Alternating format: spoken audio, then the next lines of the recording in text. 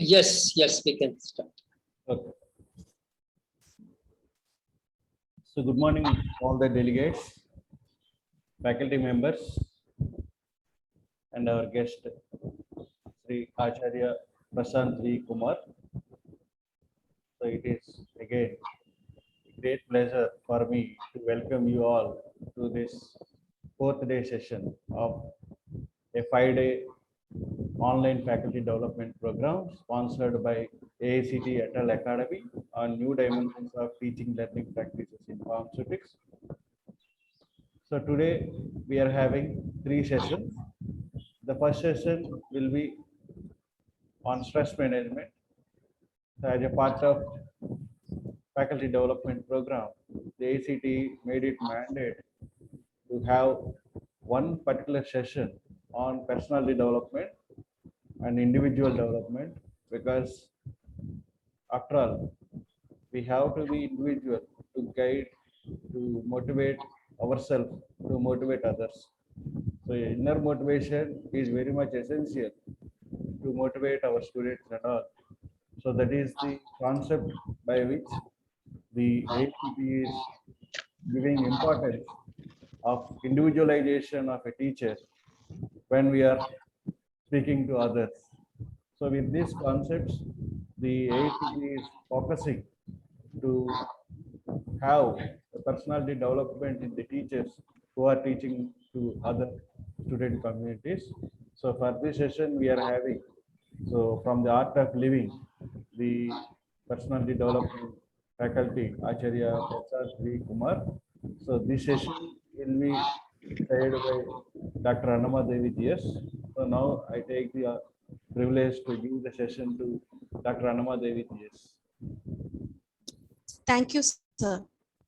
A very good morning to all the panelists and the participants partaking in session 1 of day 4. There goes a famous saying, work and work and work makes Jack a dull boy. And in a professionally clouded mechanistic life, one must develop the skills of balancing one's professional and personal spaces. Today, this session hosts a very distinguished speaker, Acharya Prashant V. Kumarji, whose objective is to excel in the spiritual path and achieve the highest purpose of life. And he is here to deliver a talk on stress management strategies. I would like to introduce our speaker to our participants by way of a very brief citation.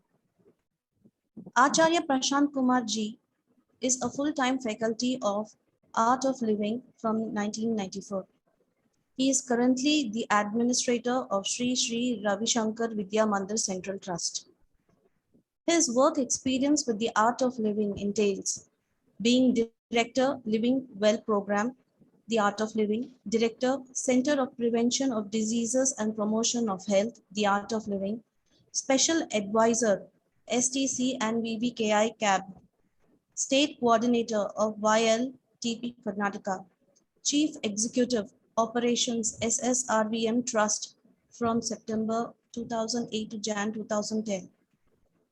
He organized many programs nationally and internationally, and to name a few of them, the No Diabetes to No Diabetes program at KSLTA Stadium, No Diabetes Walkathon, the TCC program which he conducted in Russia, and he also successfully implemented the Tsunami Seva project in Andaman and Nicobar Islands in from January to June 2005. Gurudev is actually empowered to conduct programs like the Art of Living Happiness Program, an internationally acclaimed entry-level spiritual course for stress-free and happy life. Advanced Meditation Program, a 4-day residential program which is the journey that takes you back to source through deep silence and meditation. YLTP Program, an intensive 8 days interactive program built to nurture the leadership qualities in the youth to make them self-motivated to take leadership of the society. Sri Sri Yoga Level 1 and Sri Sri Yoga Level 2 programs. Eternity Process Program, BT Pre-TTP Program, Teachers Training Program, a 15-day program of training the teachers, training the trainers, which is the promoter created by AOL teachers. The Pranayam Dhyana Shibir, a recharge, strengthen and awaken your true potential through simple postures, breathing techniques, mediation and yogic knowledge program. Cooking well program, which brings the dimensions of nutritious, healthy cooking in day-to-day life. The Bharatiya workshop, a program where India's paramparas, samskaras, shastras were organized into a workshop. He learned and practiced palmistry, numerology, acupuncture, Siddha system of medicine, magnetotherapy, pranic healing, Sujok acupuncture and homeotherapy. He also implemented large-scale projects for watershed management and rainwater harvesting, low-cost housing, organic farming to public. I now welcome Acharya Prashant V. Kumar ji, the speaker of this session, to deliver his lecture. Sir, the session is open to you. Namaste and good morning to all of you. Hope all of you are fine. Give me a thumbs up.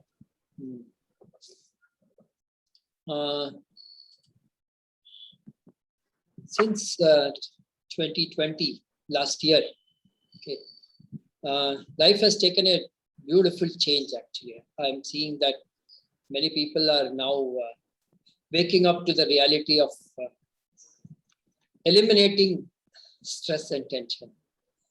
Okay.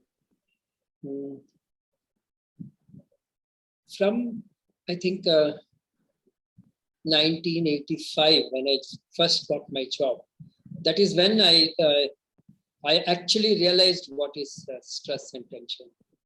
And much later, I realized that these two words, stress as well as tension, is not having an exact translation and exact word in any of our Indian languages. We use a lot of substitute words, like we use vattadi, vattada, which is actually meaning pressure, not stress, nor tension. Okay, so we are using many words like that, which are not exactly stress and tension. Then I realized that if it is not there in our vocabulary, that means we never experienced stress and tension.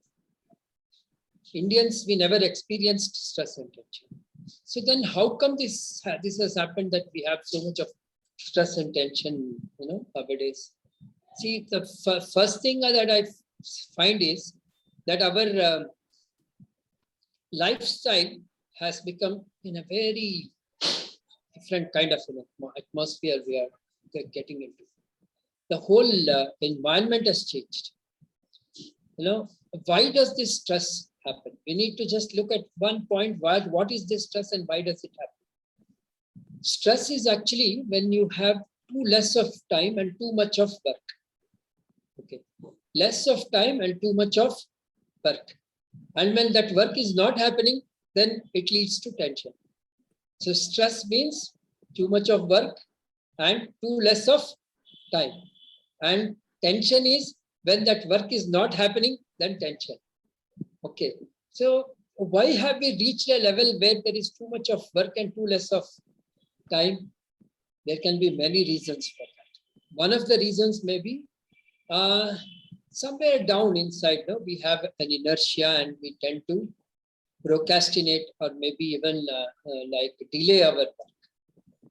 Okay, so these things slowly lead us to too much of work on hand and too less of time on hand, and that leads to extreme stress. Okay, so this happens. So now we know what is stress, and when this work is not happening, I need to do X amount of work in this much of time and that has not happened, then tension. And this cycle goes on. And when you are in tension and stress, again, our work output becomes very bad. We are not able to work properly. So then what happens? Again, work piles up. Again, less time. Again, more tension, more stress.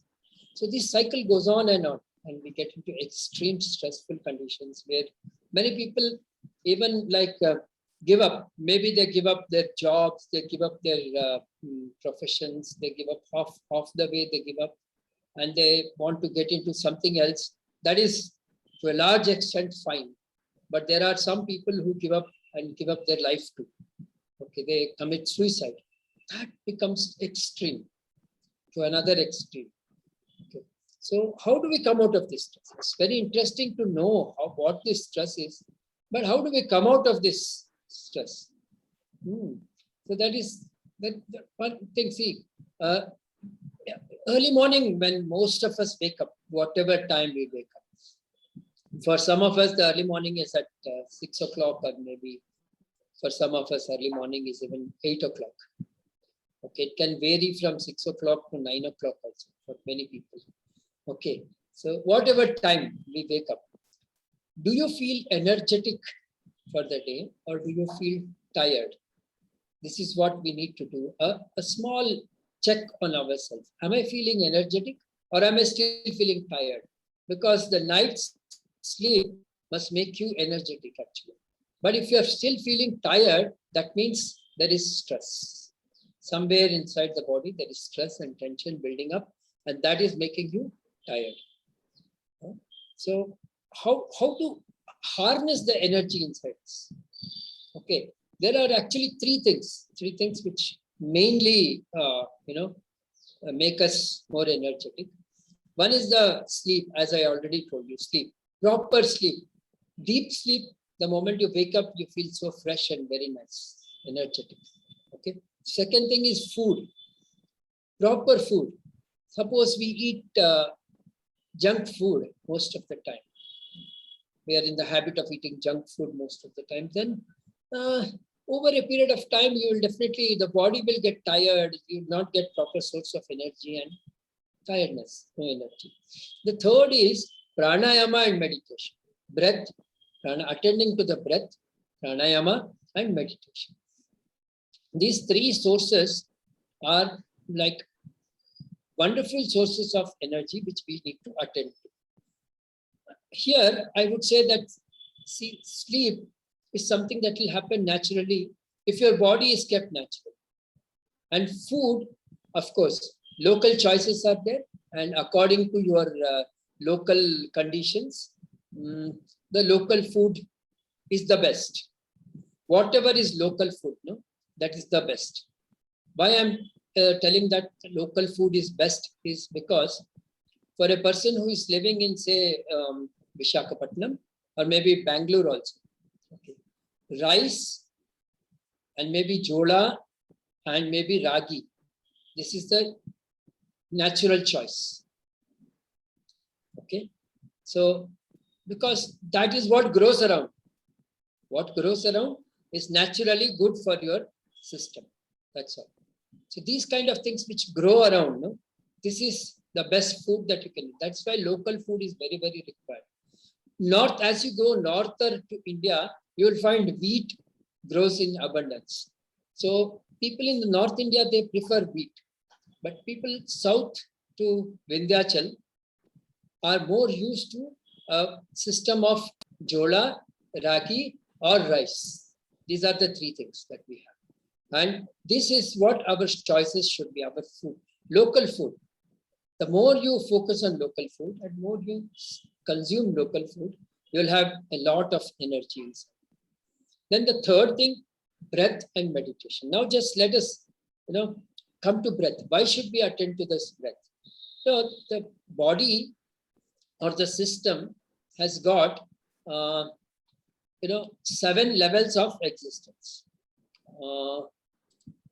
Is it possible that I can share a document? You can share, sir. You can share. Okay. Let me share. Yeah. Okay. Now you can see here, there are 7 levels of our existence. What is that? Body, breath, mind, intellect, memory, ego, and the self. These, 7 levels are there for our living. We need to attend to each one of them individually to get proper energy. Okay, what is it that is making what is the result of stress and tension? The resultant of stress and tension is disease. Maybe sometimes some what you call psychosomatic conditions, or maybe sometimes even some physical conditions, some disorders like diabetes or blood pressure, hypertension or diabetes, this kind of disease, extreme stress, lack of resilience. See, the moment some problem comes in our life, if we are, what you call buckling into the problem, not able to resolve that problem, that means we lack resilience. So that resilience is lack of resilience. Absenteeism. Absenteeism is not just physical absenteeism. What happens is the mind is somewhere, body is sitting in one place, but the mind is elsewhere. So in this way, absenteeism, dissatisfaction with career, always want to change the career or do something different. Okay, not happy with it. Imbalance in professional and personal life. See, this is a very big thing. When people find that the personal life is suffering, they tend to compensate it with a lot of professional life. And then when there is failure in professional life, they try to compensate it with a lot of personal life. And here and there they mix. They bring the stress from the professional life into the personal life, and stress from professional life into personal life into the professional life. So what happens is neither they are able to happily lead a professional life nor happy personal life. Disability to work in a team, and people, because of all these things, they just shrink into one particular zone, and then they don't want to work with anyone. And there is despondency. Whatever you do, we cannot do anything. This kind of despondency happens. Okay, so this is what is happening because of stress. Now we need to attend to each one of this. Okay, a disease-free body, okay, a quiver-free breath, and a calm and collected mind, and a very sharp intellect, okay, and a memory that is very clear and reminds you of all the good things in life, okay, and an ego which will help you work in any kind of condition, and a self which is in extreme bliss. This is a right of every individual, and that is what in Ayurveda as well as in many other systems we call as health. Not just disease-free body, everything in place. So we need to attend to each one of them. Like for example, for the body, we need to do some kind of an exercise. Not enough if we are just eating and sitting and eating and sitting, or maybe sometimes, I have seen this, even the teaching faculty, what they feel is, sir, we are teaching most of the time standing in front of the board, and we are moving here and there. Okay, but still, to a large extent, it is a sedentary kind of a lifestyle. You need to exercise the body separately. The exercise that the body requires is totally different from what work you are doing. So we need to exercise the body. We need to attend to our breath. We don't realize that the breath is a very important part in our lives. See, I'll just ask you a question now. Suppose you are very angry. How will our breath be? If we observe our breath when we are angry, we'll find that the breath is very erratic. It can be deep, raw, it can be hard, it can be very, heavy. At various times of the anger, the breath changes. That is why it is very erratic. When you're sad, the breath becomes very heavy. It is very heavy. And when you are in extreme anxiety, the breath becomes very short and very shallow. It seems like you're breathing from your throat. It seems in those times, it seems like the breath is not reaching the last part of our lungs.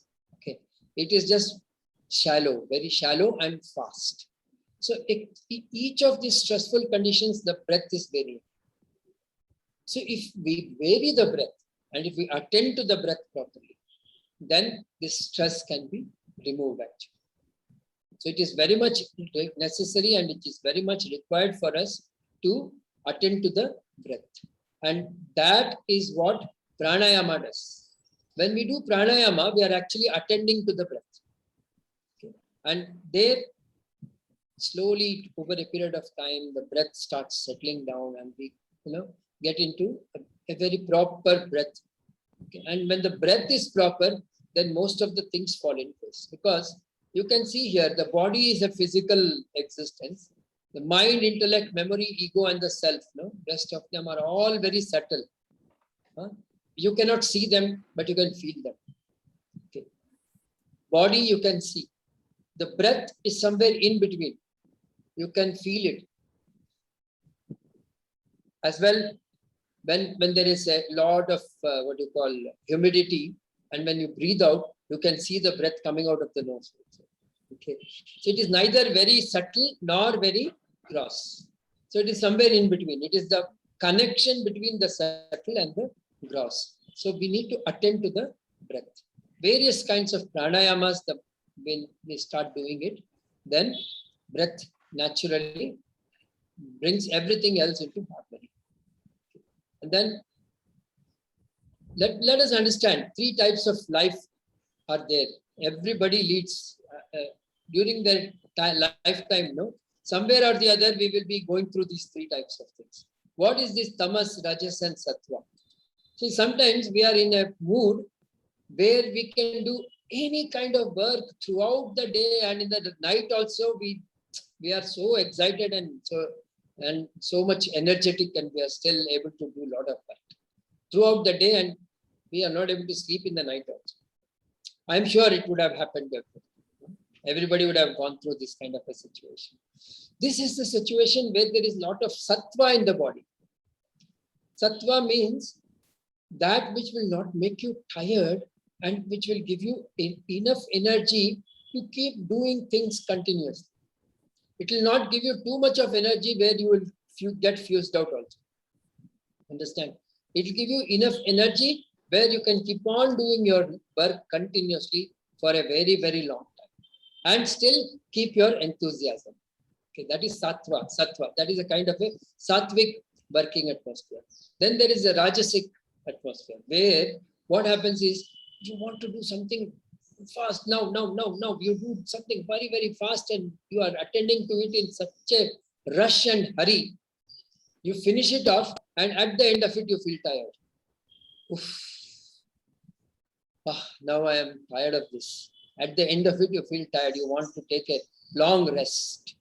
I'm sure all of you must have gone through this kind of a situation also. Okay, this is rajasic situation. Okay, this kind of rajasic work. And then there is tamasic work. From the beginning itself, despondency. Why should I do this? Why should I get this kind of job? What is this? How have I landed up? So in the beginning itself, you are despondent about doing the work.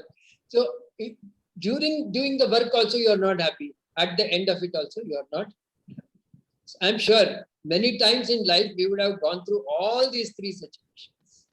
Okay, all of us, invariable of where we are coming from, how we are and what we are, all of us would have gone through these 3 kinds of situation.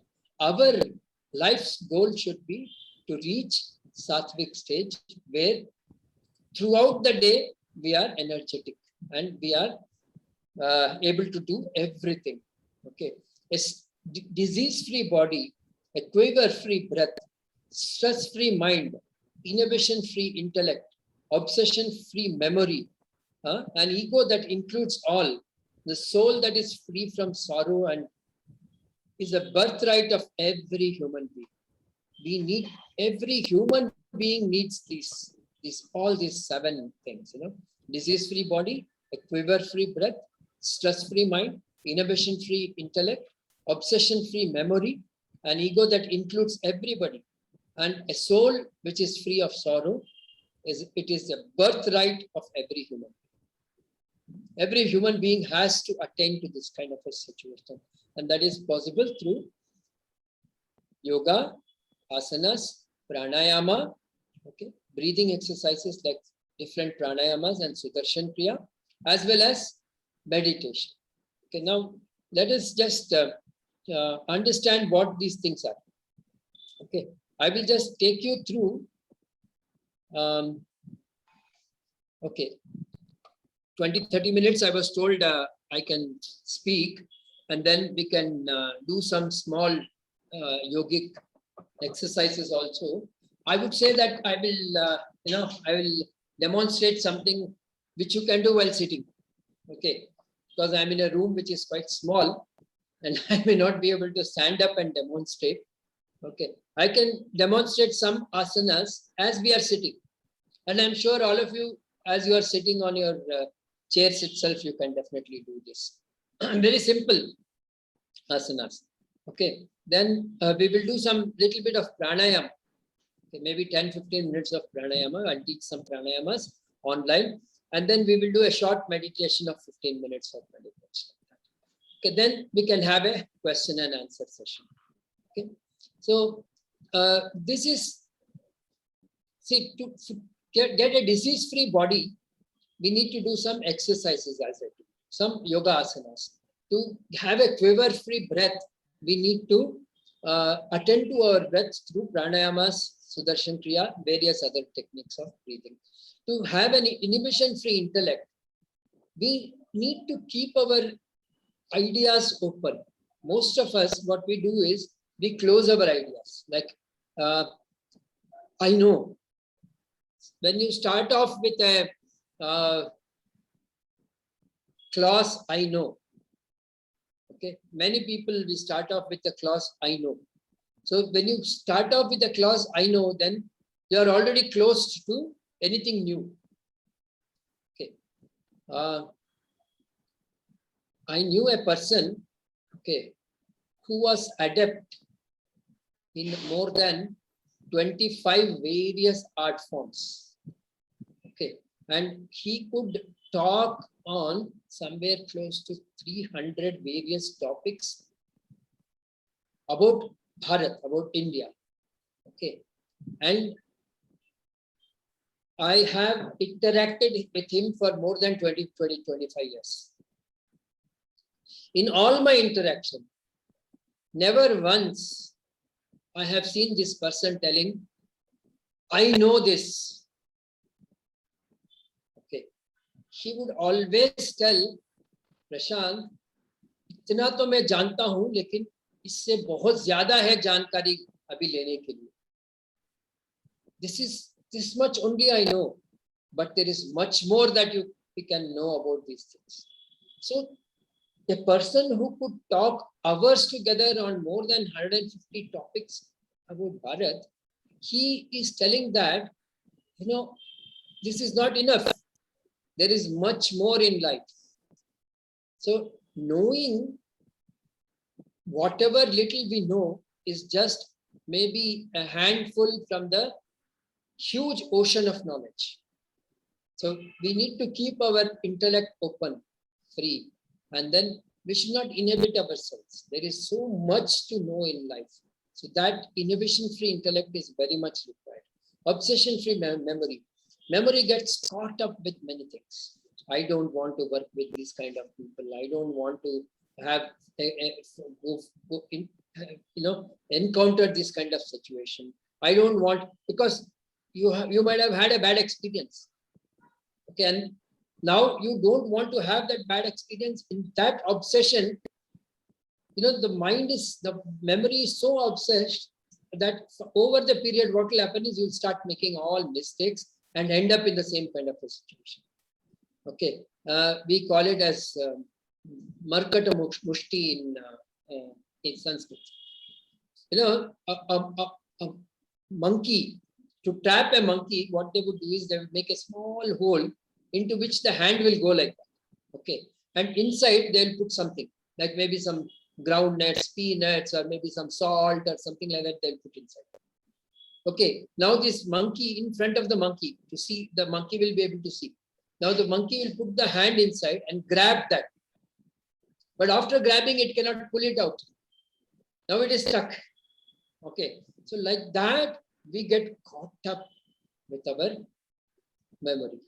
Lot of things are stuck in the memory, and our work becomes very, very affected. Then the ego doesn't allow us to work with anybody else. But Kali Yuge Sange Shakti, this was told to us few centuries ago. Means in Kali Yuga, only thing that will work is teamwork. If we don't work in a team, then nothing will work properly. And very necessarily we have to work in a team. There's nothing we cannot escape this. So you have to learn to work with everybody, include everybody inside. And a soul which is free from all sorrow and blissful, happy, blissful soul. So for that, meditation, lot of different various kinds of meditations we need to do.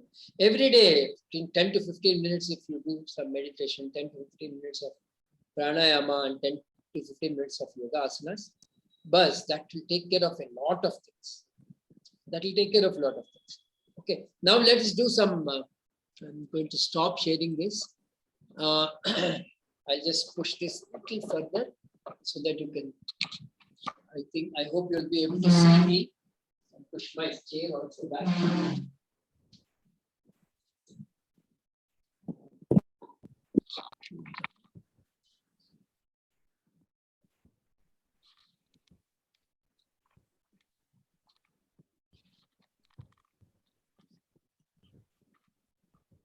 Yeah. I hope I'm visible now. Yes? Yes, sir. Okay. Okay, now, see, sitting on your chair itself. Okay. See, asanas are of basically 6 types. Okay, what are these 6 types? One is forward bending. Okay, where you bend to the front. One is backward bending, opposite to that. Okay, then the next is bending to the left and bending to the right. Okay, so forward bending, backward bending, left as well as right. So 4 over. Now the next is twisting the body. Twisting. Okay, twisting the back, twisting the body. That is the 5th. And the 6th is stretching. Basically, these are the types of asanas. Forward bending, backward bending. Okay, bending to the left, bending to the right, and then twisting the body, and then stretching over. Most of the asanas fall into these categories. We can do that standing, sitting, lying on the belly, lying on the back, various kinds of things. Now let us see how we can do this sitting on a chair itself. If you are able to sit on the chair, and if you don't have space enough to stand and do, then perfectly all right. You can just do it or sitting on your chair also. Now just see, keep your back erect. Okay, keeping the back erect. Let us bend forward like that. Just bend as much as we can. Bend as much as we can. Maybe you can stretch your hands to the front. Put the hands on the floor. And as you put your hand on the floor, just drop your head down like that. Such a way that the chin touches your chest. See this? Like stretch, and then you bend down, down, down, down as much as you can, and then drop your head down. Put your hand down. Then come up. Okay. Next, what you can do is maybe you can just stretch your legs a little bit and do the same.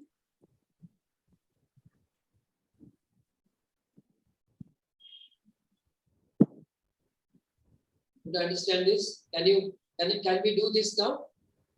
I demonstrated it once. Let us do it. Okay. All of you can join in. Okay. You can just keep your back erect and then bend to the front like that. Bend as much as you can. And then drop your head down. Touch the floor if you can.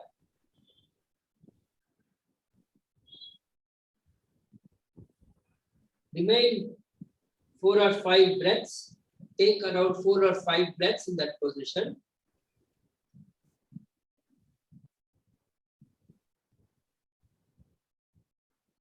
And slowly you can raise your head up and then come. Okay. Now just stretch your legs a little bit to the front. Put your palms on your knees and then slide the palms down as you are bending to the front. Bend as much as you can. And then drop your head down.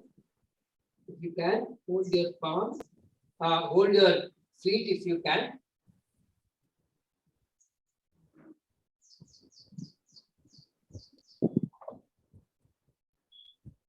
You can raise your head up, bring the palms up. Are you able to do this? Some of you are not able to do it. Maybe it's, you can see as it's very simple actually. You're keeping your back erect and then just bending to the feet. That's all.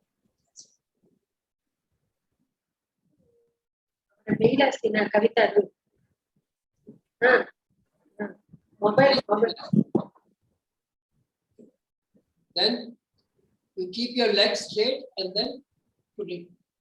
Just slide your palms down your feet, towards your feet, and then bend down.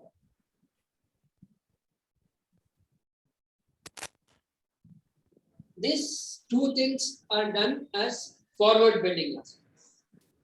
Okay. Now let us do some backward bending. You can put your hands on the chair like this, and then just like you are getting up.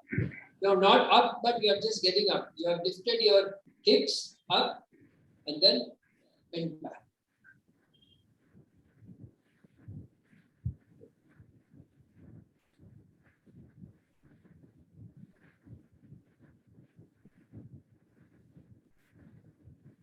Then bring your head up. And so we have done one forward bending, backward bending.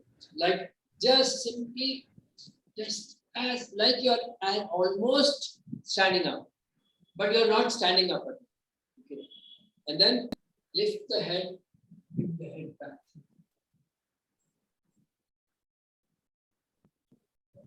Lift your head up and then bring it down. Very simple. Okay.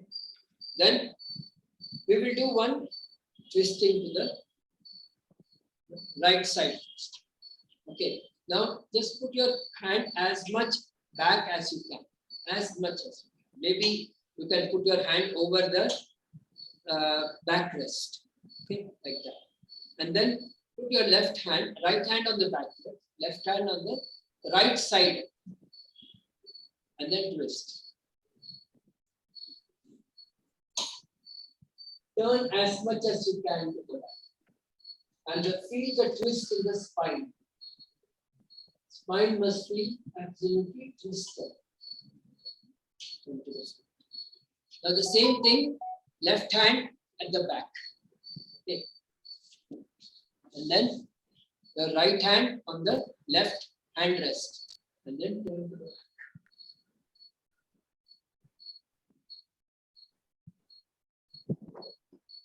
As much as you can. And then slowly left. Now we can just raise our right hand up, okay, and then put the left hand here and then bend to the left. Bend to the left.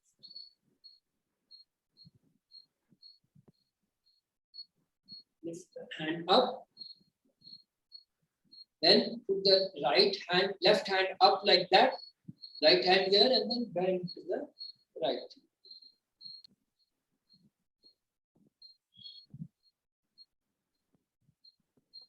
Slowly bring the hand up.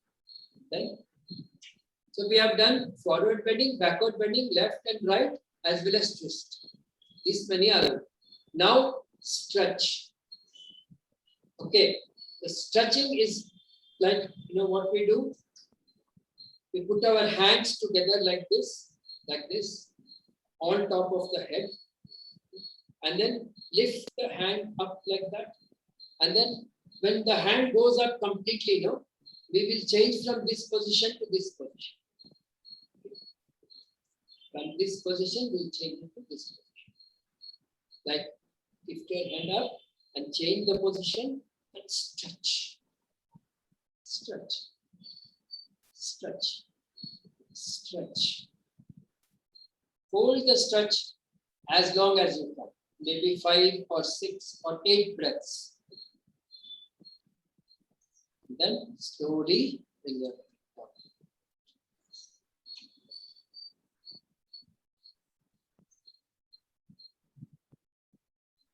So this you can even do a little bit with a little bit of what you call a dynamic way also.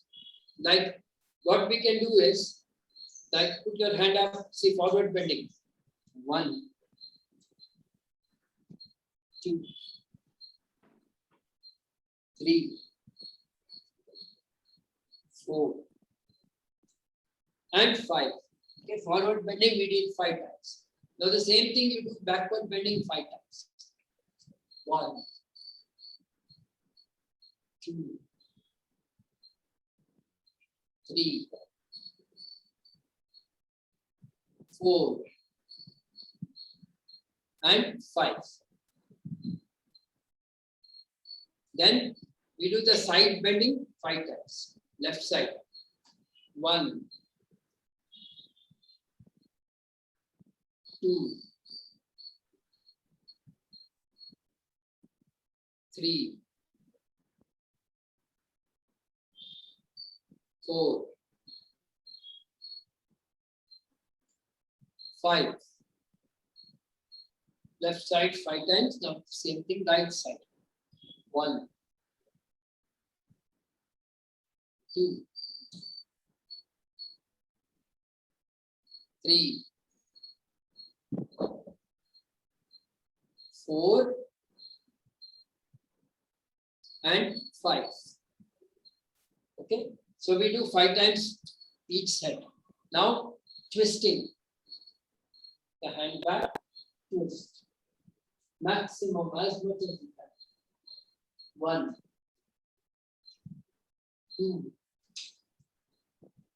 3,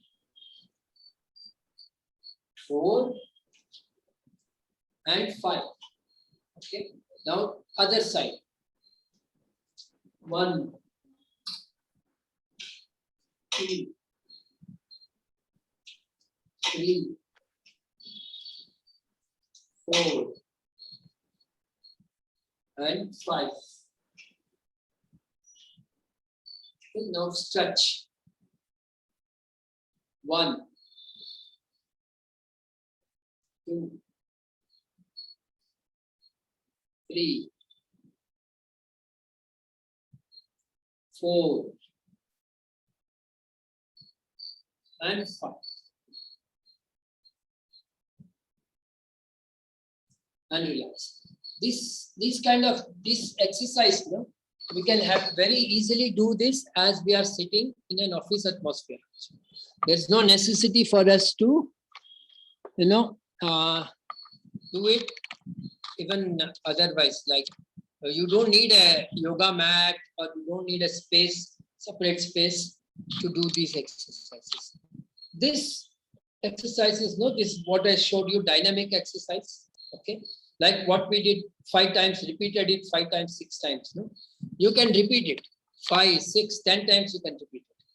That itself will take care of a lot of the physical stress, which the physical stress actually accumulates because most of the time many of us are sitting, okay, and working as we are sitting. So it is little what you call difficult, and lot of stress gets accumulated. So this is asanas, very simple asanas which you can do as you are sitting on the chair itself.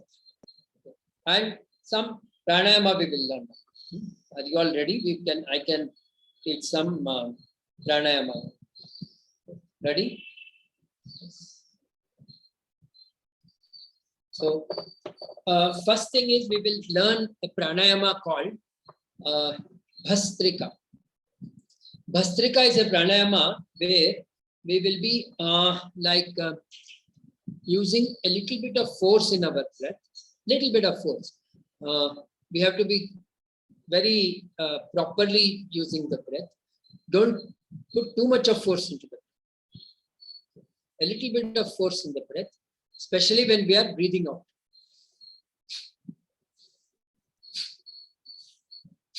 You are able to hear this sound? Only that much of sound, not too much. And when we are breathing in, what we will do is, first we will keep our hands like this. When we are breathing in, we lift our hands up. Throw it up and open up the palms like that. Open. And then bring it down and breathe out. Breathe in and breathe out. Breathe in, breathe out. Let me just demonstrate. Okay? Eyes closed, and then this is how we do. You can see it, then we will do together.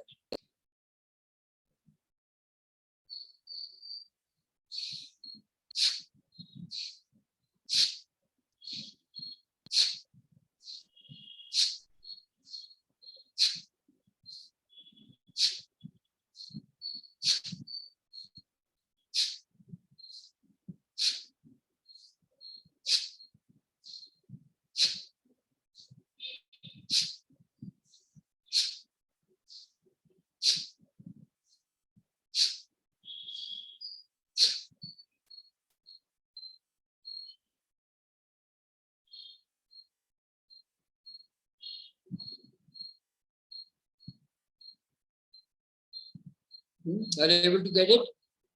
Yes. Very simple.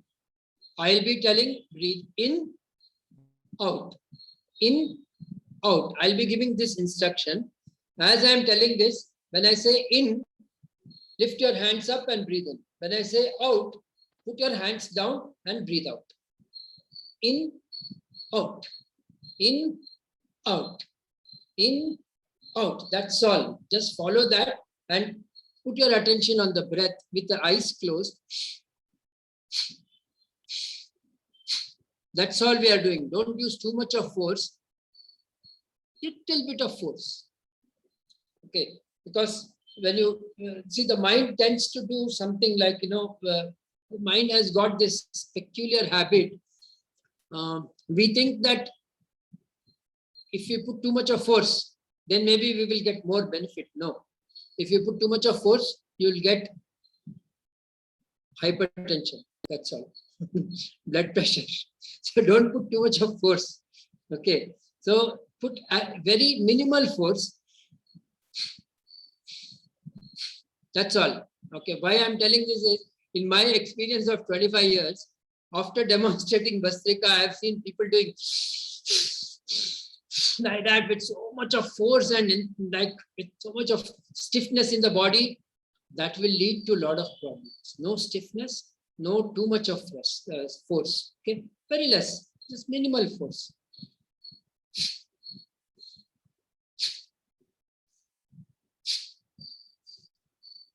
Simple as that much. Okay, very minimal force, and enjoy the breath. Okay, when you enjoy the breath, at the end of it, you will find very beautiful. The mind becomes extremely calm and relaxed. Okay, let's all experience it. Now, this is what we call as position for Bhastrika. A light fist in front of the shoulders. Okay, bring them in front of the shoulders. And when I say breathe in, hands go up. When I say breathe out, hands come down. Hands go up, open, down, close. Up, open, down, close. Okay. So let's do this very simple Bhastrika technique. Let's keep our eyes closed and take position for Bhastrika. Let us all take this position. All of you can keep your hands in front of the shoulders and fist closed like this. Okay, eyes closed. When I say breathe in, you can lift your hands up. Now breathe in, out, in, out, in, out, in, out, in, out, in, out, in, out, in, out, in, out, in, out, in, out, in, out, in, out, in, out, in, out, In, out, relax. Keep your eyes closed. Put your hands down and observe the breath. Observe the mind.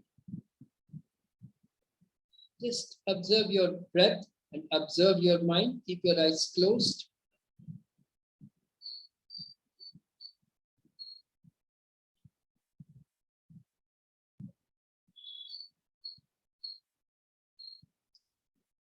Very slowly and gradually, you may open your eyes.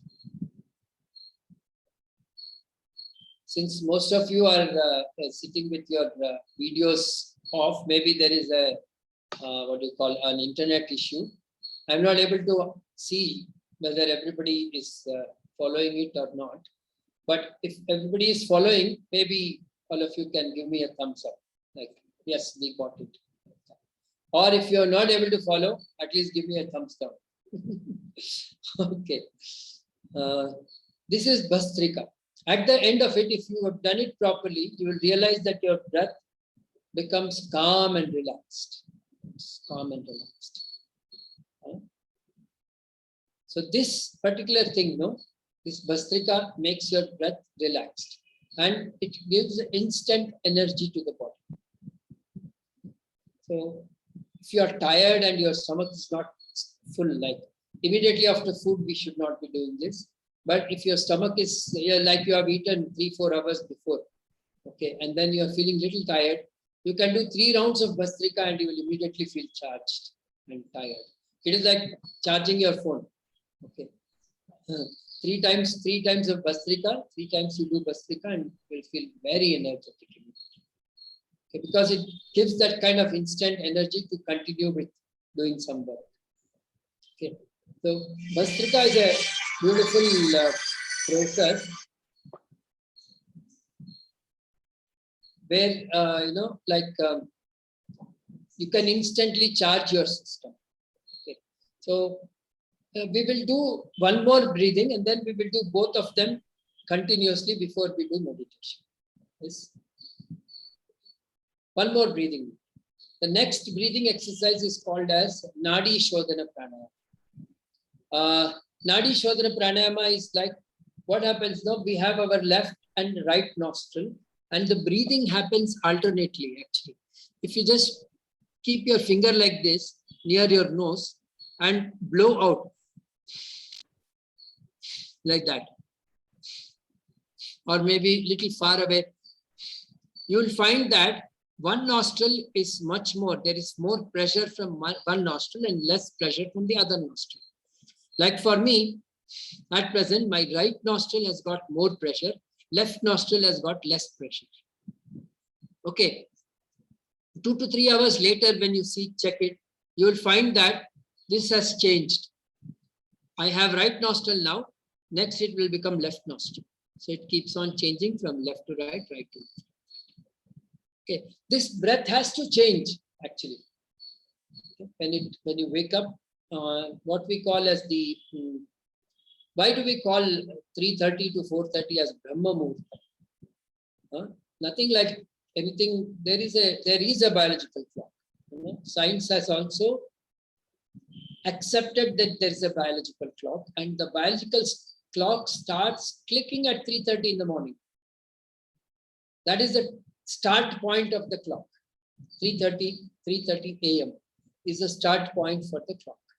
And at 3:30, the breath, even if you are sleeping or you are awake, whatever it is, for 10 to 15 minutes, the breath is almost balanced, both nostrils. Then it will start off from the left side. It will start off from the left side, and then 2 hours later, maybe 5:30, it will go to the right. 7:30, it will go to the left. Like that, it keeps on changing. Every 2 hours, it has to change. But because of stress, this whole cycle gets changed. And we need to balance this breath. To balance this breath, we do Nadi Shodhana Pranayama. How to do Nadi Shodhana Pranayama? See, we have to keep our hands in this position. And we are able to see all this. No? The little finger and the ring finger together, middle finger and index finger together, and the thumb separate. Okay. This is called Nasika Agra Mudra. Nasika Agra means edge of the nose. And what we do is we keep our hands like this, and the index finger and the middle finger will go on your forehead. The little finger and ring finger will go on the left nostril, and the thumb will go over the right nostril, like this. Like this. Okay, and then we start breathing from the left nostril like this. And close the left nostril, breathe from the right nostril. Breathe out from the right nostril. Breathe in from the right, breathe out from the left. Breathe in from the left, breathe out from the right. Breathe in from the right and breathe out from the left. So alternatively, we are breathing in from one nostril and breathing out from the other nostril. So the breathing will be something, you don't have to use any force in this breath, okay? Simple, natural breathing. Like,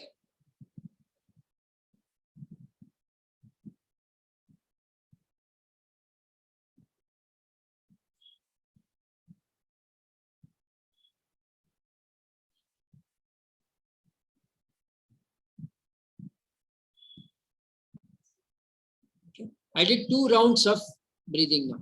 Started from the left, breathe in, breathe out. Then breathe in, breathe out. That is 1 round. Breathe in, breathe out.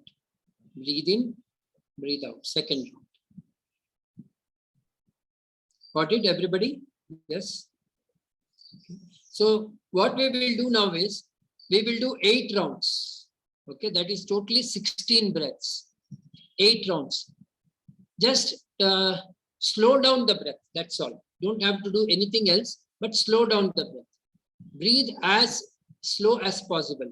Okay, don't put any much effort on in the breathing, but just slow down the breath.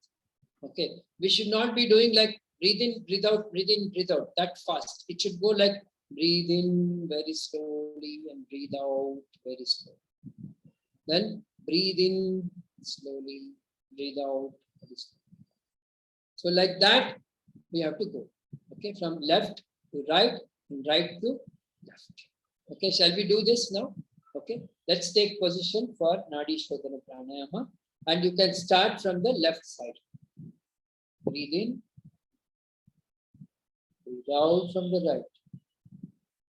Breathe in from the right, breathe out from the left.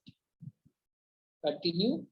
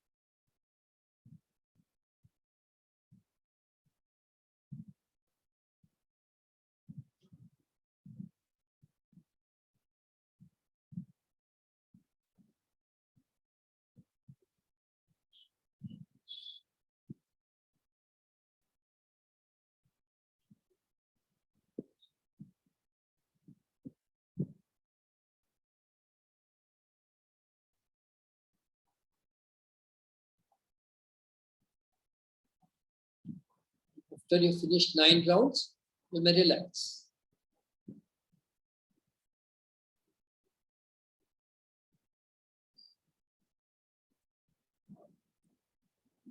Very slowly and gradually, you may open your eyes. 9 rounds, you can finish, you may relax.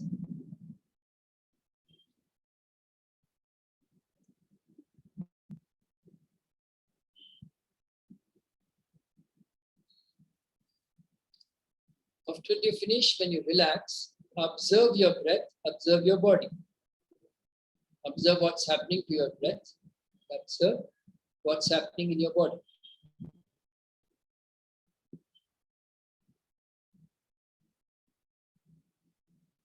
After the breath is settled properly, then you can slowly open your eyes.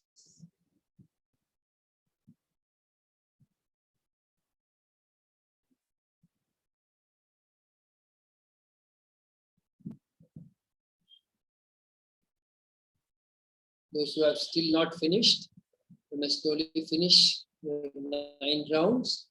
Relax, and then take your own time to slowly open your eyes.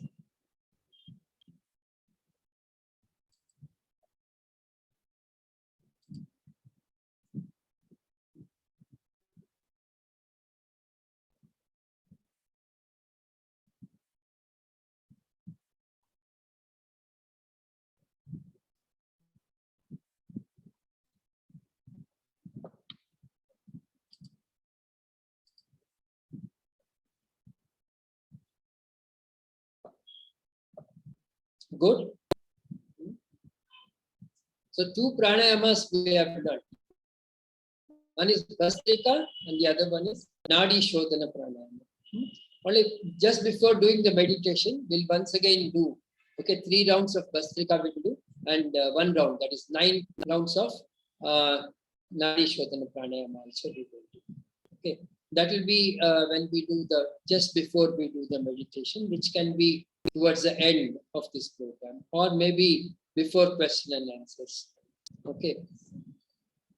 Should we continue with our pranayama and meditation and then take question answers, or should we ask question answers and then we can finally do pranayama and meditation? Whichever. I am fine with both. We'll take the question answers at the end, sir. Okay, We will take the progress with the program. Okay. Yes, we'll take the question answers towards the end. Now we can do the pranayama continuously, both pranayamas together, and then we will do a short meditation. Okay. And throughout this meditation, throughout this process, I request all of you to keep your eyes closed. If possible, keep the videos on so that I can see whether you are doing it properly. So it's very much required that Bhastrika should be properly done. Nadi Shodhana pranayama also should be properly done. So I don't know what is happening on the other side. Okay. So if possible, you can keep your videos on so that I'm able to see 2-3 people with their videos on. Most of the other people are, there are 94 participants, but I'm not able to see most of them. Fine, it's okay, doesn't matter. So whoever is visible, we will go accordingly. Okay. Now first we will do 3 rounds of Bhastrika. Okay. Now if we close our eyes, at the end of the meditation only we'll open our eyes. Okay. This is my sincere request to all of you. So let's take position for Bhastrika. Loose fists in front of the shoulders and eyes closed. I will give 4 or 5 times, I will say in, out, and then I will continue with breathing. So you have to just follow. Okay, you just continue. Okay. Let's keep our eyes closed. Now take a deep breath in and let go. Let us together do this. Breathe in, out, in, out, in, out, in, out. Continue.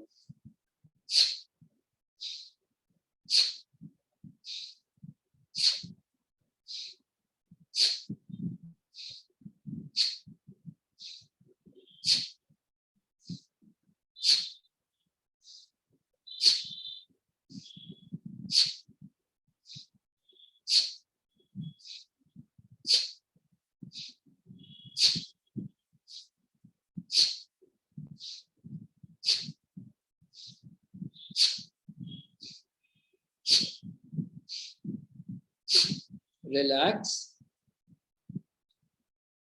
Keep your eyes closed. Observe your breath and observe the sensations in your body.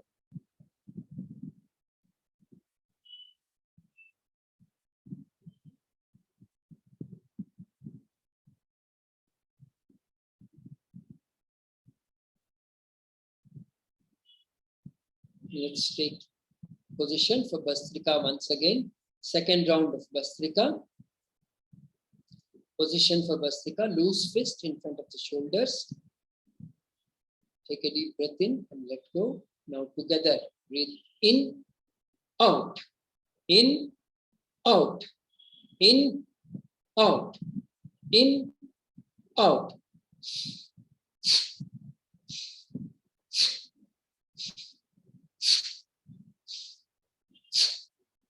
in, out, in, out, in, out, in, out.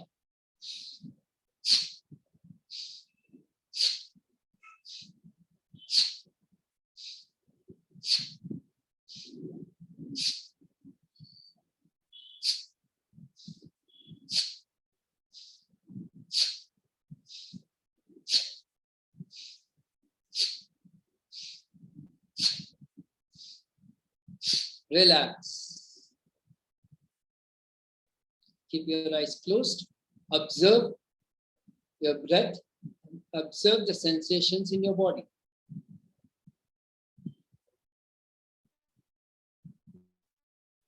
Whatever may be the sensations, whatever may be the feelings, do not resist.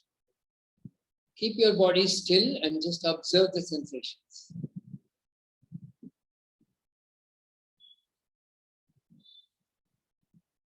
Now, third round of Bhastrika.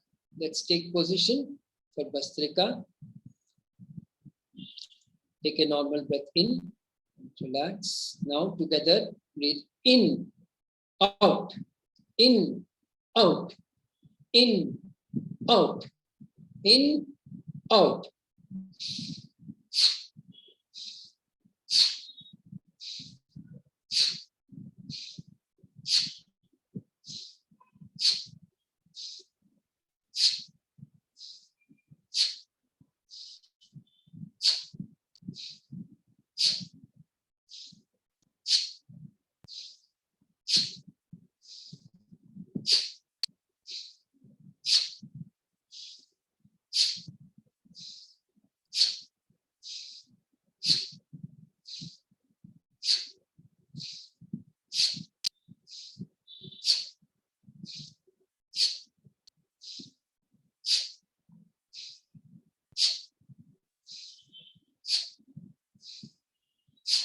Relax. Keep your body still. Observe the sensations in your body. Observe your breath.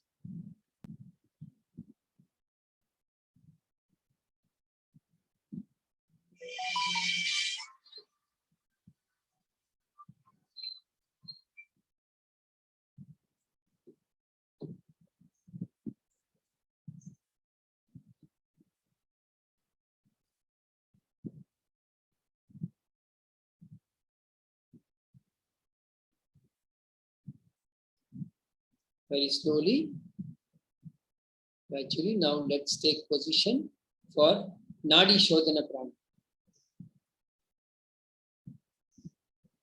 Starting from the left nostril, we can do 9 rounds. Breathe in from the left, breathe out from the right. Breathe in from the right and breathe out to the left.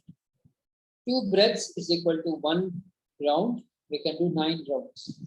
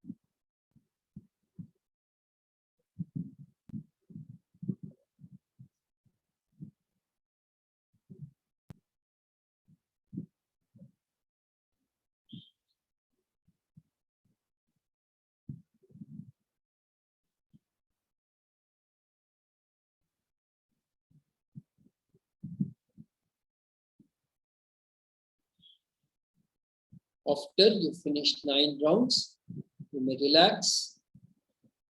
After you finish 9 rounds, you may relax. Just observe the sensations in your body. Observe your breath.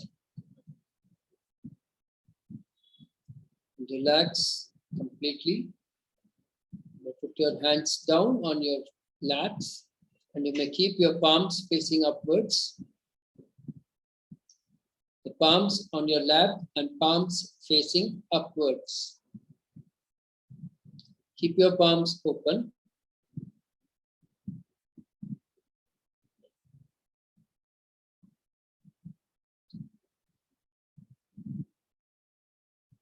Just let go and relax the body totally.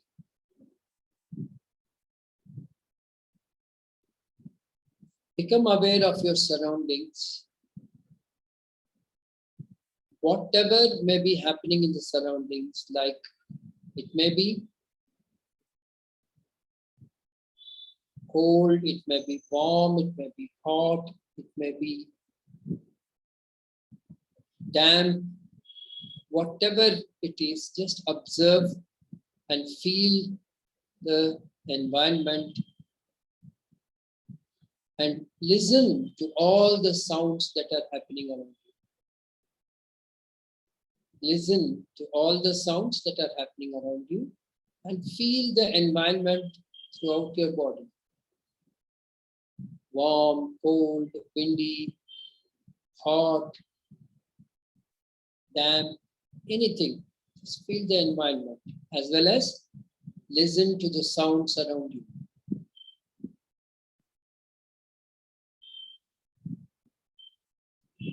You may hear some sounds or you may not hear some sounds also. There are sounds made by the traffic, just listen to them.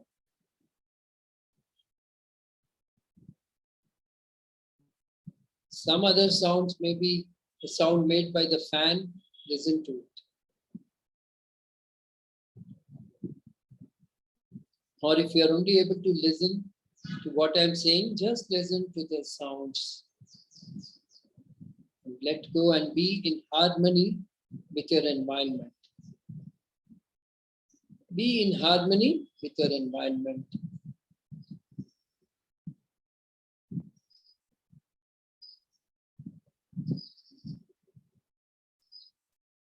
You are one with your surroundings.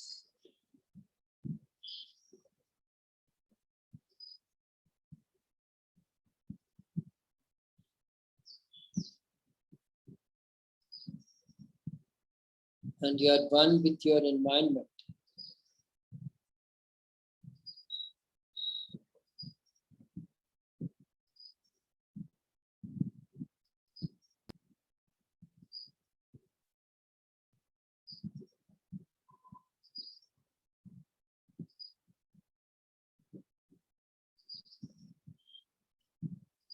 Take a deep breath in. As you breathe out, become aware of your mind.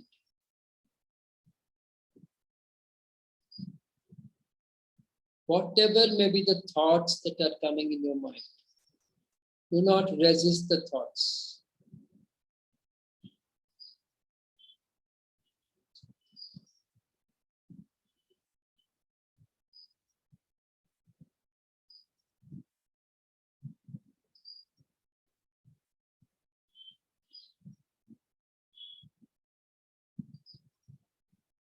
Good thoughts or bad thoughts, thoughts from the past or the future, or thoughts of the present, whatever may be the thoughts, do not resist.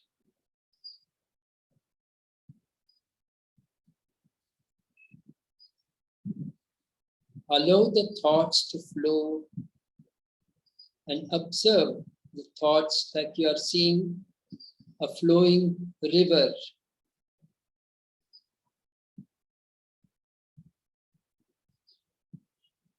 The river is just flowing and the water is just moving.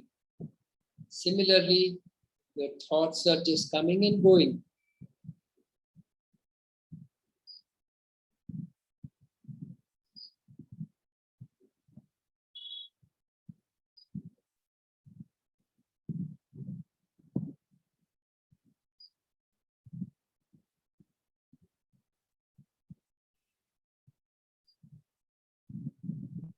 Be in harmony with your mind.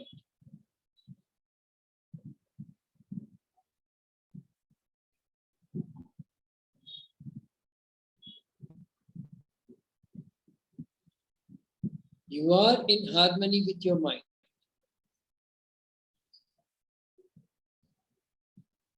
Whatever may be happening, just let go and relax and be in harmony with your mind.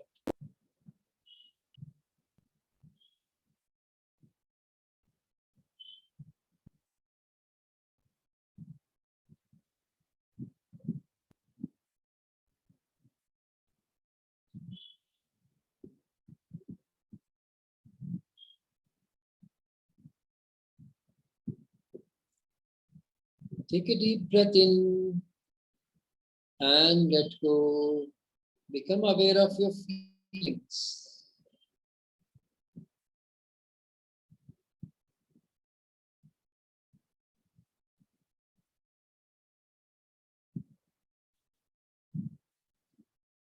Whatever may be the feelings, good feelings or bad feelings, doesn't matter.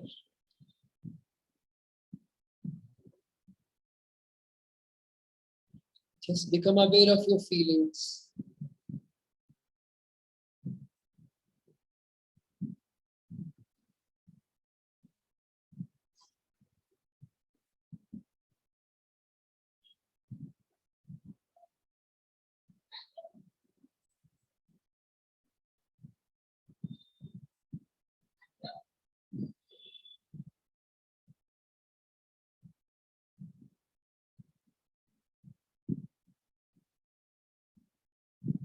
Feelings and your emotions are in harmony, and you are in harmony with your feelings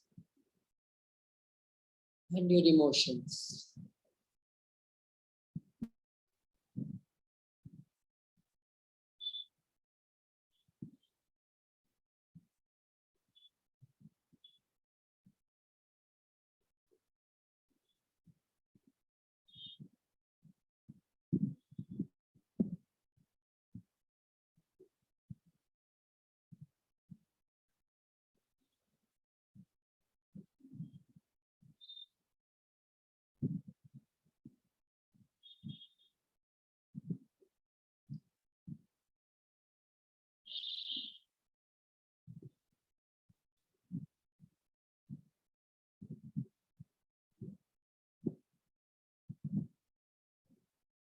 Take another deep breath in and let go.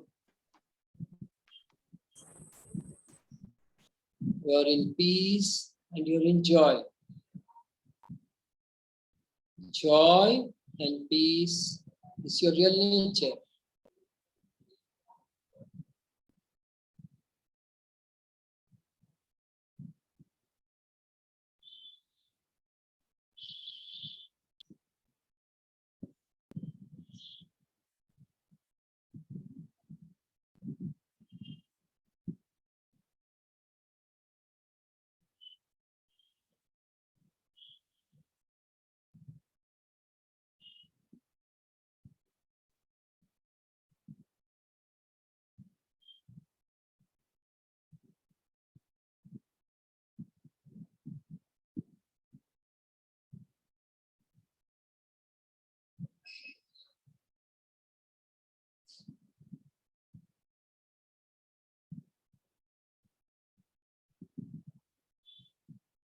Joy and peace is your nature. You are joy, you are peace.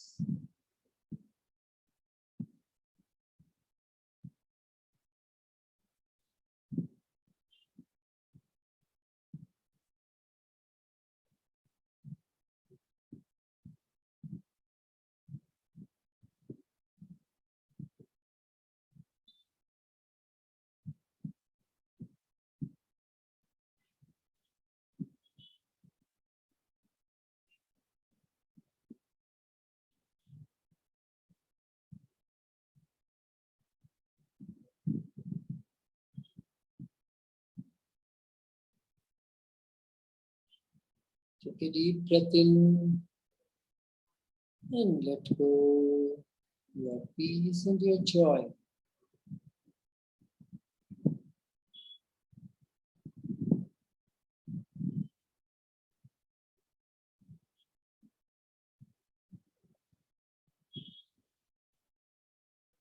Take another deep breath in and let go. Become aware of your feelings.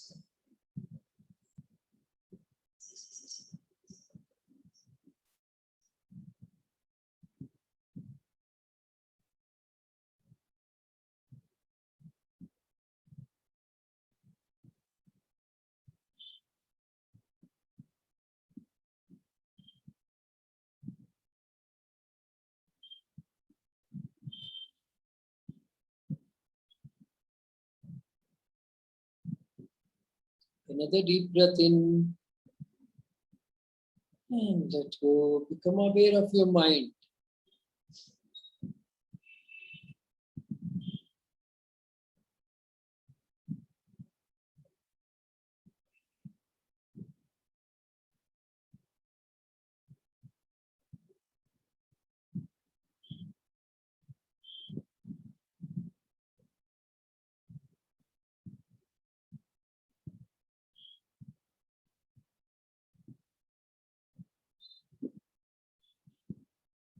A deep breath in and let go. Become aware of your body. All the sensations that are happening in the body, become aware of that.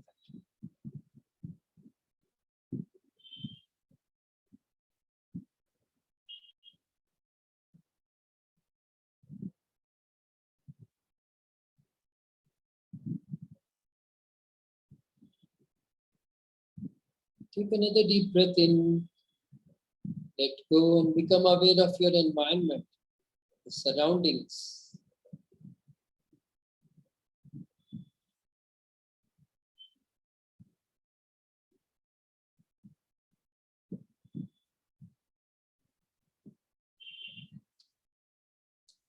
Very slowly, gradually, taking your own time, become aware of your surroundings, your mind, breath.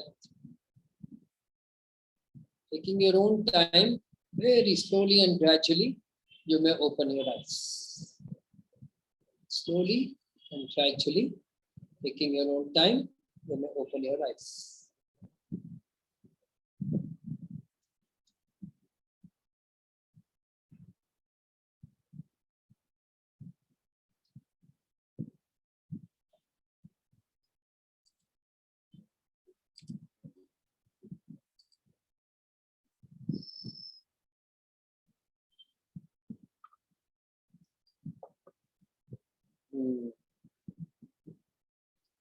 Good, everybody? Liked it? How was the meditation?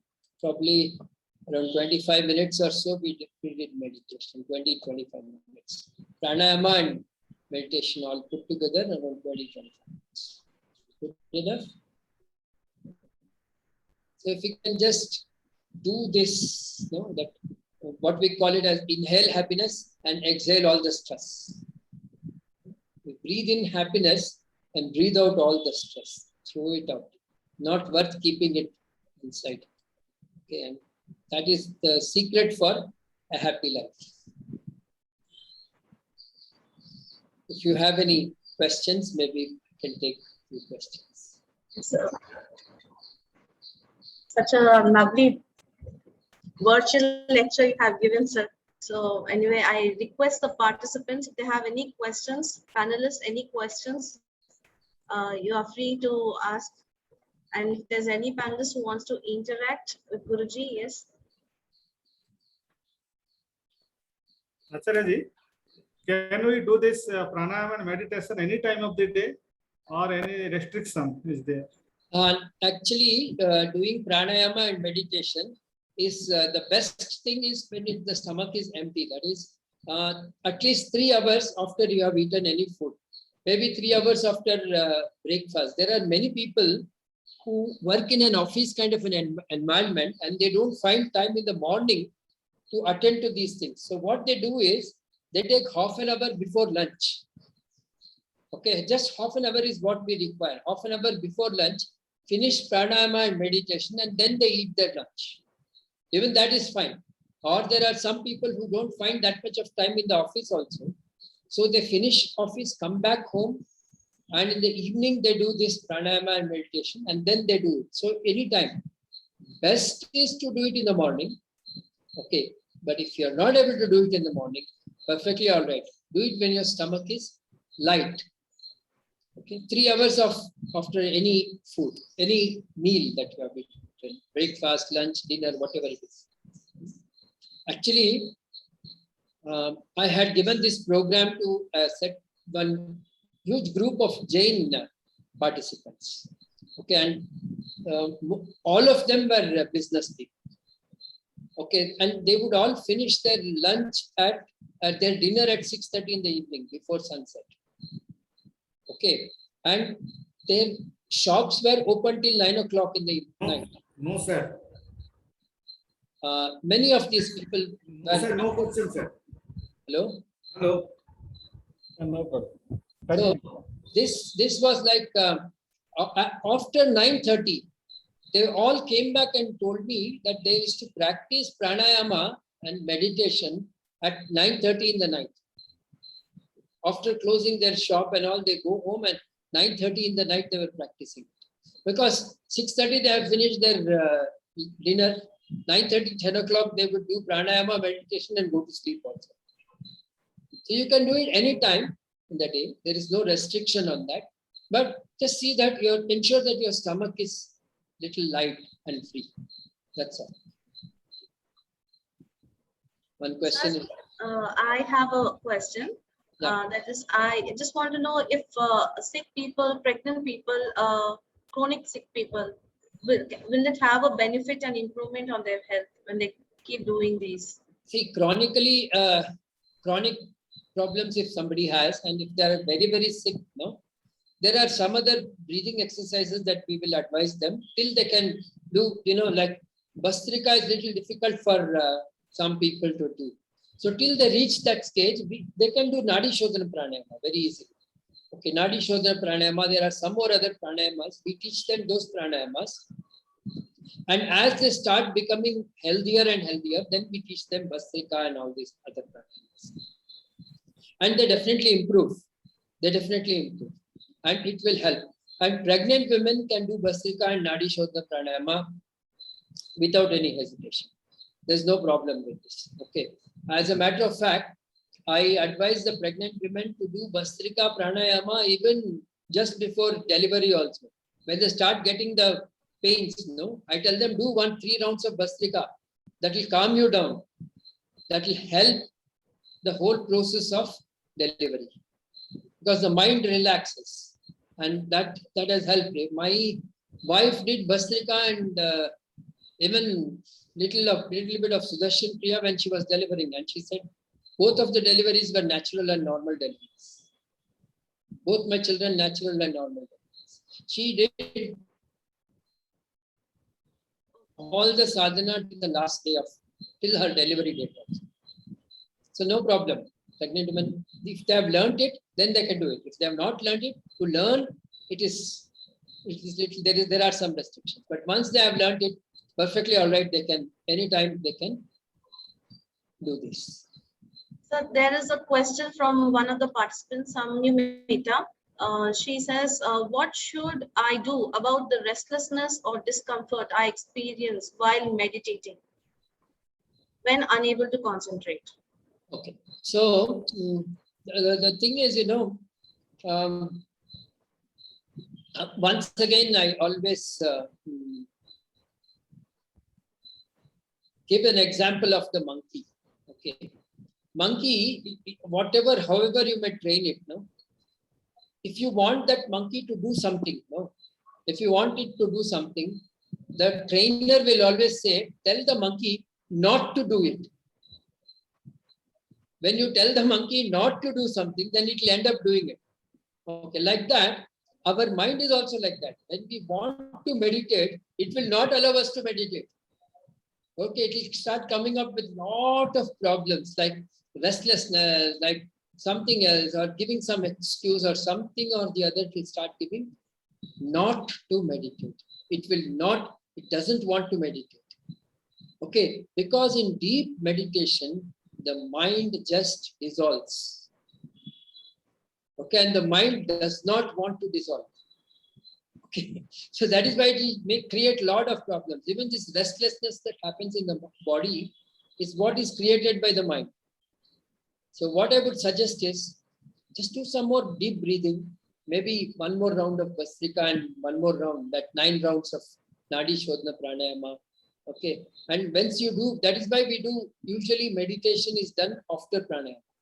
Okay, that is because when we do pranayama and then meditation, the mind is attended and then it becomes calmer and relaxed. Okay. Maybe you can do one more round of Bhastrika and 9 rounds of Nadi Shodhana more, and then you can do the meditation. And if you're still feeling restlessness, just observe the restlessness. You know, I always tell people that when you sit to meditate, and when you are about to reach a deep meditative state, suddenly you will feel an itch on the tip of your nose and you want to scratch immediately.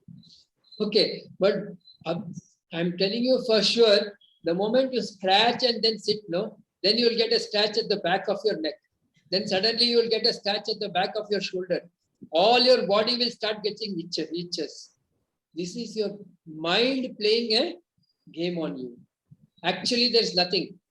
Just observe the itch. Just observe the restlessness. Just observe that. Be a witness to whatever is happening in your body.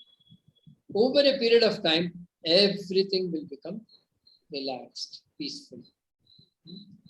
As we say, Shanti, Shanti, Shanti. That state of peace will be attained normally, naturally. So, not going down to the restlessness, not going down to the sensations. I think you must have observed, I told, observe the sensations in the body and observe your mind. These sensations, whatever may happen in the body, just observe. Don't take any action. Okay. Don't take any action, but just observe. Being with that sensation.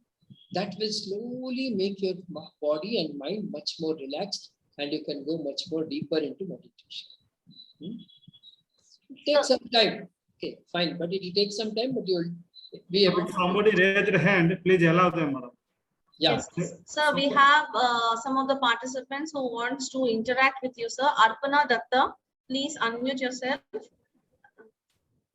Namaskaram, sir. This is Namaskar. Aparna from Kolkata. I just wanted to say a big thank you. It's just a feeling of bliss and gratitude that we just now experienced over the past 1 hour and a little bit more. I do not actually have any questions. It is something that I wanted to say, a deep, peaceful experience within, and something that I would like to pray for again, and definitely find an opportunity to sit for it. So I would like, through this media, I want to thank the organizers for putting this kind of session also as a part of the MDB program. Thank you so much. Thank you very much. This is my pleasure. My pleasure to have you with us. Thank you, Aparna.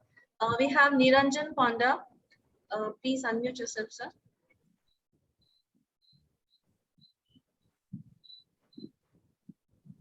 Niranjan Panda, are you there? Unmute yourself, sir. Yeah. Yeah. Hear me? Yes. Sir, Acharya sir. Yeah. Sir, can you hear me? Yeah, I can hear you. Please continue. Sir, pranam sir. Sir, I have a doubt. If you are doing morning walk or evening walk, so it will be useful before morning walk or after morning walk, meditation and your pranayams and all. Okay. In yoga, typically what we do is we do all physical exercises or asanas before. Okay, that is followed by pranayama, and that is followed by meditation. So we go from gross to subtle. Okay, that is how it is done. So best to be done after walk. Afterwards, After walk. Best so to be if done after. we are doing any slightly exercise, gym, suppose we are going gym and doing some slight exercises, light exercises. So it will be, it should be done after pranayam or what? No, the exercises should be done before pranayam, and you do the pranayam and meditation at the end, finally. Okay, okay. Sir, one more doubt. Hmm. Sir, if a person having acidity problem, so what type of pranayam and yoga you will advise? Both the pranayams which we learned today, no, they are Ah. extremely good for the digestive system. It is not just what you call, it is not just the acidity. No, acidity is just the starting problem. It is just the first instant. The moment it gets into the stomach, and stomach is just the first stop that the food is getting. Okay, that acidity, when that acid food gets carried over to the intestines, no, small intestine, large intestines, it creates much more problems. So this pranayama that we are doing, no, Bhastrika as well as Nadi Shodhana pranayama, balances everything, and it takes care of even acidity. Okay. Thank you, sir. Thank you. So we have some questions from the participants. Simran Kukreja, she asks how much time it takes to control breathlessness or asthma while doing Bhastrika. I'm not, while you are doing Bhastrika, it may not get controlled. So when you are having an asthma attack, don't try to do Bhastrika. Just let the breath settle down. Okay. And later on, when you do Bhastrika, over a period of time, you are practicing all the pranayamas, no? Pranayama, maybe Bhastrika, Nadi Shodhana pranayama. You can learn a few more pranayamas by joining into a proper formal program also. Few more pranayamas you can learn. And if you get time, you can even learn the Sudarshan Kriya. When you practice all these things, no, within 6 months, in my experience, I have found many people who are even dependent on inhalers, you know, going off the inhalers, and slowly within 1 year, they even go off all their medicines for asthma, and they have completely recovered from asthma. I have my experience also, I have experienced it. Okay. One such person, one such youth who had extreme asthma, he used to have that inhalers in various places. Okay, he was working in the commissioner's office in Bangalore, and had conducted this program for the police in the commissioner's office. So he was in the staff, he had attended this program. Now this boy, of course, it's around 25 years back, 25 years back. Okay. So this boy, he attended this program. He was so wonderfully benefited that he came for an advanced program. Then he came for many other programs. He did the teachers training program, became an art of living teacher, and he gave up his job in commissioner's office and became a full-time art of living teacher. Okay, so he had extreme asthma, and within 1 year he said he gave up every medicine, all kind of medicine he was taking again, and he recovered beautifully. Of course, this was since it was 25 years back. He was also youth and young, and he was able to recover. Maybe a very chronic asthmatic condition which might be there for 25, 30 years now. That kind of condition may take a little more time, but I'm sure by doing pranayama and some more meditations and all these things will just you will recover out of all these things. So there is a question from Shardeen. He asks, is there any way of to quantify emotional intelligence? Is there any way of quantifying emotional intelligence? Emotional intelligence. Okay. I'm not aware of any way of quantifying the emotional intelligence, but I know that when you actually stimulate emotional intelligence, okay, you will not get into extreme emotions. Okay. When emotional intelligence is not there, you tend to get into extreme emotions. Like when you get angry, you are very, very angry. So much angry that you lose your awareness. What you are doing, you don't know. Otherwise, when you get sad, you become so depressed that you don't want to do anything like that. So you get into extreme kind of a emotion. I'm not saying emotions are wrong. Emotions are required for the body. Okay. Emotions are things that will give you strength also over a period of time. So, but not getting into extreme emotions is what is required. And emotional intelligence is not getting into extreme intelligence and balancing it. You know, I don't tell that when you go to attend a, like for example, if you are attending a death ceremony, you don't have to laugh there. Okay. But at the same time, you don't have to even become so extremely grief, in so much of grief that you lose everything, you forget everything, and you don't know what to do next. No? Not getting into that. That is emotional intelligence, where you are using your emotions, but you are being very aware and alert. At the same time, the emotions are not affecting your work. That much definitely one can achieve through regular spiritual practice.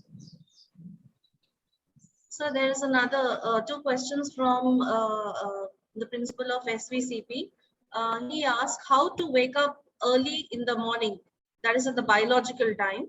And he wants some suggestions, special pranayama suggestions or something like that for diabetic patients. See, to wake up in the morning early, that is a habit that you have to definitely, cultivate. You have to cultivate on your own. There is no other way of waking up other than waking up. Okay, you somehow or the other,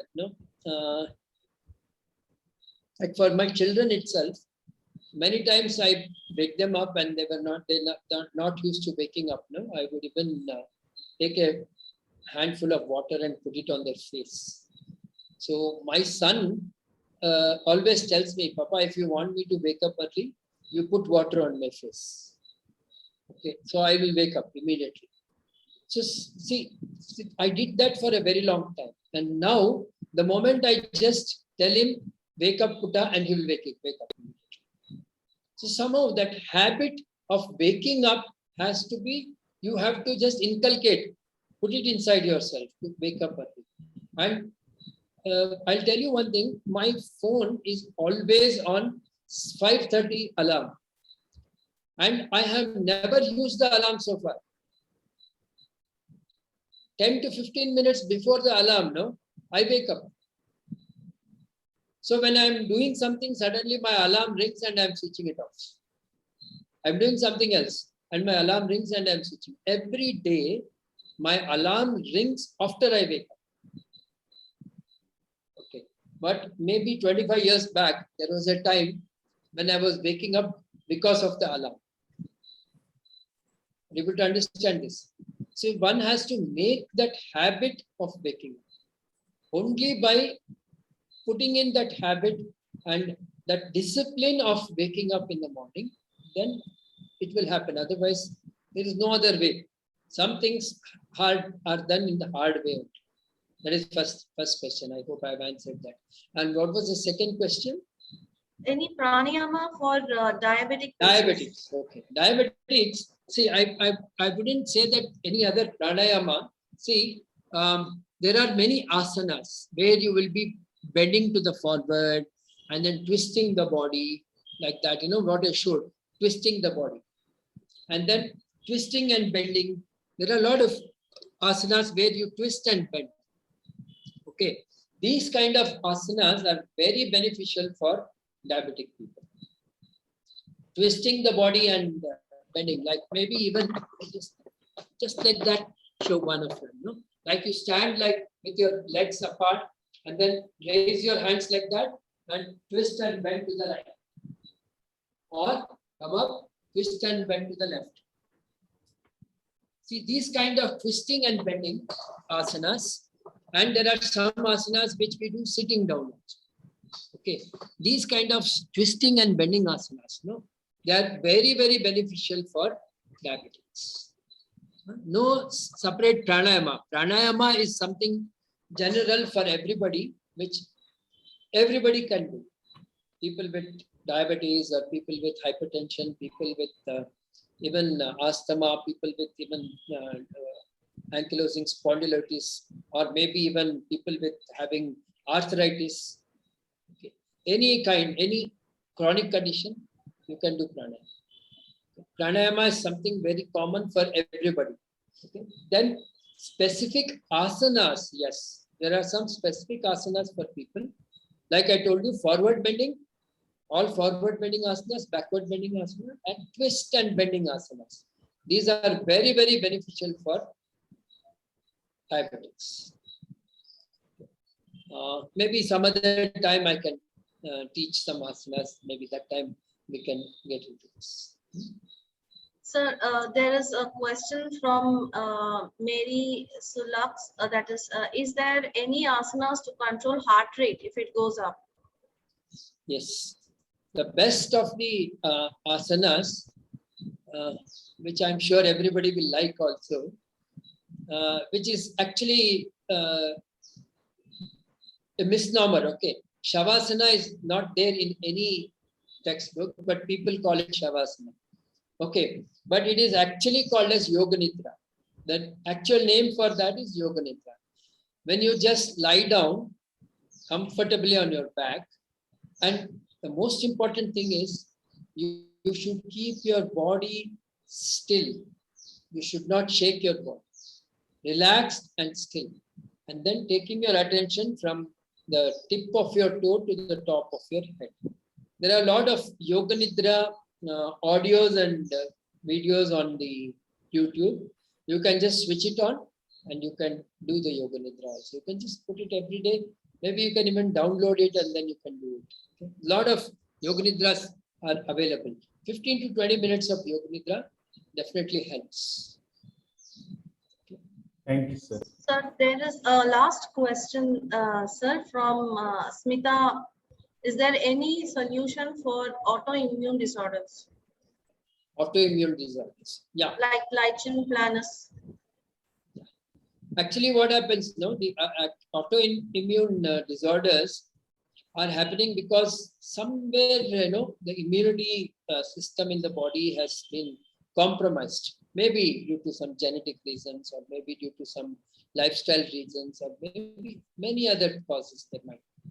Okay, so what has happened is the immunity has been compromised. So it needs a comprehensive kind of a what do you call solution.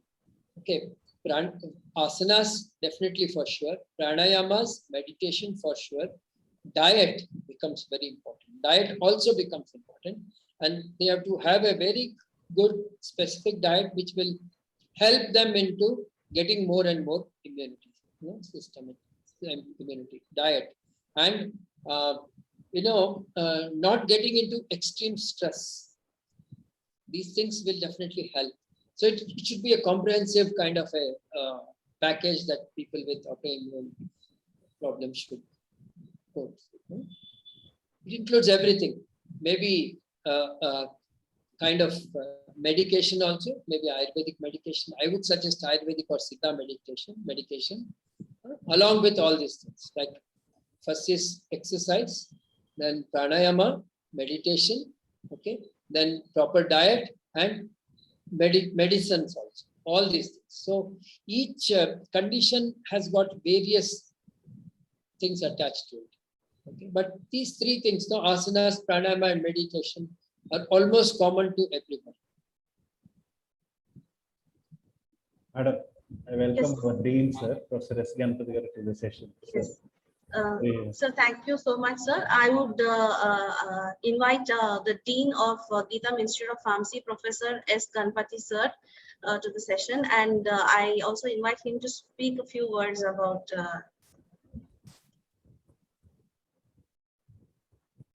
Sir, unmute, sir. Sir, Sir. unmute yourself. Unmute.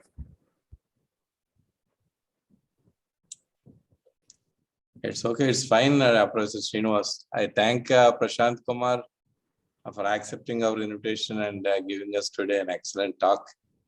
And all the participants and colleagues have benefited thoroughly with your lecture, sir. Thank you so much. Thank you. Madam. Thank you, sir. So thank you so much for giving such a virtual workshop on yoga, sir. It really benefited many of the participants and even all the people who have participated here. And I would like to present, request our Dean, sir, to present a token of appreciation. Thank you very much. Thank you, sir. Thank you. Thank you. Thank you so much, sir. Thank you. Thank you. Thank you so much, sir. You're all welcome. Yes. And I would like to inform the participants that the session has closed for now, and the next session is to begin in a few minutes. So please continue with the same link, and please enjoy the next lecture. So the guest already joined, sir. So the guest has already come, so therefore, thank you very much. I welcome Anish, Dr. Anish. Thank you, Professor Srinivas. Good morning. Thank you. Good morning. Good morning. Thank you.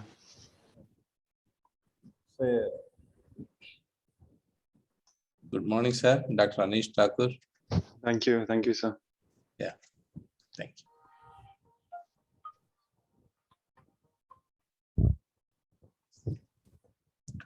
Sir, we will start the session sharply by 11:30, sir. Yes, sir. Sure. Dr. Srinivas, to introduce, no? Yes, sir. Yes, sir. Yeah. Timing is 11:30, sir. We will start by that time. Yeah. By one.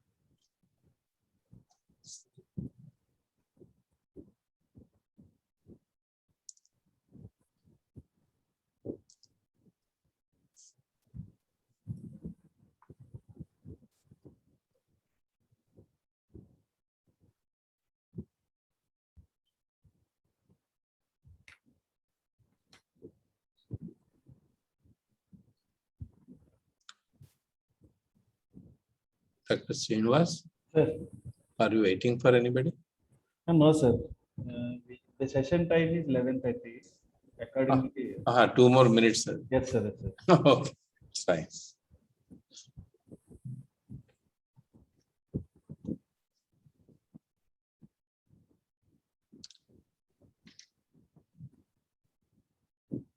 So Viva went well, sir.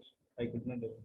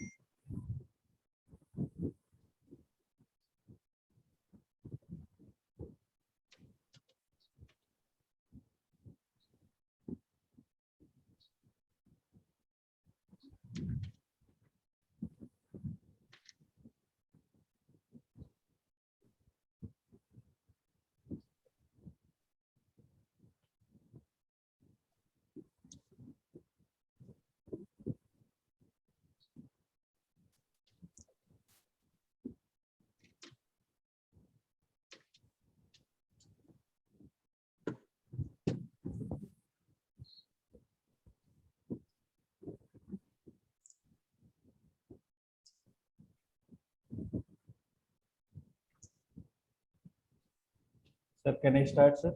Yes, please. Yes. Sir, Dr. Anish Thakur, sir. Yes, thank you. Can I start? Yeah, sure. Yeah. So hearty welcome to all the dignitaries to this 4th day program, second session on new dimensions of teaching learning practices in pharmaceutics, sponsored by AICTE-ATAL Academy. So we have one of the important guests, Dr. Anish Thakur, who is from Department of Pharmacy, University of Copenhagen, who is working in vaccine design and delivery group. So I take the privilege of inviting Dr. Anish Thakur to this session. And also I take the privilege of citing his citation. So Dr. Anish Thakur is currently working as assistant professor at University of Copenhagen, Department of Pharmacy, where he is working in the research group of vaccine design and delivery. Prior to this, he was an assistant professor in Department of Veterinary Microbiology at CSK, Himachal Pradesh Agriculture University. He carried out postdoctoral research position at University of Copenhagen and Technical University of Denmark. He was a research scientist in tuberculosis aerosol challenge facility at International Center for Genetic Engineering and Biotechnology during 2007 and 2009. He obtained his undergraduate, but his Bachelor of Veterinary Science, Master degree, Master of Veterinary Science in Veterinary Microbiology and Immunology from CSK, Himachal Pradesh Agriculture University, and his PhD in Immunology from Technical University of Denmark in 2013.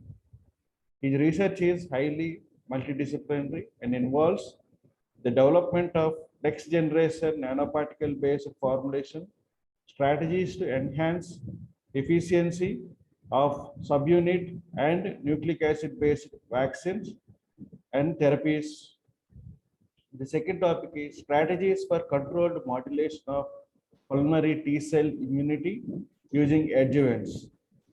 He investigates topics at the interface of immunology, drug delivery, and nanotechnology to pursue novel vaccine designs for translational applications against infectious diseases and cancer. Today, we are privileged to have lecture of Dr. Anish Thakur during this session on delivery of vaccines. So now I request Dr. Anish Thakur to present his lecture. Thank you, Dr. Now the Srinivasan. session is yours, sir.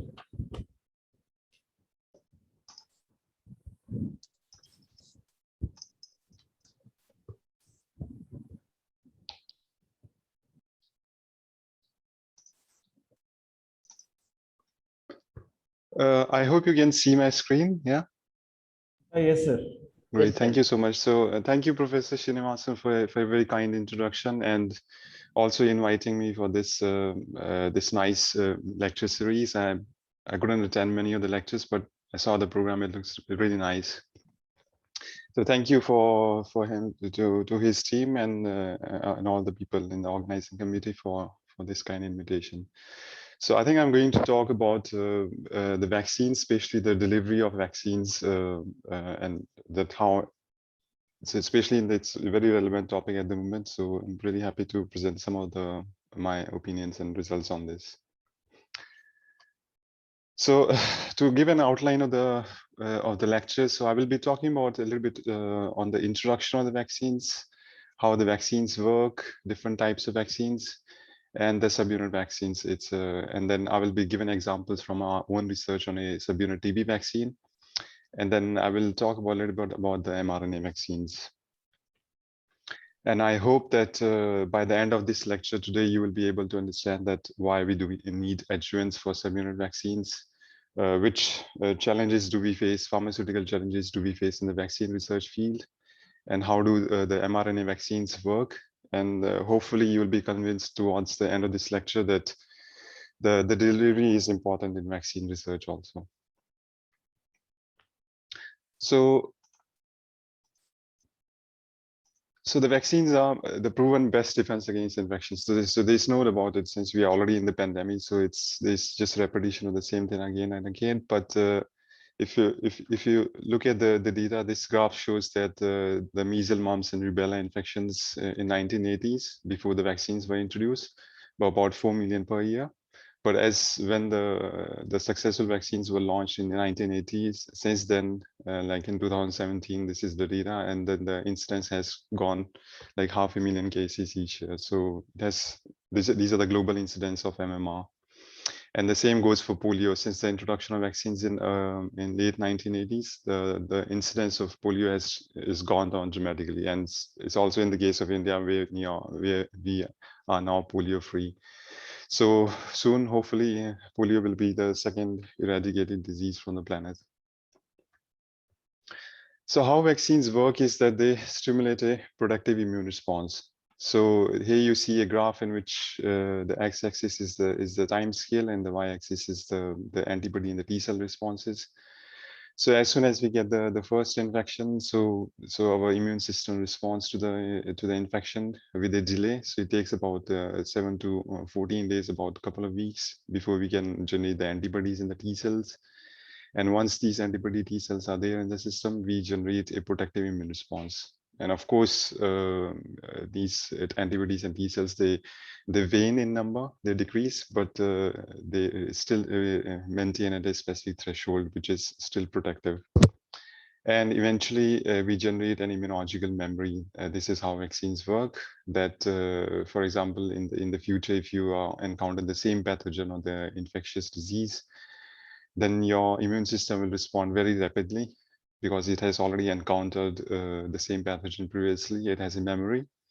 And this time the response will be much faster, much quicker, within a few days. And then you can see that the intensity or the threshold of the responses are very high compared to the primary immune response. So this is the basis of how the vaccines work, that they induce an immunological memory. So looking into what is the contribution of vaccines, we have to go back into the history of humankind. So since the evolution of the mankind 300,000 years ago, when the first humans they came out of the caves in Africa, and then until very recently, 100,000 years ago, in the Homo sapiens, they came out of Africa. The average lifespan throughout this period was less than 30. So something dramatic happened in 1796. It's all textbook knowledge, that Edward Jenner in United Kingdom, he observed this, and he tested the hypothesis, where he demonstrated the first form of vaccination. He observed that the milkmaids who work with the cows, which develop a disease called cowpox, they never contracted the smallpox. So this was pure observation by Edward Jenner. So what he did was that he took out the pustules from the milkmaids, from the hand pustules from the hands of a milkmaid, from a woman, and then he injected those pustules into a boy, Phillips. And after 1 month, he deliberately infected this boy with the smallpox lesions, and he observed that this boy never contracted the smallpox disease, because he already have the similar infection with cowpox from the pustules from the woman.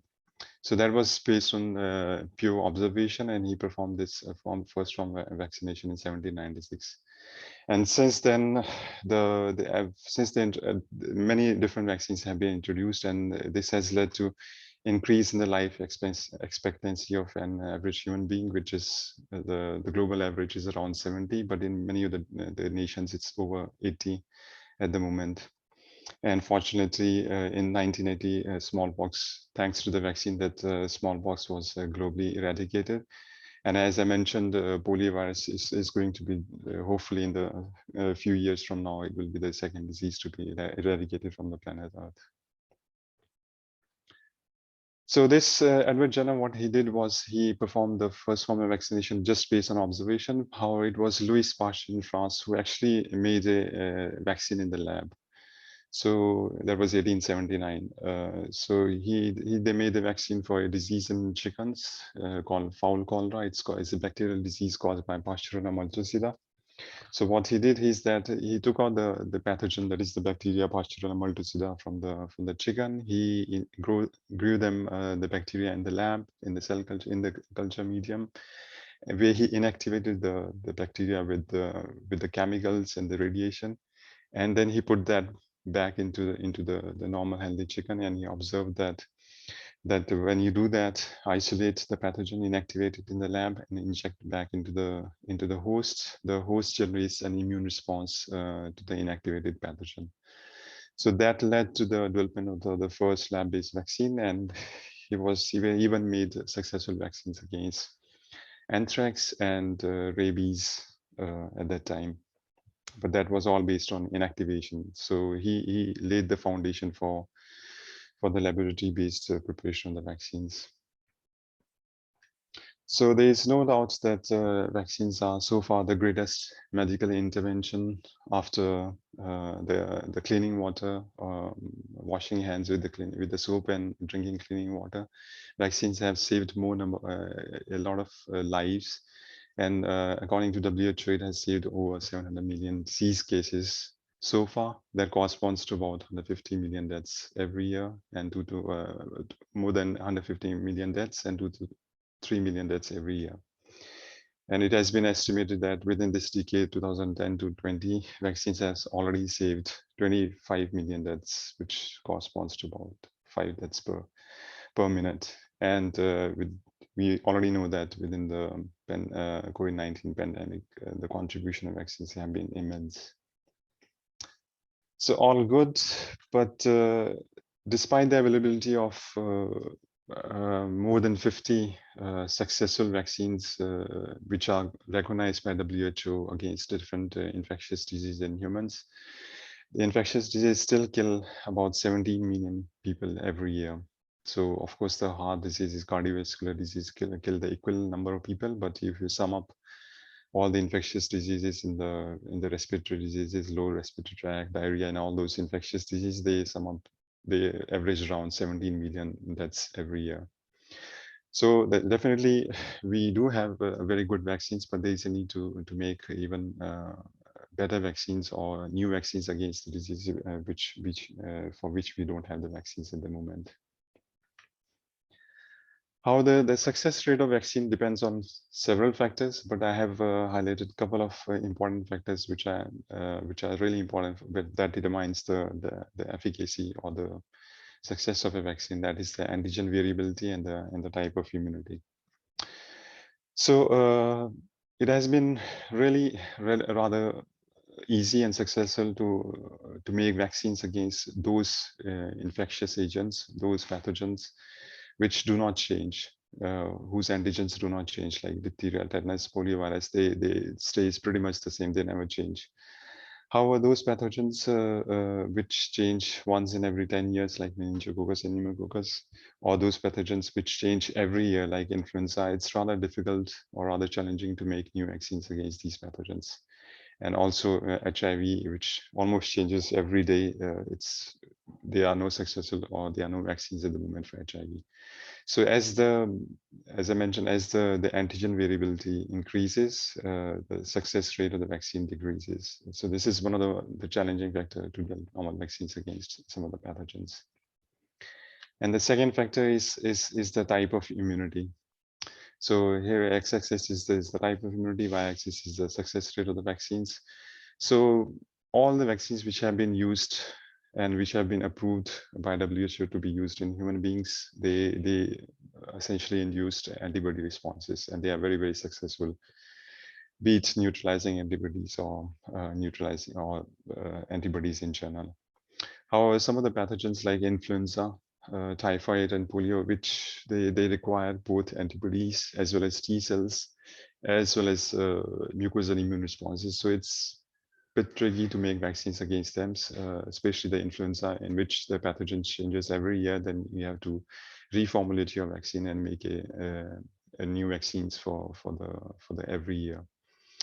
And then some other pathogens like TB, HIV, and the cancer are another category which require strong induction or T cell responses. So, and which is rather challenging at the moment, as no commercial vaccines induce T cells at the moment. So it's a bit challenge. It's quite a challenge to make new vaccines against these pathogens, which especially require T cells as well as the mucosal immune responses. And of course, there are many other factors which contribute to the vaccine success, delivery, and then the formulation and production and distribution, all those things. But these are two important factors which determine the success of any vaccine. So for the challenges for the global immunizations are to make vaccines which against pathogens against which we do not have the vaccines at the moment. And the second challenge is to make vaccines or the improved vaccines against some of the pathogens for which we already have some vaccines, but they are not the perfect vaccines, but the challenge is to make them even better. So for some of the pathogens, it's difficult to treat the pathogens for many infections because we don't have the effective antibiotics or other therapies. So on those pathogens, we definitely need new vaccines. And also, it's also very relevant for pathogens which mutate and they are resistant to drugs or therapy. For example, tuberculosis, which is often recognized as a multi-drug resistance pathogen. So definitely, if we can make a better vaccine or a good vaccine against TB, that will be nice. And then the disease outbreaks. So of course, in the case of these pandemics and disease outbreaks, you cannot rely on therapeutics. So the vaccines are the new vaccines are the only the good way to prevent these infections or to counter these pandemics. So in all these conditions, we need new vaccines. But as I said, we also need vaccines we need to improve the vaccines, especially when it comes to safety profile of the licensed vaccines, how we can improve the already licensed vaccines in terms of their safety and in terms of their safety profiles.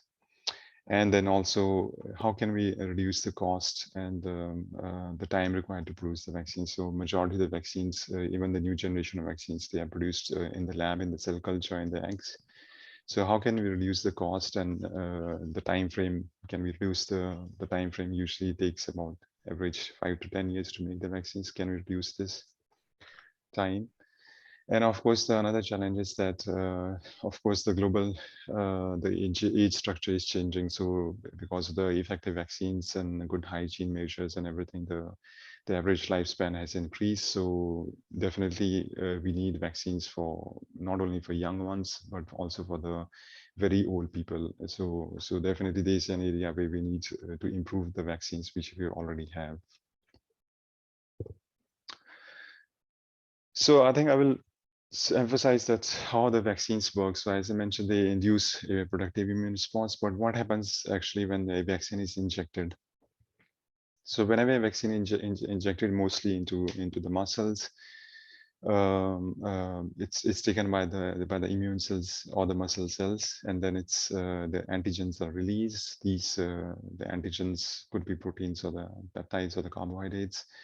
These antigens are taken by the immune cells, which are present in the muscle tissue or near the muscle tissue.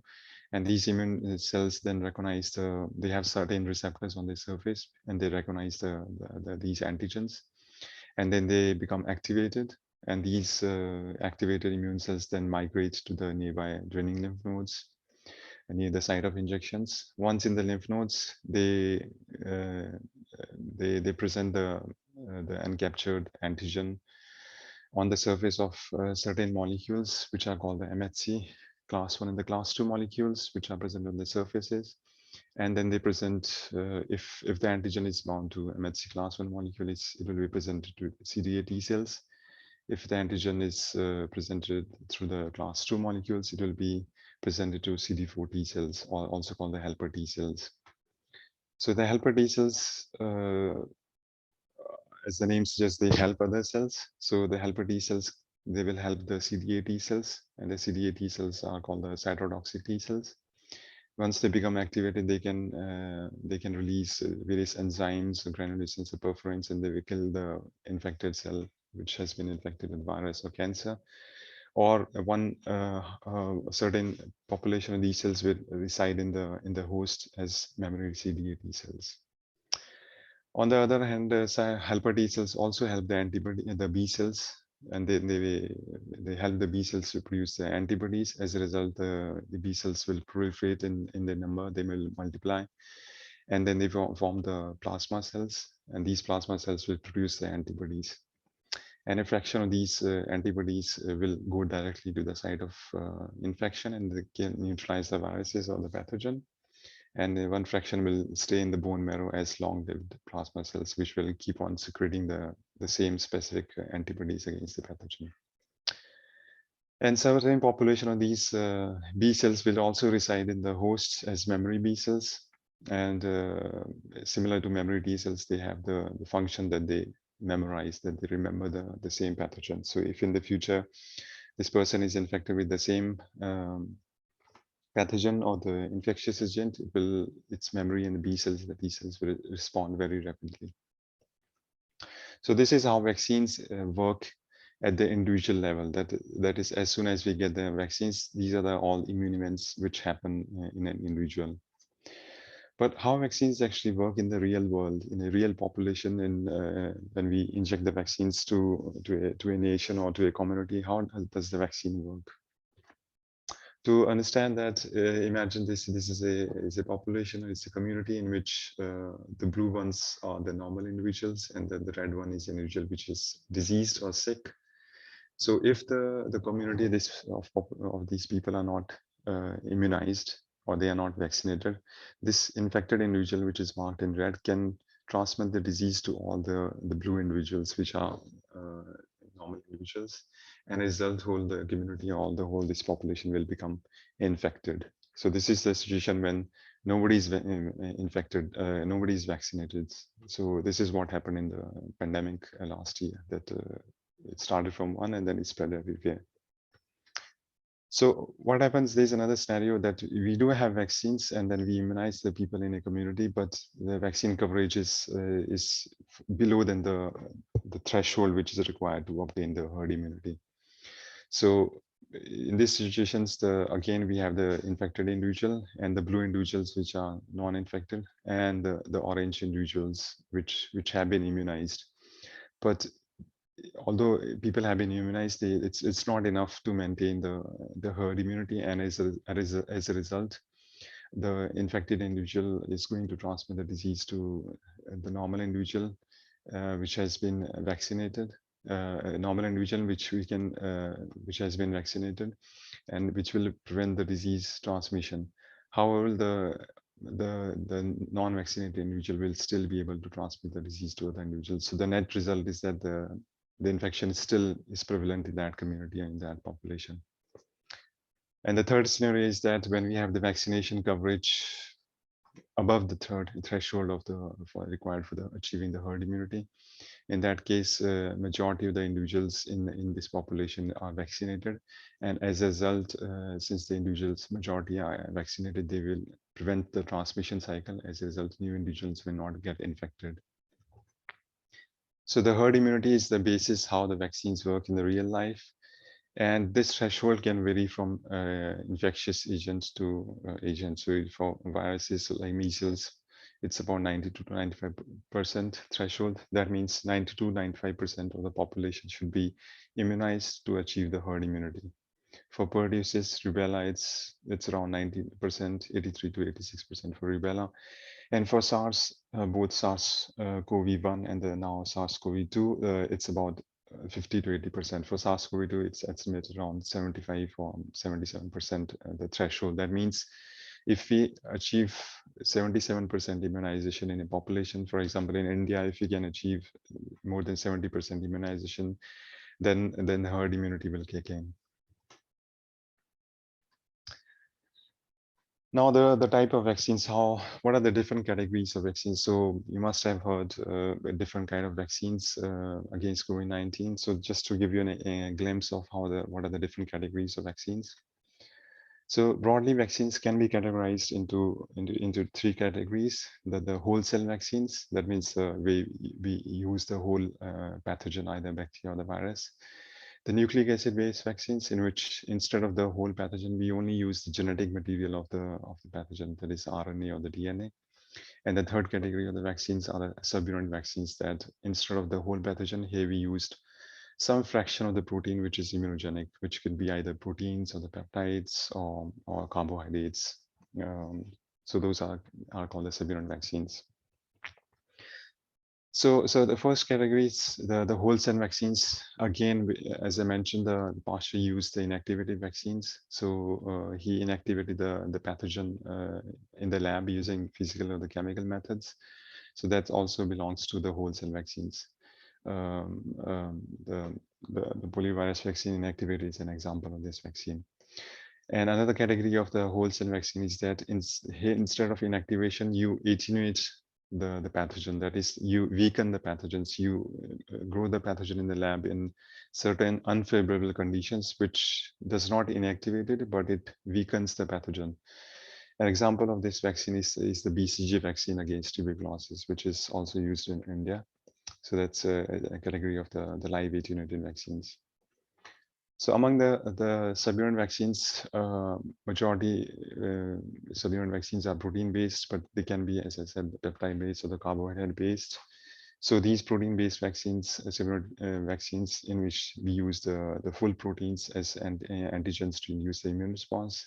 Example is like hepatitis B virus vaccine, or the virus-like particles against HPV is an example of VLP-based vaccines, in which we use some particles which look like viruses, but they are empty, and then you load your protein of interest into these particles. Those are called the virus-like particle VLP-based vaccines. And among the nucleic acid-based vaccines, we have two different categories. The viral vector-based vaccines. For example, the AstraZeneca vaccine, which has been used against COVID-19, is or the Covishield vaccine, which is used in India, is an example of viral vector-based vaccines, where we use either a replicating or non-replicating virus, and in this virus we deliver our antigen of interest. For example, Covishield is a non-replicating virus-based vaccine, in which we use the spike antigen, and then we deliver into a adenovirus vector to deliver the antigen into the host cells.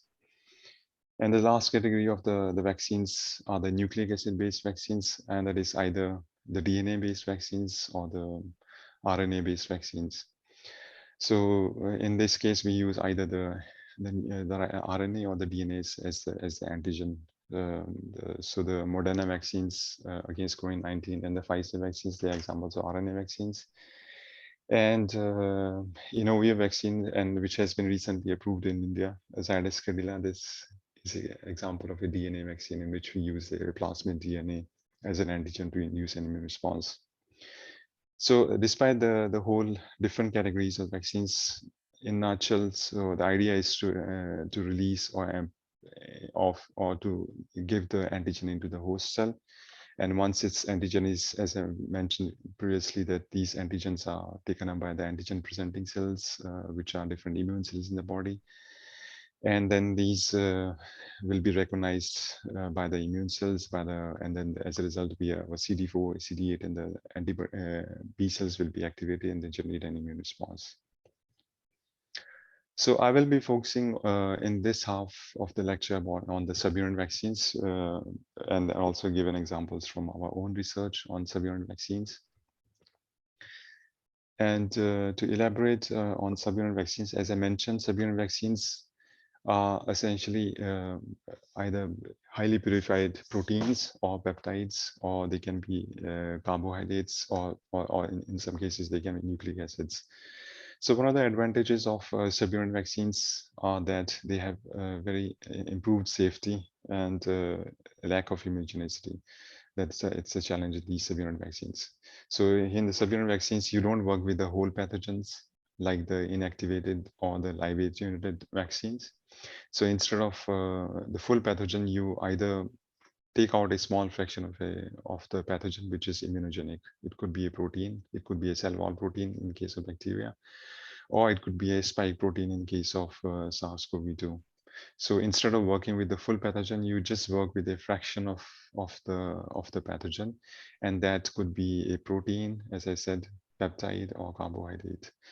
So one of the key features is that they are highly safe because you don't have to culture the full pathogen in the lab, and then you don't work with the full pathogen. So they are very highly they are very safe.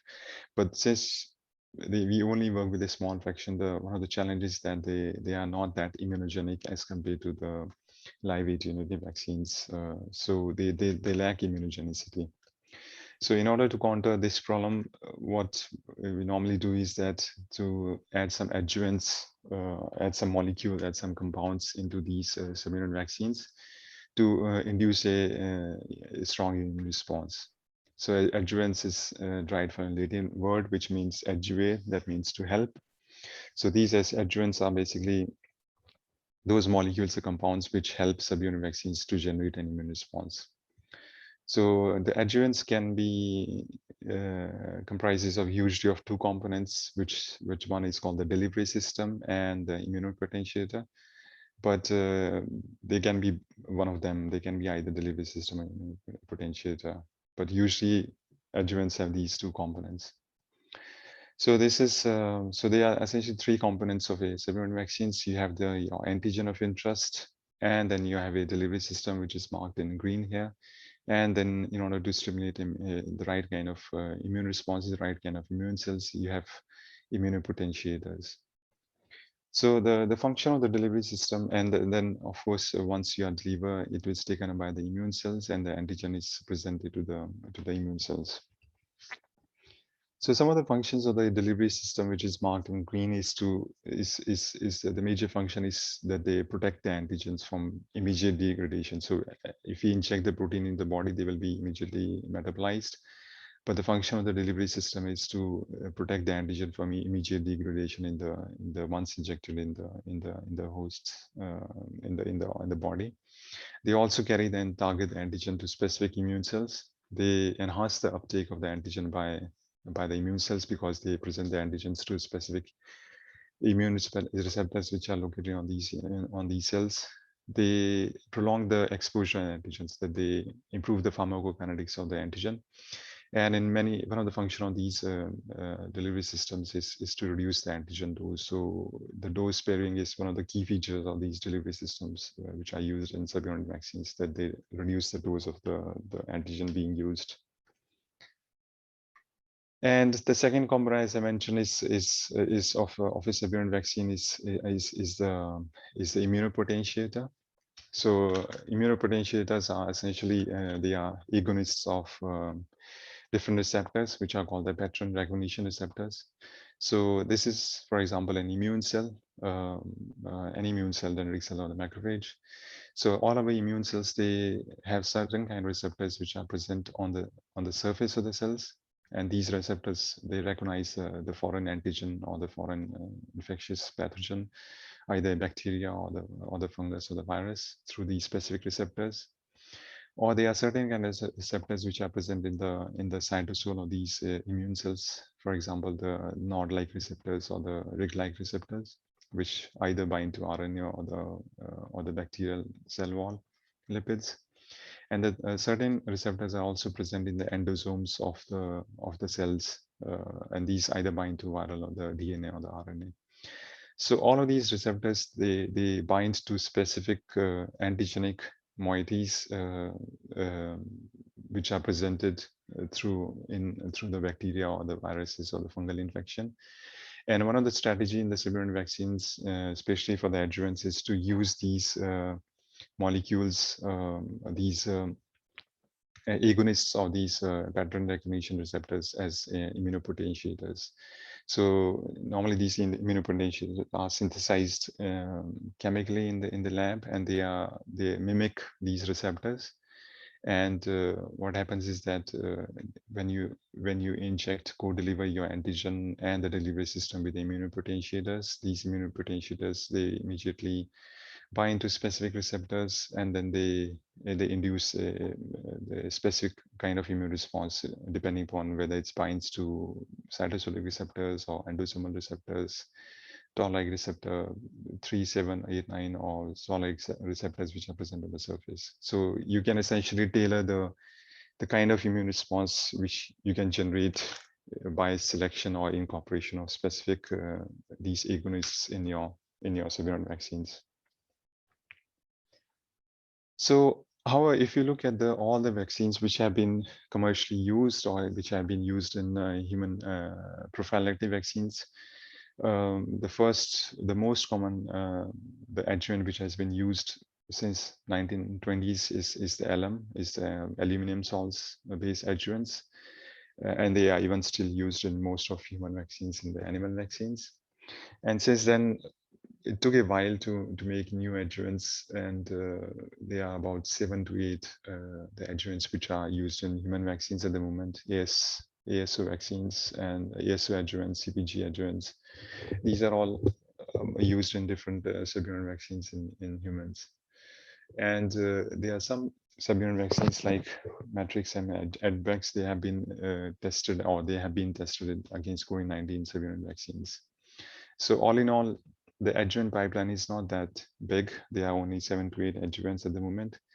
How the challenge is, most of these adjuvants induce antibody responses, and not many of these adjuvants are able to induce mucosal immune responses. So as I said earlier, that one of the challenges is to make vaccines which can induce not only T cell responses, but also mucosal immune responses. But at the moment, we don't have any adjuvants in the human vaccines which can induce strong mucosal immune responses, and that's a challenge. So some of the pharmaceutical challenges which are associated with the manufacture or the formulation of subunit vaccines are, of course, identifying the right kind of delivery system. Delivery systems are mostly nanoparticle-based delivery systems, and identifying the right kind of immunopotentiator. So whether it's toll-like receptor agonists or other cytosolic receptor agonists.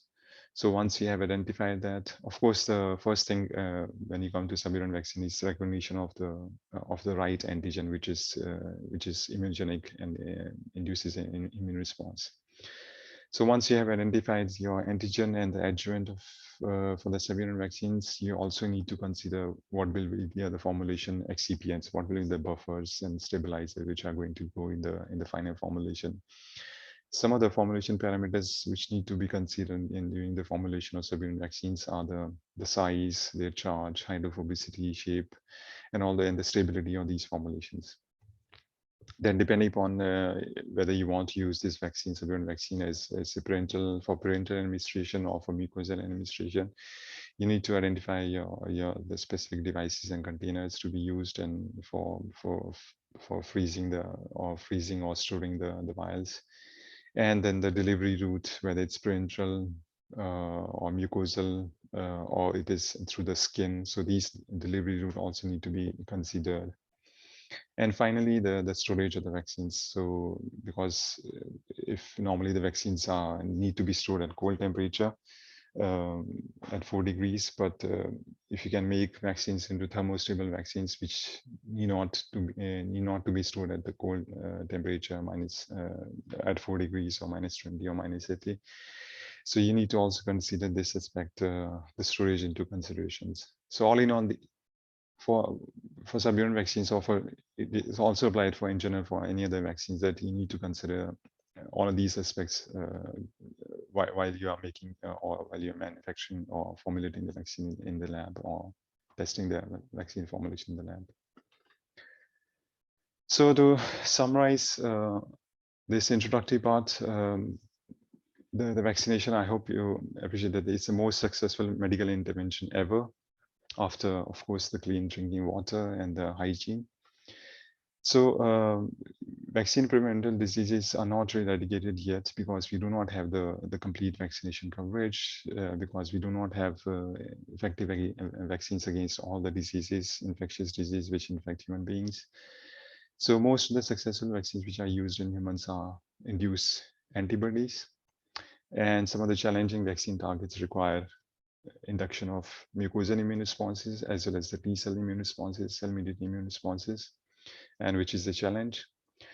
And subunit vaccines, as I mentioned, they are highly safe vaccines, but they are not that immunogenic, and they are very complex formulations, which needs that you need to identify the right kind of antigen and the right kind of adjuvant. So adjuvant is a two-component system. Mostly it's a two-component system which comprises of a delivery system, which is usually a nanoparticle-based delivery system, and the immunopotentiator, which are mostly the agonists of different receptors. And one of the important things is that adjuvants need to consider is that adjuvants are not excipients. They are not just the drug delivery systems, but they are active pharmaceutical ingredients in a subunit vaccine. So they need to be formulated, and they need to be taken into considerations very early on during the production or the manufacture of any subunit vaccines. So yeah, so I think I will give an example from our own work in the lab, which we have done in the lab on the mucosal vaccination of a subunit TB vaccine. So since you know that tuberculosis is a disease which is caused by the bacteria Mycobacterium tuberculosis, it's primarily a disease of lungs, and it transmits through aerosol infection. So this disease, so fortunately we have a vaccine which is usually given on the day 1 of birth, which is called the BCG vaccine. It's a live attenuated vaccine. But the problem is that this vaccine is very effective in preventing childhood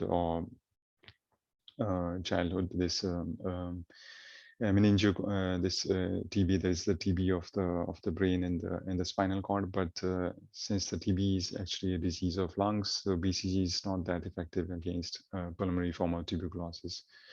So definitely there is a need to make a better vaccine or improved vaccine against tuberculosis.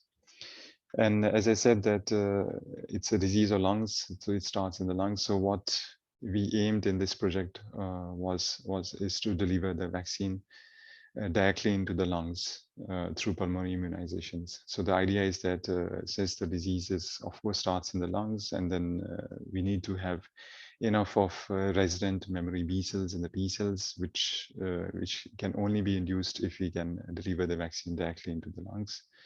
So what we aimed for in this project is to make a formulation of a subunit vaccine which can be directly injected into the lungs of the humans. That's the target.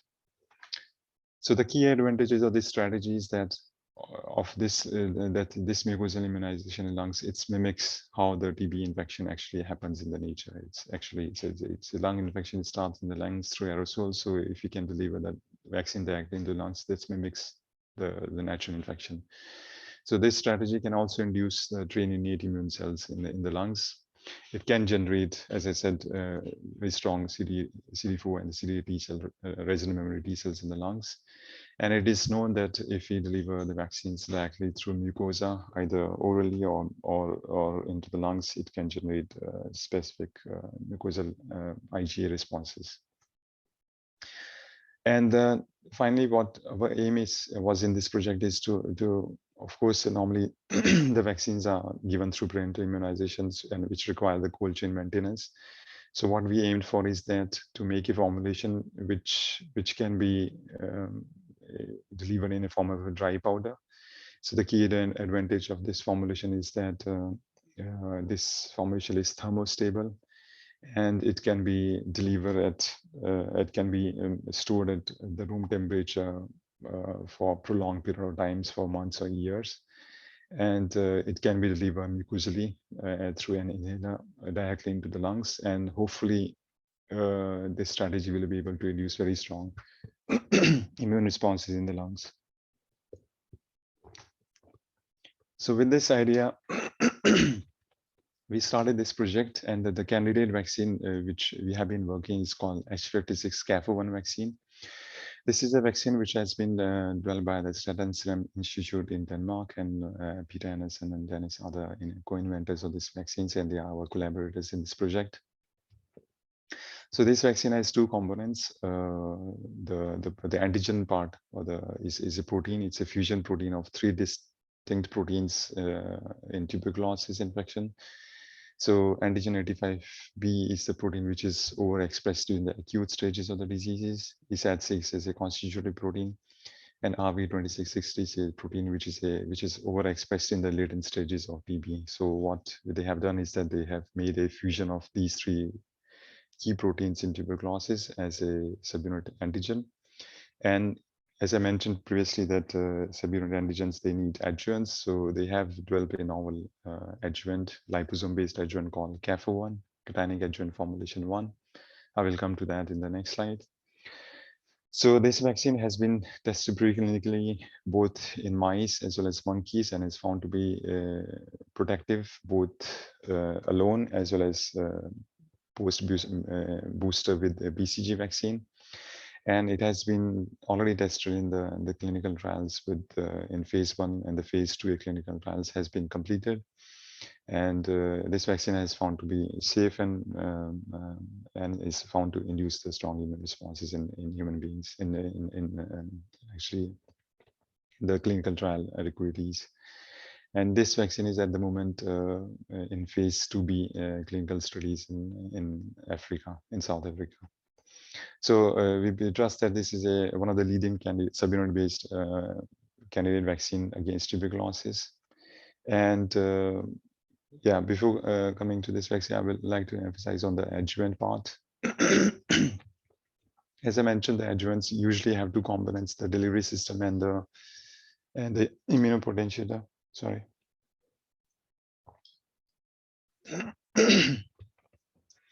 So the CAFO1 adjuvant is a two-component system, and the delivery system is comprises of a lipid, DDA.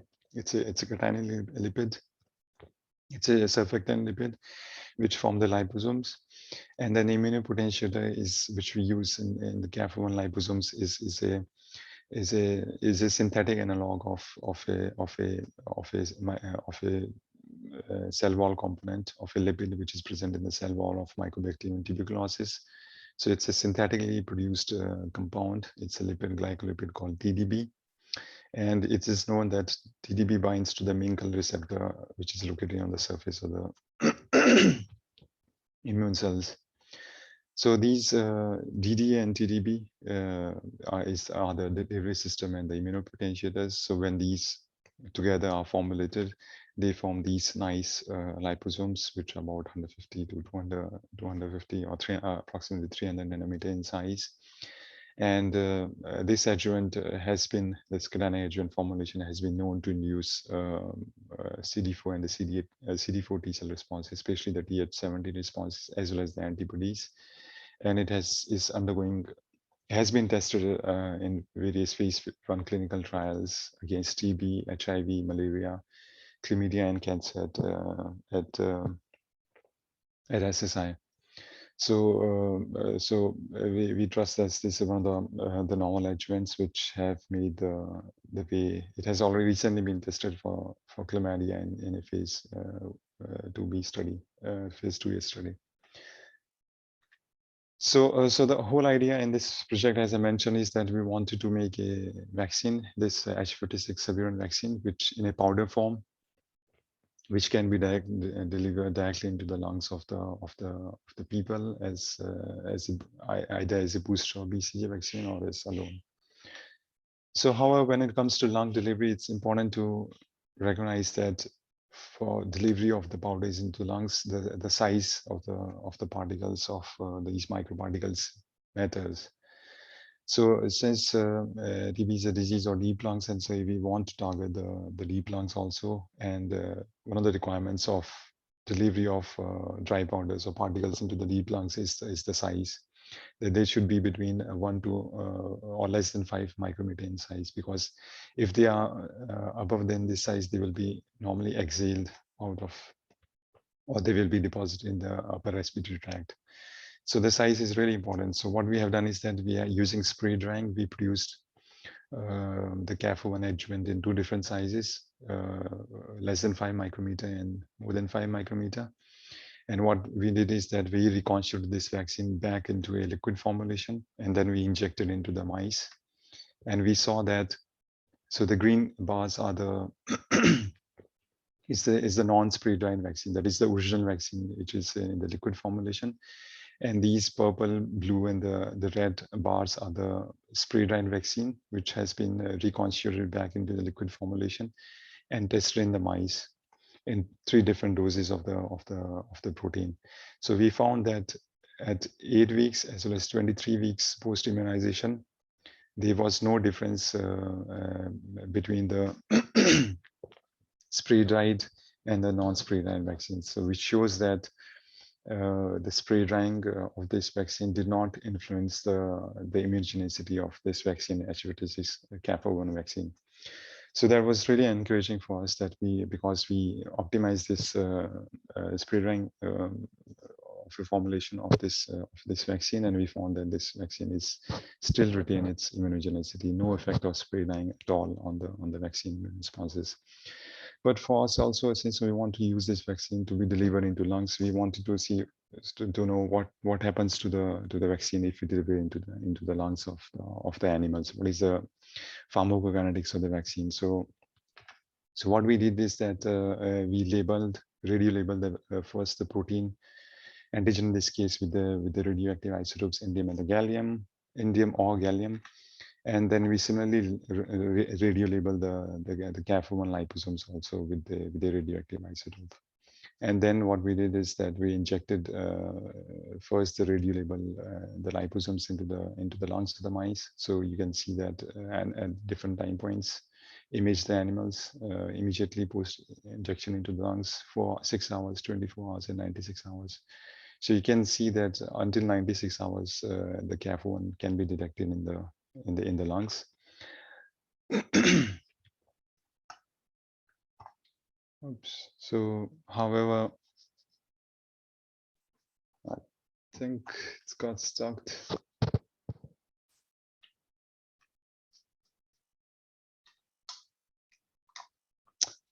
I apologize. I think my slides are frozen.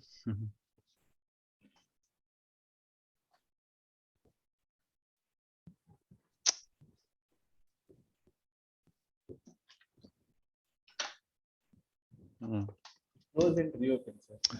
Sorry for this. I think these are a bit heavy files, so because of the imaging data. But Maybe that may be some issue.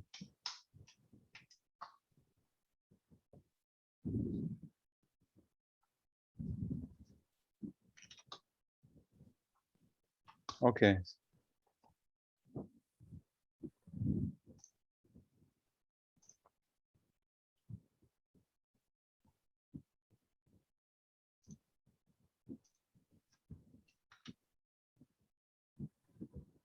Can you see the slides again? Yes, yes, yes. Great, thank you so much. Thank you for the patience. So here we first I showed the CAF1, and then we also imaged the animals which have been immunized into the lungs with the protein H56, and then you can see that protein is already gone by 24 hours. It's not much signal left in the 96 hours. So definitely there is a difference between the kinetics of the protein versus the liposomes in this case. And we also did the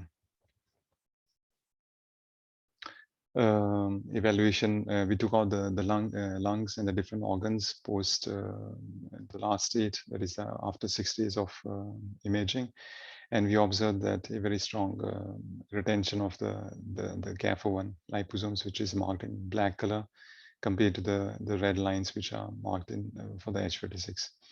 And then we also look at the adsorbed dose, how much is radio activity is left in the lungs and the different organs. So we found that a lot of activity is still there in the lungs for the CAF1 liposomes marked in green and marked in black. And we also observed activity in the lymph nodes, especially for the H46, which is marked in red color bars. So based on this study, we concluded that CAF1 liposomes, they are retained in the lungs for a bit longer period of time, and then the H56 protein, which is the antigen in this case, which is rapidly metabolized, and it goes to the rapidly to the draining lymph nodes. And then that's what we assume that's what is happening when we deliver this vaccine into the lungs. So we know that CAF1 forms a depot in the lungs, but of course the next question is that if CAF1 forms a depot in the lungs, is it doing something? Since it's a cationic lipid-based adjuvant, does it do something to the lungs, whether it's safe or not? Oh, sorry, my slides are again frozen.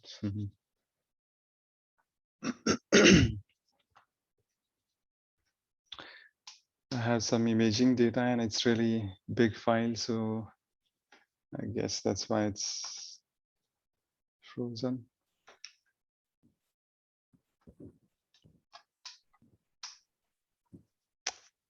Kindly bear with me for a minute. I think I'll be back again. No problem.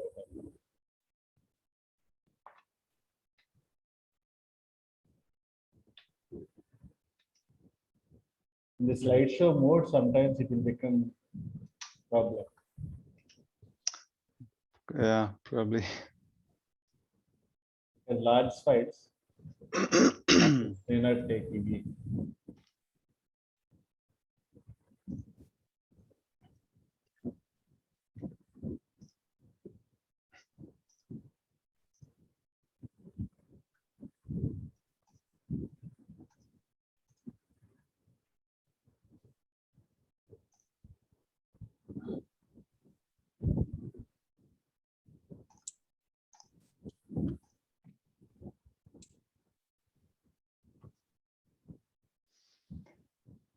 Sorry about this, but hopefully it will be back again.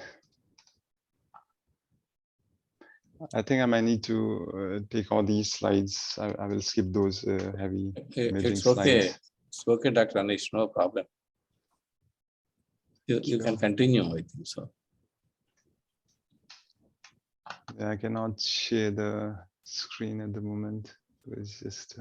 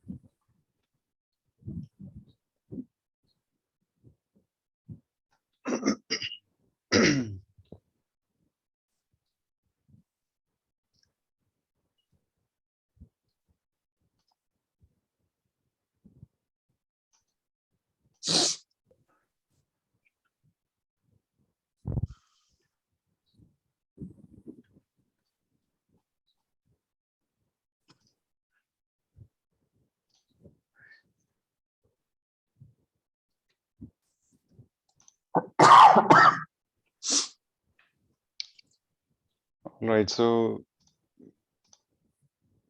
can you see the screen again? Yes, yes. Okay. Sorry about that. So because these are really heavy imaging data, so I think that's why it's just. So in the previous one, I showed that the when delivered into the lung, this vaccine CAF1 forms a depot in the lungs. So of course, we wanted to know if these liposomes, if they are staying in the lungs for that longer period of time, whether they are safe or not. So with this study in which we injected, of course, the vaccine again directly into the lungs, and then we took out the lungs at different time points, and then we imaged with the mass spectroscopy, and then we imaged the DDA lipid in the lungs of the mice. So you can see the strong signal of the DDA coming out of the lungs until 14 days. That's a bit longer period of time. And then we see that the signal as compared to the control was quite high, and it stays at the same level for at least 2 weeks. So also we address this question whether this liposomes are staying in the lungs, whether they are safe or not, or whether they induce inflammation or not. So one of the inflammation marker is lyso-PC, lyso-phosphatidylcholine. And this is a well-established inflammation marker. And then we looked at the expression of this marker in the lungs post-immunization. So we found that compared to the control, this expression of this marker is not that elevated, and it's the same, almost the same level, and which shows that here is the levels of the marker expression as compared to the control. There is no increased expression of this inflammation marker. So this shows that the delivery of the vaccine of this GAFA1 adjuvant system into the lungs is safe, and it does not induce inflammation. We also looked at other inflammation markers, but I did not mention or did not write the details here. And for finally, we wanted to see whether if we, of course, we now know that this vaccine is safe to be delivered into the lungs. It forms a depot into the lungs. It can be, it does induce immune responses as spray-dried. But when injected into the parental administration spray-dried conjugated vaccine. But what happens if we deliver this vaccine directly into the lungs? Does it induce immune responses or not? So we did a study in which we immunized the animals. We devised a new strategy called the prime boost immunizations. That is, all the animals were immunized or primed with intramuscular immunization, and then they were boosted twice into the lungs, or boosted twice into the muscles. So we compared this prime boost immunization with the conventional intramuscular immunization 3 times. And we found that look at this graph. So x-axis is a different combination of cytokine producing T cells, and these are the threshold of CD8 T cells. So these are the CD4 T cells which are localized in the lung parenchyma. So we are looking at the cells which are present in the lung tissue but not in the circulation. And then we found that when we deliver this vaccine as a prime boost immunization, that is twice immunization in the lungs, and we did a dose dependence also. So the green bars, blue bars, and the purple ones are the 3 groups in which we immunize the animals into the lungs, boosted animals in the lungs. And the red bars are the ones which were given 3 times intramuscular immunization. So clearly, there's a significant increase in the number of T cells which produce interferon gamma, TNF, or the IL-17 cytokines in these 3 groups, which were, especially in the group which was given the lowest dose of the adjuvant, and then the same trend we saw in the case of CD4 T cells, which produce interferon gamma in the TNF and not in the IL-17 responses. And then also for TNF and the IL-17 responses, the group which receives the prime boost immunization, they induce very strong immune responses compared to 3 intramuscular immunizations alone. So in a nutshell, we found that, so we call these cells as polyfunctional CD4 T cells because they produce more than 1 cytokine. So they are conventionally called as polyfunctional T cells. So clearly this immunization strategy induce CD4 T cells in the lungs. And now we know that this vaccine is safe. It can form deposit in the liver. It can form a slow depot in the lungs. It is safe to be delivered in the lungs, and it does induce polyfunctional CD4 T cells. So what we are trying to do right now is to test this vaccine, dry powder vaccine, the efficacy of the vaccine in the animals against the TB infection. So that's work which is ongoing at the moment. So overall, to sum up, the pulmonary immunization administration of this vaccine is safe.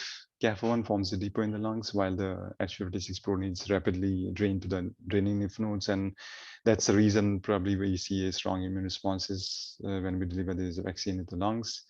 And then the mucosal immunization or the mucosal boosting induces the polyfunctional T cells in the lungs. So that's the main conclusion so far. So hopefully we're able to generate new data in the coming months about the efficacy of this immunization strategy against this vaccine. And with this, I think I will take a small break so that you can also stretch your legs or drink some water or But if there are any questions, I'll be really happy to answer any questions. Okay, I could see that there are a few questions in the Q&A section. So one of the questions from Simran Kukreja is that any other type of vaccine require adjuvants apart from subunit vaccines? So the answer is that it's mostly the subunit vaccines, as I mentioned, they are poorly immunogenic. They require the adjuvants, but also the inactivated vaccines, which are kill vaccines, normally also called the kill vaccines, since they have been chemically or the physically or by different chemical means they have been inactivated in the lab. So they also require co-administration of the adjuvants because they are not as immunogenic as the live vaccines or the live attenuated vaccines. So both subunit vaccines as well as inactivated vaccines, they require adjuvants. So there's another question from Anita Raj Panigrahi. It's about how can we predict the timeline of vaccine immunity as permanent or should take booster dose on regular basis. So it's difficult to define a timeline because as I mentioned, it's not the boosters that it needs to take on a regular basis. It varies from pathogen to pathogen, because for some of the pathogens, these memory B cells, the T cells, they remain in the body for years or months. For example, for flu, it resides in the body for a year, and then you have to make a new vaccine. And for some of the pathogens like poliovirus, then it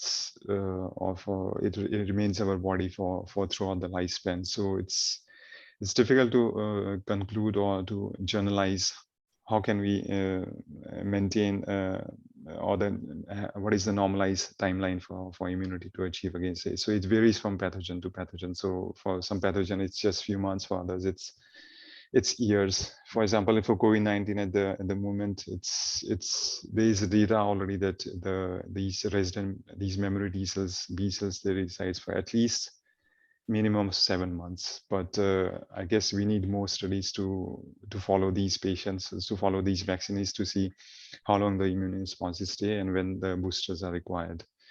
But it's difficult to generalize for one pathogen or for any pathogens. It varies from pathogen to pathogen, also from the kind of vaccine. So it's a good question, but there is no specific answer to this.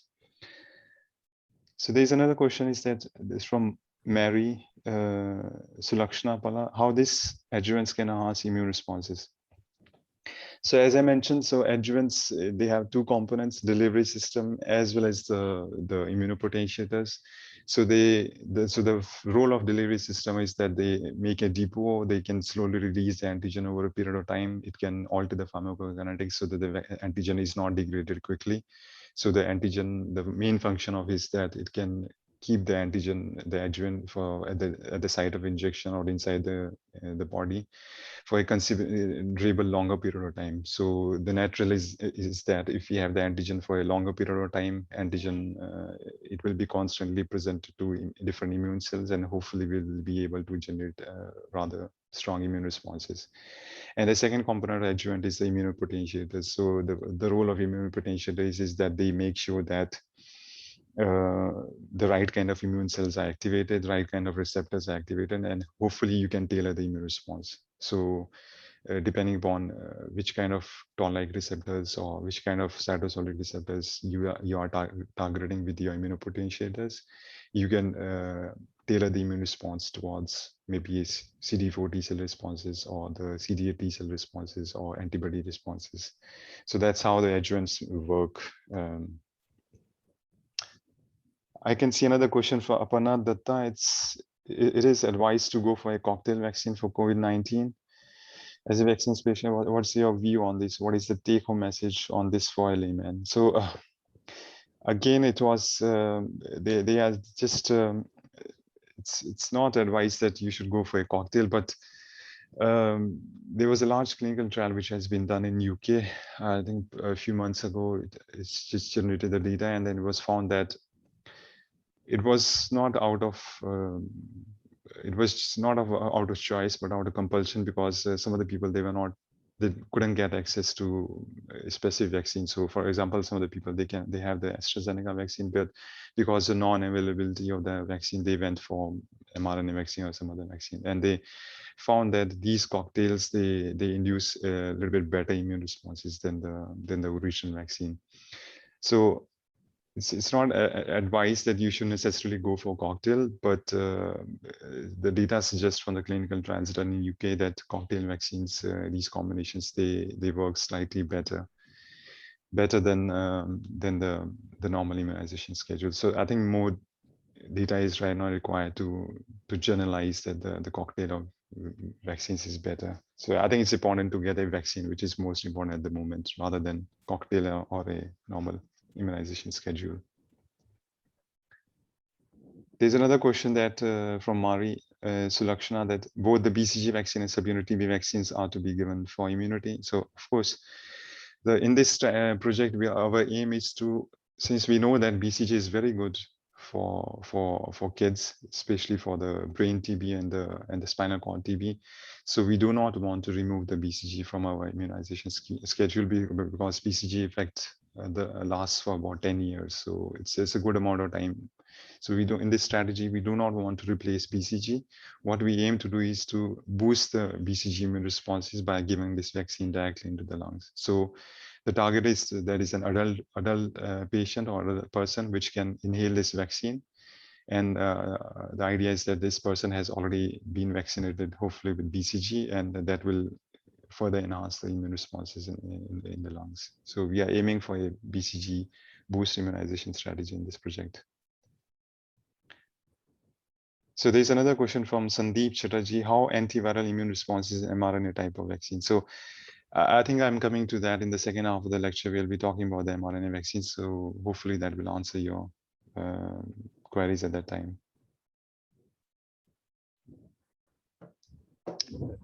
Okay, so these were the questions I could see, but is there any other question I will be happy to answer? One more question came in chat box. Can I ask, sir? Yeah, sure. Please go ahead. Only liposomes can be used to deliver the subunit vaccines, or any other vascular system can be used? No, they can be used because subunit vaccines, this is an example where I mentioned that they can be given through intramuscular, or they can be, there are many studies in which they have tested different, they can be given through parenteral routes or through the skin or through lungs or through other mucosal routes. Yeah. Okay. That's all, sir. Yeah.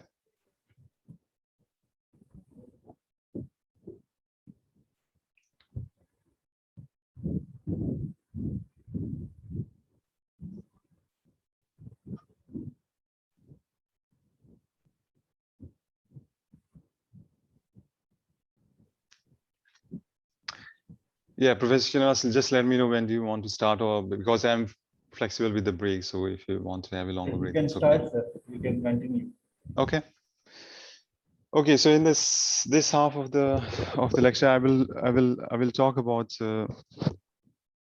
mRNA vaccines. So it's a new class of vaccines, but I would like to mention here because, of course, in India also RNA vaccines are not used at the moment, but I know that the Moderna vaccine, which is a mRNA vaccine, has been approved to be used in India. So hopefully, this vaccine will be available in the coming months in India also. So and the idea here is that, of course, for mRNA vaccines, also like subunit vaccines, the delivery matters. So one of the common things which have been encountered previously, and so many people ask, is that many people think that the mRNA vaccines are very new and they were just discovered during the pandemic, but it was not the case. If you look at the history of the mRNA vaccines, it goes to about 60-70 years of work. So these are, I would like to say that these vaccines are not new. It's not a new technology. It has been going on for a while, and people have been working in this area for quite a bit amount of time. So if you look at the history of the vaccines, RNA vaccines and RNA delivery technology, it was in 1961. that RNA was isolated or discovered by Francois Jacob and the Watson and the medicine. You must have read that in the textbook. So it was way back in 1961 when the mRNA was discovered. So in 1964, just 3 years after that, there's a formulation scientist, Alec Bengham. He was the one who first made developed a method to make the liposomes or the lipid-based these systems, delivery systems, which are still used in many drugs as delivery systems. And then it was in 1990 where it was first demonstrated that if you inject messenger RNA into the muscles of animals in a mice, it will produce the protein. It will translate into a protein and will generate an immune response. That was against influenza messenger RNA. And then 3 years after that, Frederic Martinon in France, he came up with this strategy, in which he formulated messenger RNA with liposomes, and then he made these vaccines combining both mRNA and liposomes together, and then he found induction of immune responses. And then in 1994, Bailey and Peter Gullis in Canada, they invented ionizable lipids. I will come to that actually later on, but because these are the so-called game changer lipids, and they are one of the major component of the current mRNA vaccines. So that was first identified, discovered in 1994. And then, of course, Kathleen Carrico and Drew Weissman, in 2005, they showed that the modifying the messenger RNA enhances the efficacy of the messenger RNA. And I guess you all must have heard about them. And in 2010, the second generation of the lipid-based nanoparticles were developed in USA for delivering the messenger RNA, or delivery for actually any kind of RNA. These are called the solid lipid-based nanoparticles. So all in all, the main message here is that this technology is not new. People have been working towards the development of this technology on both messenger RNA side and the nanoparticle side for about 50-60 years. So what exactly is messenger RNA? So it's just again a textbook knowledge that we have this central dogma of molecular biology that so we produce the protein. So of course we need to sustain as a human being, or to function as a human being, we need proteins. We need proteins for doing all the cellular biological functions in the human body. So so all the functions are regulated by the proteins. So these proteins are in turn produced by the message which comes from the nucleic acid. So that is from the DNA, which is located in the nucleus. And the nature has devised a method in which that, of course, any changes to the damage to the DNA can affect the individual or the host. So they have created an intermediate molecule which is called the messenger RNA. And as the name suggests, messenger RNA function is it's a middleman between DNA and the protein. So the function of messenger RNA is to take the message from the blueprint, that is the DNA, and then produce the protein inside the cytosol. So it's an intermediate molecule between the nucleus, between the DNA and the protein, which are produced in the cytosol. So it's a genetic molecule that makes the protein. So if you want to make a protein, so you can essentially identify the right kind of messenger RNA, and then if you deliver the messenger RNA, you will be able to generate the protein. So this strategy has been used in this vaccine, messenger RNA vaccines, and this also can be used to deliver to make the therapeutic proteins. So mRNA can also serve as medicine, but also serve as drugs, in which they can be used to deliver or to manufacture the proteins inside the body. So normally the proteins you need to manufacture in the labs to grow the cells, and they produce the proteins, identify the protein, and they purify it. But if you have this system, messenger RNA, you can essentially make the proteins in a cell-free system, and then you don't need all these production in the isolation facility or the purification facilities.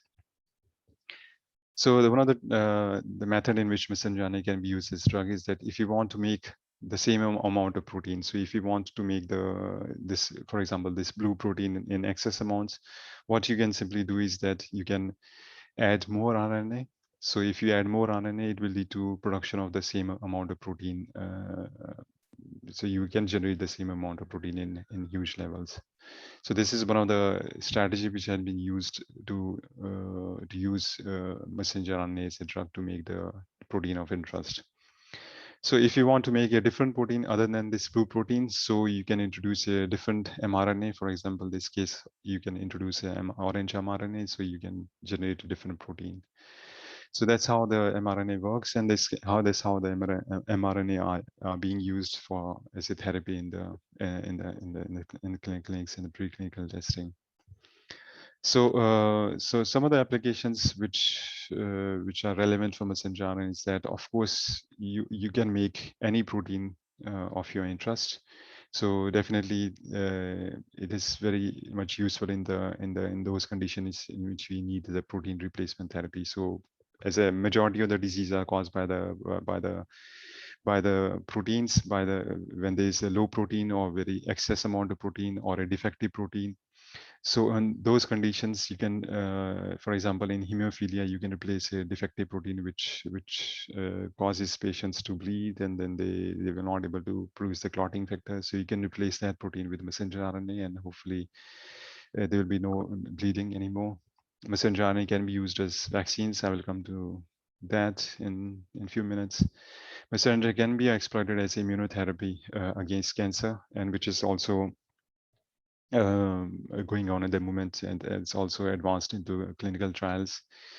Can also be used for cellular reprogramming, because it can be, messenger RNA can be used to produce the transcription factors, and then based on those transcription factors, you can convert any stem cell into any cell of your interest. So it can be used for cellular reprogramming. And of course, messenger RNA has been used to editing. So all of these methods are used to produce the proteins, but messenger RNA can also be used for deleting the protein or not producing the proteins, what do you call the gene editing by CAS, these mRNA, which is used for CRISP gene editing. So mRNA has very broad applications, and I will be talking about the vaccines here. However, when messenger RNA was thought or to be used for a therapeutic platform, one of the major concern of messenger RNA to be used as a therapeutic platform is that it is detected by the different kind of receptors in the host cell, in the immune cells. As I mentioned, there are different kind of receptors which are present on the cell surface, receptors which are present in the cytosol, and receptors which are present on the endosome of the immune cells. So when you inject the mRNA, or any RNA for that matter, double-stranded or single-stranded RNA, it is recognized by the different receptors which are present on the endosomes or these cytosolic receptors, and these activation of these receptors led to production of pro-inflammatory cytokines and leads to a very strong immune response, which is typically dominated by interferon gamma type 1 responses. So this is one of the major problems with of using messenger RNA as therapeutic platform. And besides that, some of the issues are that mRNA is really highly negatively charged molecule. It's very big in size, so it's very unstable molecule. So it's when you inject it into the body, it will be immediately degraded by the nucleases, RNases in the host in the body. So it's very unstable molecule. It's cannot stay in the body for a long period of time. It's quickly degraded in a few minutes. So another problem is that it's induces very high innate inflammation or immediate immune responses because of these binding to these receptors. And then one of the other challenge with the messenger RNA is the delivery and targeting, that the in vivo translatability of messenger RNA is usually poor. So as I mentioned, the half-life of messenger RNA in the body is very low. It's degraded very quickly. So what Caroline Carrico and Drew Weissman did in 2005 is that they they took out the different kind of RNAs from mammalian RNA from the bacteria E. coli, and they also looked at the different double-stranded, single-stranded RNA to see whether they induced the inflammatory marker TNF-alpha or not. And they found that the mammalian RNA, which is either nucleus RNA from the nucleus or the cytosol or the mitochondria, they induce immune responses, but which are lower than the other molecules which are like poly-IC, which are produced by the viruses and recognized as very strong TNF-alpha producing RNAs. And then they compare these responses with the bacterial RNA, and they found that the bacterial RNA, of course, is very, very immunogenic, and it induces very strong TNF responses. But they found that the tRNA which is mammalian and natural RNA, is not immunogenic at all. So they found that different types of messenger RNA, which is obtained from the humans, either from the nucleus or cytosol or tRNA, they vary in the ability to induce the TNF-alpha. So they found that there is a difference, and then they wanted to exploit this difference to see if we can somehow manipulate these differences, and why is that differences. And they figure out that these differences are because the natural tRNA, they have modification in the nucleosides. So they found that if we incorporate these modifications in the RNA, they become less immunogenic. So they introduce modifications in these different types of RNA in vitro, and they found that these modifications remove or alter the immunogenic activity of the different types of RNA. So what they did, that they chemically introduced the modification of the nucleosides in the mRNA, and they found that now these modified mRNA, which is modified by cytosol or pseudouridine or 6A modification, adenosine modification. So they introduced the chemical modification of the mRNA at different nucleosides, and they found that because of these modifications, they have reduced TLR4 activity compared to the controls, and almost no TLR7 activity, very reduced TLR8 activity. So they found that if you introduce this modification in the mRNA, they are less immunogenic. So they solved this big problem, which was facing the mRNA therapeutic field, is that if we introduce modifications, you can get rid of this immunogenic problem which messenger RNA has. And they also found that not only these modifications, they are less immunogenic, they found that the expression and the translation of the protein because of modifications are higher. So this is a pseudouridine modification, and this is the cytosine modification. So they found that if the mRNA is not modified or modified by other means, these pseudouridine modification and the cytosine modifications, they induce very high protein levels. So almost two-fold increase in the, almost 10-fold increase or 5-fold increase in the protein expression compared to the non-modified mRNA. So the basic conclusion from their work was that they found that mRNA can be stabilized by modifications. And if you introduce these modifications, mRNA becomes less immunogenic, and it produces more amount of protein than the non-modified mRNA. So this was the major contribution from their work and the major crux of their work. So now one of the problem is solved, that by introducing modifications, you can reduce the immunogenicity of messenger RNA. Using modifications, you can increase the protein production, and using messenger RNA modifications, you can stabilize the messenger RNA a little bit more than the non-modified one. But still, as a second, one of the major challenges for mRNA therapeutics or vaccines is the delivery. So of course, messenger RNA need to be delivered into because the site of action for messenger RNA is the host cell cytosol. So it needs to be delivered to the cytosol. So it has to deliver from the site of injection until it reaches the cytosol. So it's a long journey. So delivery is still a big barrier for messenger RNA.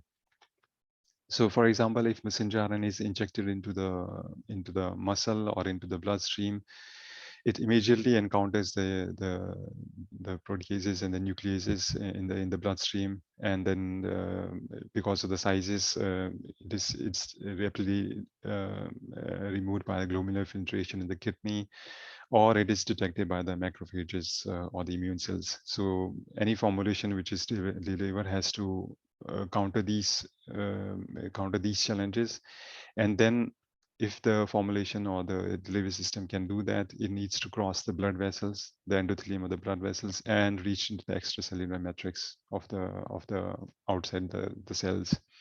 And once in the extracellular matrix, they need to pass through the tissue, which is rich in proteins and carbohydrates, and again proteases and these different enzymes which can catabolize or which can digest or which can remove these delivery system with the messenger RNA. So then ultimately it has to reach the host cell where you want to deliver the messenger RNA. And then that's why the messenger RNA needs some kind of delivery system. And then this will then be taken up by the immune cells, go into the cytosol and escape the endosome. And once it's escaped the endosome, it releases the messenger RNA or the nucleic acid. And then this nucleic acid messenger RNA will be translated into a protein. So it's quite a longer journey. It's a bit a long journey from for messenger RNA or any RNA since the time of administration until it reaches its cytosol. So as I mentioned, it's a delivery challenge. So messenger RNA cannot do itself this by themselves. So it needs a delivery system. So various kinds of delivery systems have been used, both viral vector-based delivery systems and the non-viral vector-based delivery systems. Among the non-viral based vector delivery systems, the lipid nanoparticle-based delivery systems have been most widely used, and they are also used in the commercial COVID-19 vaccines. One of the advantages is that they are highly safe, they are highly tunable, or they can be tailored depending on the needs. And they also have a history that previously mostly it was lipid-based, as I mentioned, the lipid-based systems were used, but the old generation lipids like DOTM and DOTMA, they are all cationic lipids. They are very, very immunogenic, and then they have toxicity issues when they were injected. They found to do toxicity in the liver. Although they have been used previously to deliver the nucleic acid like DNA, and then they form these nice liposomes which encapsulate the DNA. But the problem with this strategy was that, as I mentioned, these old generation lipids, they were highly toxic. They are cationic, so they are not useful for use in the human beings. So what Peter Gillis did, he's a researcher from Canada. So his major contribution is that he developed a special kind of lipids called ionizer lipids, and he screened hundreds and thousands of these different categories of ionizer lipids. And I will come to that. What are these lipids? But essentially, what he did is that he ionizable lipids. He combined them with these helper lipids, cholesterol and PEG, and then messenger RNA or any other nucleic acid can be co-loaded with these lipids through a microfluidics mixing, and then they form these nice lipid nanoparticle-based systems, which have a solid core, and then messenger RNA is encapsulated inside these lipid nanoparticles. So he identified these different classes of ionizable lipids. And when you image them in a electron microscopy, so you can clearly see these lipid nanoparticles with the black color dots. Black color dots is the messenger RNA inside these lipid nanoparticles. So these are the LNPs. These how the LNPs look like in the COVID-19 vaccines. There is mRNA vaccines, Moderna and the Pfizer vaccines. They are also LNP based vaccines.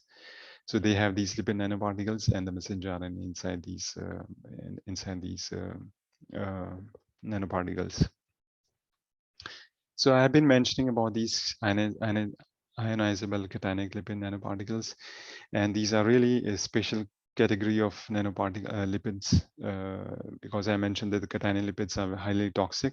So of course, there was a need to develop lipids which were not toxic at all. And what Peter Gillis did was he developed these ionizable cationic lipids. And one of the features of these ionizable cationic lipids is that these lipids are cationic at low pH. However, at physiological pH, like pH 7.4, which is the physiological pH, they become neutral. So that means this when these lipids or lipid-based nanoparticles are injected into the body, they are still at physiological conditions. But when these nanoparticles reach the cytosol and they are taken up by the endosomes, the pH in the endosomes, when they combine with phagosomes, goes down. So it becomes around 3 to 4. And then these ionizable cationic lipids, they become positively charged. And that's how they release the messenger RNA in the host in the cytosol. So that's the key feature of these ionizable cationic lipids. So normally these of course these the lipids which form the bilayer of these nanoparticles, or also they have the bilayers in our cellular membranes. So positively charged and the negatively charged lipids, they form these cylindrical shape bilayer structures. But what happens when this is of course when the pH is physiological pH, that is 7.4.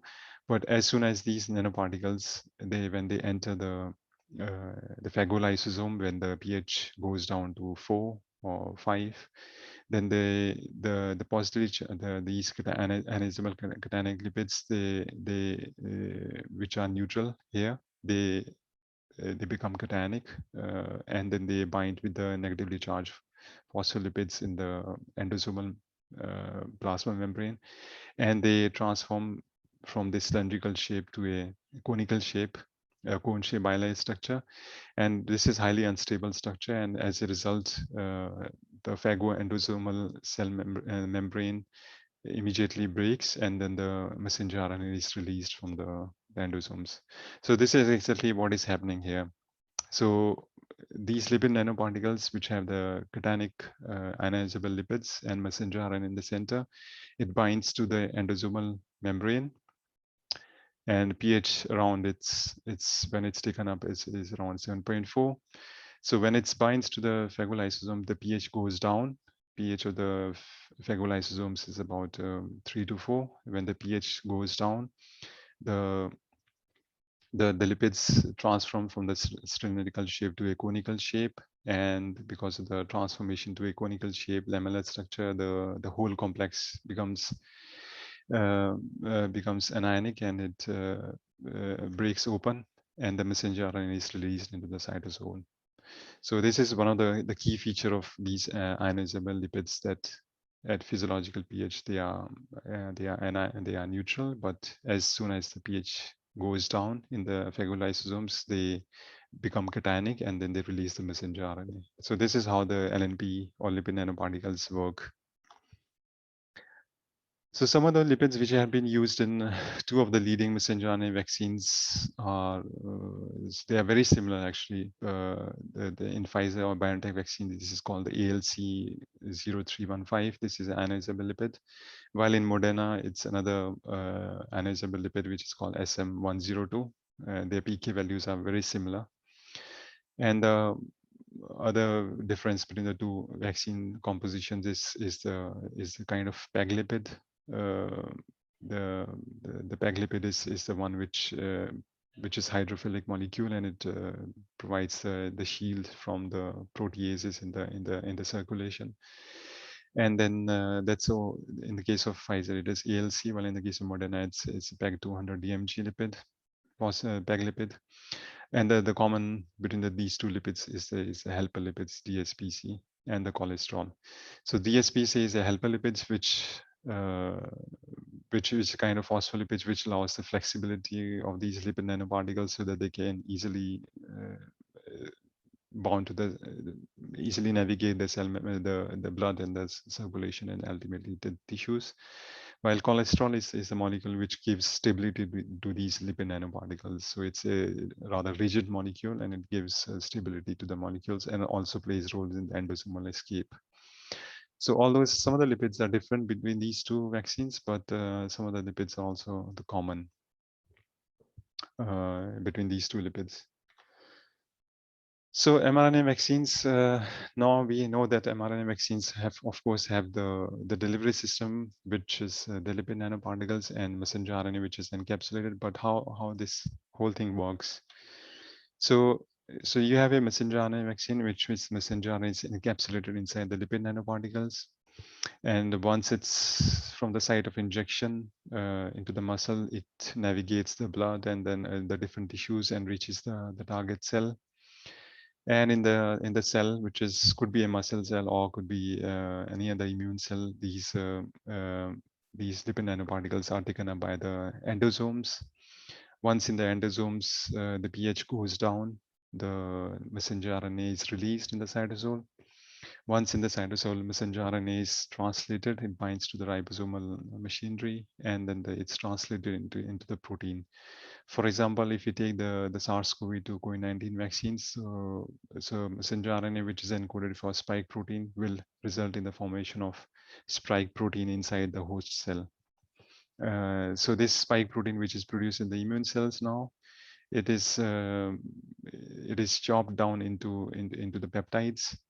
These peptides will be presented on the surface of MHC molecules, and since it's intracellular peptides, they will be presented on the surface of MHC class 1 molecules, and they will be presented to cytotoxic T cells. And as I mentioned previously, cytotoxic T cells will release certain enzymes, perforins, granulescence, and then they will kill the viral infected cells, or for example, SARS-CoV-2 infected cell, or maybe a cancer infected cell. On the other hand, some of these spike protein, which is produced inside the host cell, will be secreted out of the host cell. And if it's secreted out, can be taken by the other cells or maybe the same cell, and then it will bind to the endosomes. Once it's internalized in the endosomes, it will be presented on the surface of MHC class 2 molecules. If it's on the class 2 molecules, it will bind to the helper T cells. And as I mentioned previously, helper T cells will help the B cells to produce the plasma cells, which produce the antibodies. These antibodies will neutralize the virus. Or these helper T cells can also produce the different cytokines, which can activate the phagocytes, and these phagocytes will again neutralize the virus, for example, the SARS-CoV-2 virus. So this is how the mRNA vaccine. So it's not that different than any conventional vaccine, but the mechanism of action is a little bit different. And once we have these neutralizing antibodies, CD4 T cells or CD8 T cell responses, we have the virus neutralized, and then the protection will there will be protection against the virus infections. And this is an example of mRNA vaccine, mRNA 1273. This is a Moderna vaccine. In India, it's also called the Spikevax. And then this is the vaccine efficacy. It was found to be 94.1% efficacious against the primary infection. And Pfizer vaccine, it was around the same 94-95% efficacy. So these are very highly effective vaccines, mRNA vaccines. How there are certain practical considerations for mRNA vaccines. So again, how the messenger RNA vaccines are produced. So this is how the messenger RNA looks like. You have a 5' end and a tail end, and this 5' end is the one which is responsible for the translation of the protein. And then the outer ORF is the region where you have your antigen of interest. That is, for example, in case of SARS-CoV-2, we have the spike protein here, spike antigen, or the sequence of the spike antigen protein here. And then you have a tail, which is responsible for the stability of the messenger RNA. So the sequence of how the messenger RNA vaccines are formed, it starts from a sequence designing. So for example, in case of Moderna vaccine, so when the Chinese scientists they launched the sequence of the SARS-CoV-2, what they did in Moderna in US is that they took out the sequence, that they identified the strong epitopes or immunogenic epitopes based on knowledge from SARS-CoV-1. and they identified the sequences which were immunogenic in the spike antigen. And then what they did is that they in vitro transcribed this messenger RNA using polymerase, DNA polymerase in a cell-free culture system. And once you have the messenger RNA produced in vitro transcribed, then you can purify it with HPLC, and then you have a purified form of messenger RNA. And then messenger RNA needs to be delivered through a delivery system, and then they form these lipid nanoparticles, and then they formulate the lipids and the mRNA together into these nanoprecipitation system microfluidics-based device. And then afterwards, they filtered the whole complex so as to remove the organic solvents or impurities. And then the vaccine was manufactured, packed, and delivered. So all in all, one of the advantages of messenger RNA vaccines is a cell-free system. Unlike Siberian vaccines, it's a completely cell-free based system. It's very rapid production process. And then you can simply produce more proteins by changing the mRNA, or you can make a new variant vaccines. For example, if you change the messenger RNA, you can make a new variant vaccine very rapidly. And it's very remarkable that all of this process took around 11 months time, just 11 months time since the launch of sequence from China until the first people were vaccinated. It was just until the first vaccine was approved. Actually, it was just took 11 months. So it was really fast. These messenger vaccines are really fast to manufacture and to produce. However, some of the challenges which are still associated with messenger RNA vaccines are the manufacturing, the supply chain, because of course, if you think about messenger vaccine, it's not accessible to all the countries in the world at the moment.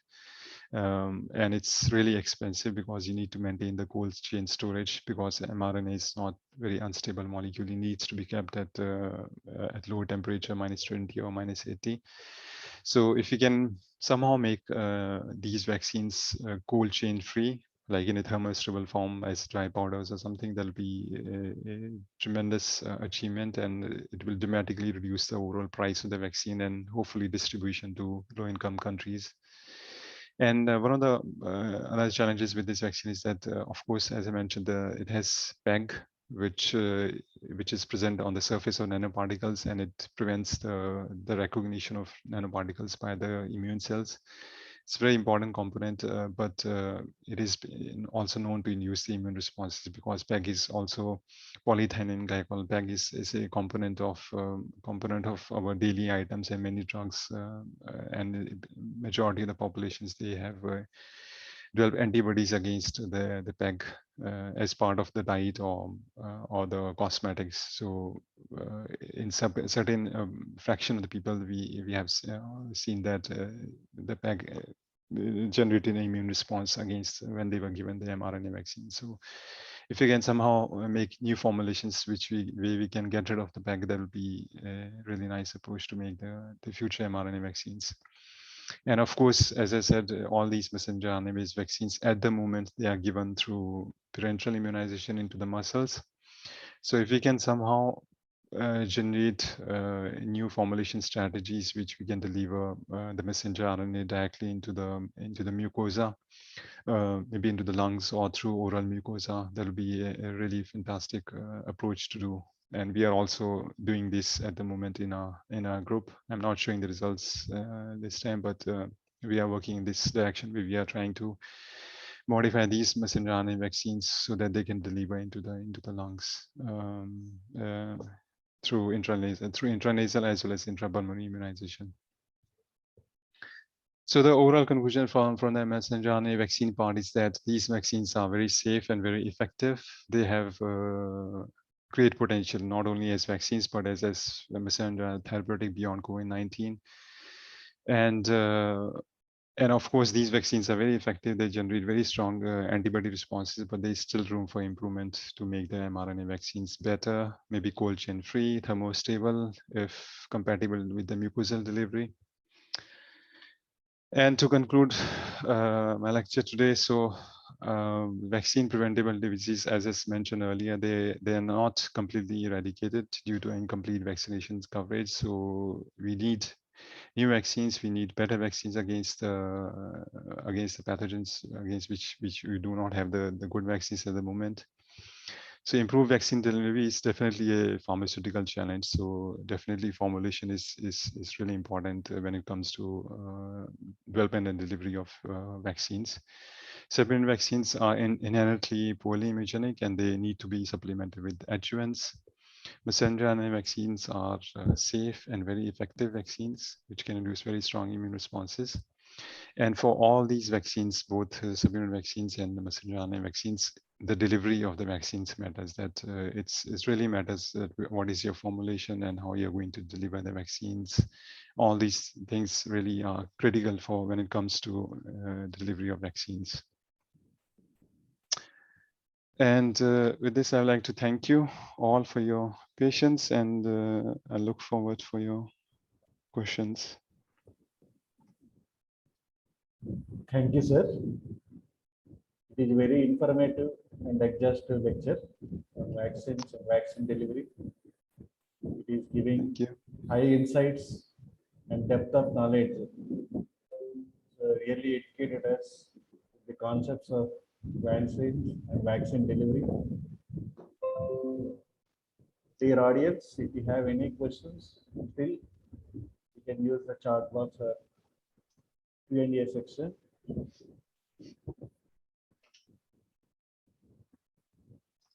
Sir, from my side, one small question. Yeah. So how do we fix the doses in these vaccines? Amount, what should be given? Doses for what? Can you repeat it again? How do we fix the amount of the vaccine that can be given to a patient? How do we fix it? For mRNA vaccines or in general? Yeah, Indian. No, it is. There is no way to predict that. How can we predict the doses? It needs to be verified through extensive clinical trials. There is no way other than testing different doses and figuring out which doses works the best. Because of course the data from non-human primates, they usually correlate very well with the doses in humans. Of course, there's one strategy that you try the doses in monkeys first, and hopefully that will serve as the basis for selection of the doses in the clinical trials. But without clinical trials, there's no other way to determine the right doses and schedule. Another small thing, when we are delivering mRNAs, how about the safety effects with respect to its safety?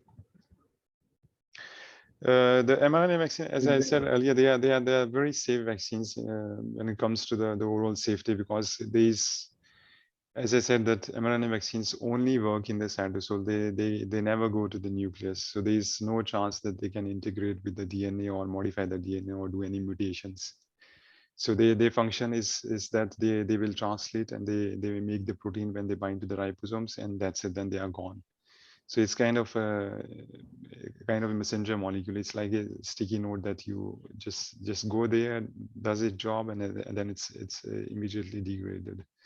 So it's highly safe molecule when it comes to translation. And as I said previously, these modifications did a huge difference, because messenger RNA was usually a very immunogenic molecule, is recognized by the different immune receptors. But Kathleen Carragos and Andrew Weissman's work clearly mentioned that if you modify these nucleosides in the messenger RNA, you can get rid of these immune innate sensing. So that problem is kind of solved now in terms when it comes to safety and the toxicity. Okay. So I could see there is a question in the chat from Mary Sulakshana, that is there any possibility of messenger RNA vaccines integrating with the human DNA? And answer is no, that messenger RNA cannot go inside the nucleus by itself. It cannot enter the nucleus and it cannot integrate with the DNA, because it only works in the cytosol, and then once it translates into protein, it's degraded and it's gone. So it's very transient molecule. It does not stay for a long period of time in the cells. Its half-life is very short, so it can never integrate with the DNA.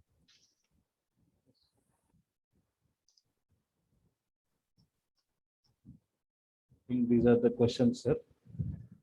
Yeah. So now I welcome our Dean, sir, Professor S. Ganapati, sir, to speak something. Still no questions, but just I want to ask you one question, Dr. Anish. Yeah. In India, people are in a dilemma. Which vaccine is best for COVID? Covishield or Covaxin or Pfizer or something. How we can say that the best vaccine or something? Yeah. No, I mean, no vaccine is 100% perfect. So my suggestion is go for any vaccines which you can get as soon as possible.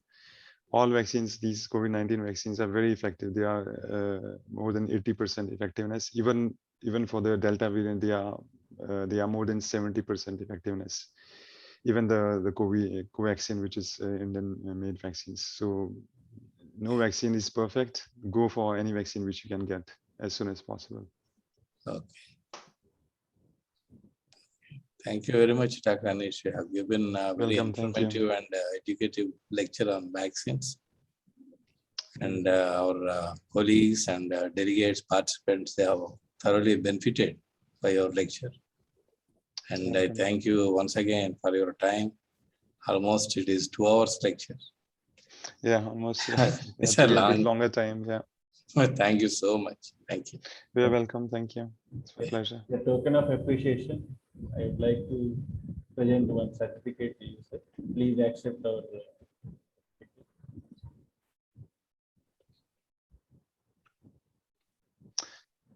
Thank you. Thank you so much, Dr. Srinivasan and Dean, sir. Thank you so much. Thank you, sir. I once again express my sincere thanks and gratitude for ready acceptance, because as soon as I asked the requested, he immediately gave a response. And as Yeah, as and when I ask any other things also, any other support, meeting I also enjoyed interacting with you all. Thank you so much for today. For the kind invitation for this series. And I wish you good luck for the remainder of the course, and then have a good time. I hope this can be extended in future also. If at all any possibilities there, please support our institute. Sure, I will. Yeah. Great. Thank you. Thank you, sir. Thank you. Bye. Thank you. Thank you. Thank you very much. Yes, sir. So with this, dear delegates, we are closing morning session. So we will rejoin for the afternoon session at 2:15 p.m. The section will start from 2:30 p.m. So please rejoin by 2:30 p.m. 2:15. Okay.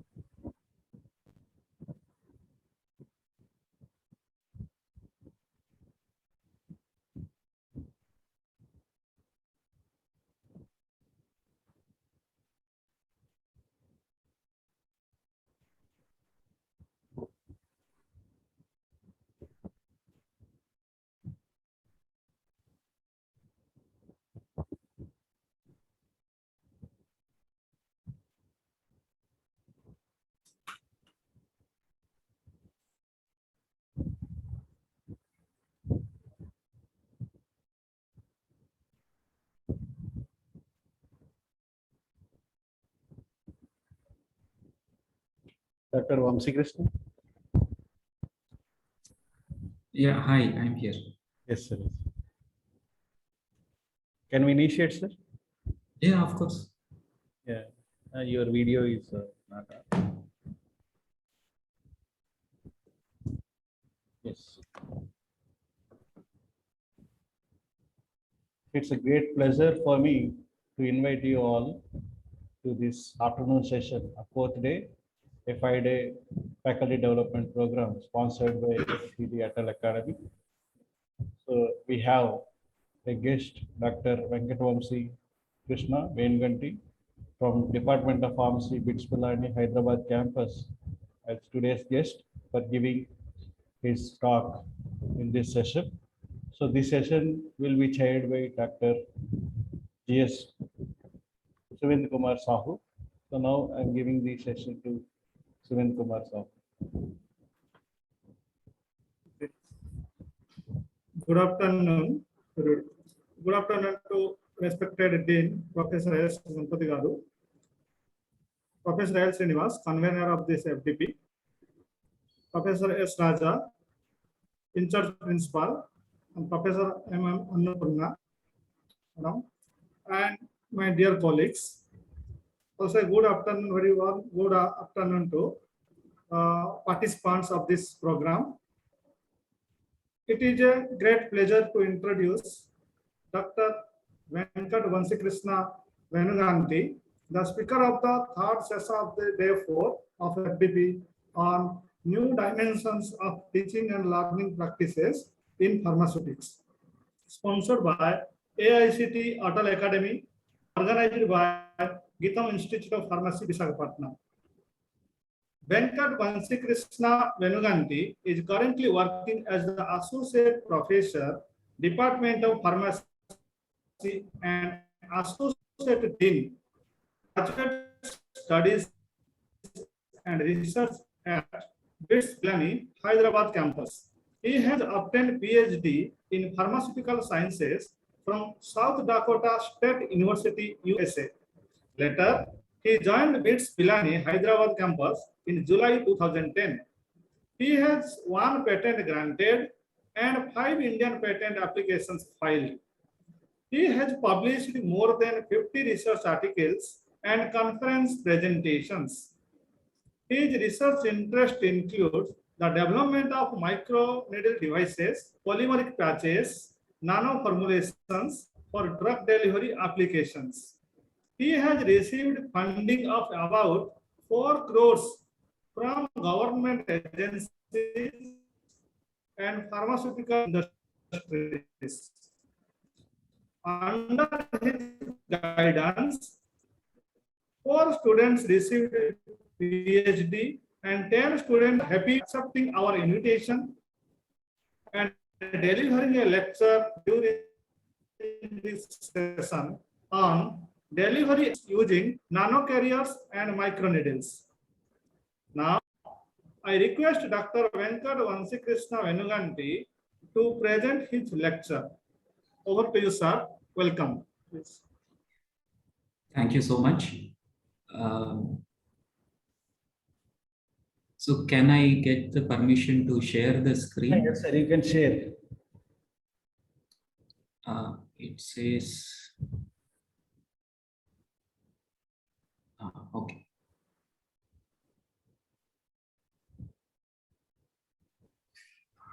Okay, I think you can see the screen. Yes, good yes. afternoon, everyone. Thank you, Dr. Sahu, for a very kind words, kind introduction.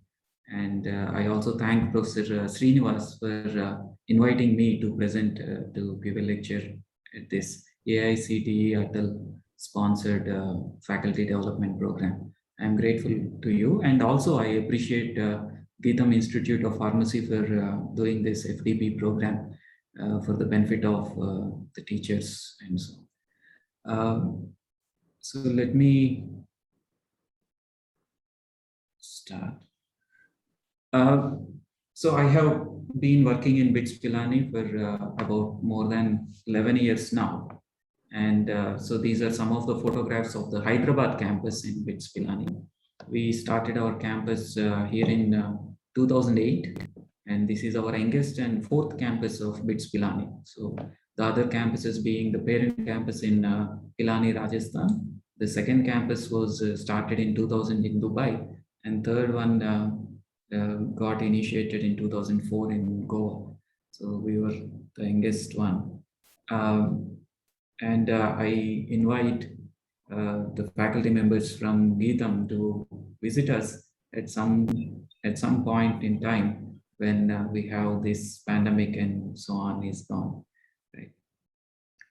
So the outline of my presentation would be a brief introduction. I was given a few topics to choose from for the presentation, and I thought one of the area that we are working on is trying to deliver macromolecules, including peptides, proteins, and therapeutic RNA, siRNA more precisely. So I thought I would give a talk related to delivery of these compounds. So I'll give a brief introduction, and then we will actually look at the delivery of peptides and RNA therapeutics, siRNA, through topical route. And we have also been involved in delivering antigens through skin again, using various means. And I will present some of the data here. And we're also working on delivering siRNA through oral route. So I will share all these in terms of case studies, right, in the next 70-75 minutes, and then we can have the discussion around these topics. While I said we are working on macromolecule delivery, the underlying philosophy or the overall theme of what we have been doing for past several years is that we try to take something which are the compounds which are otherwise delivered invasively through syringe needles, through hypodermic or intramuscular or intravenous administration, and see if we can try to make them available in the body at the site of action through non-invasive process. So this slide actually talks about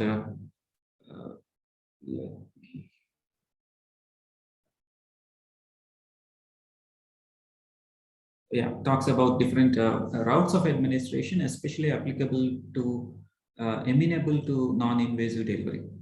So, for example, the most suitable method would be route of administration would be oral, and even then, especially for macromolecules, something like proteins, peptides, and DNA, RNA based molecules, oral is still out of way. I mean, we cannot still deliver these compounds through oral means, but then that provides actually a non-invasive method to administer compounds into the body.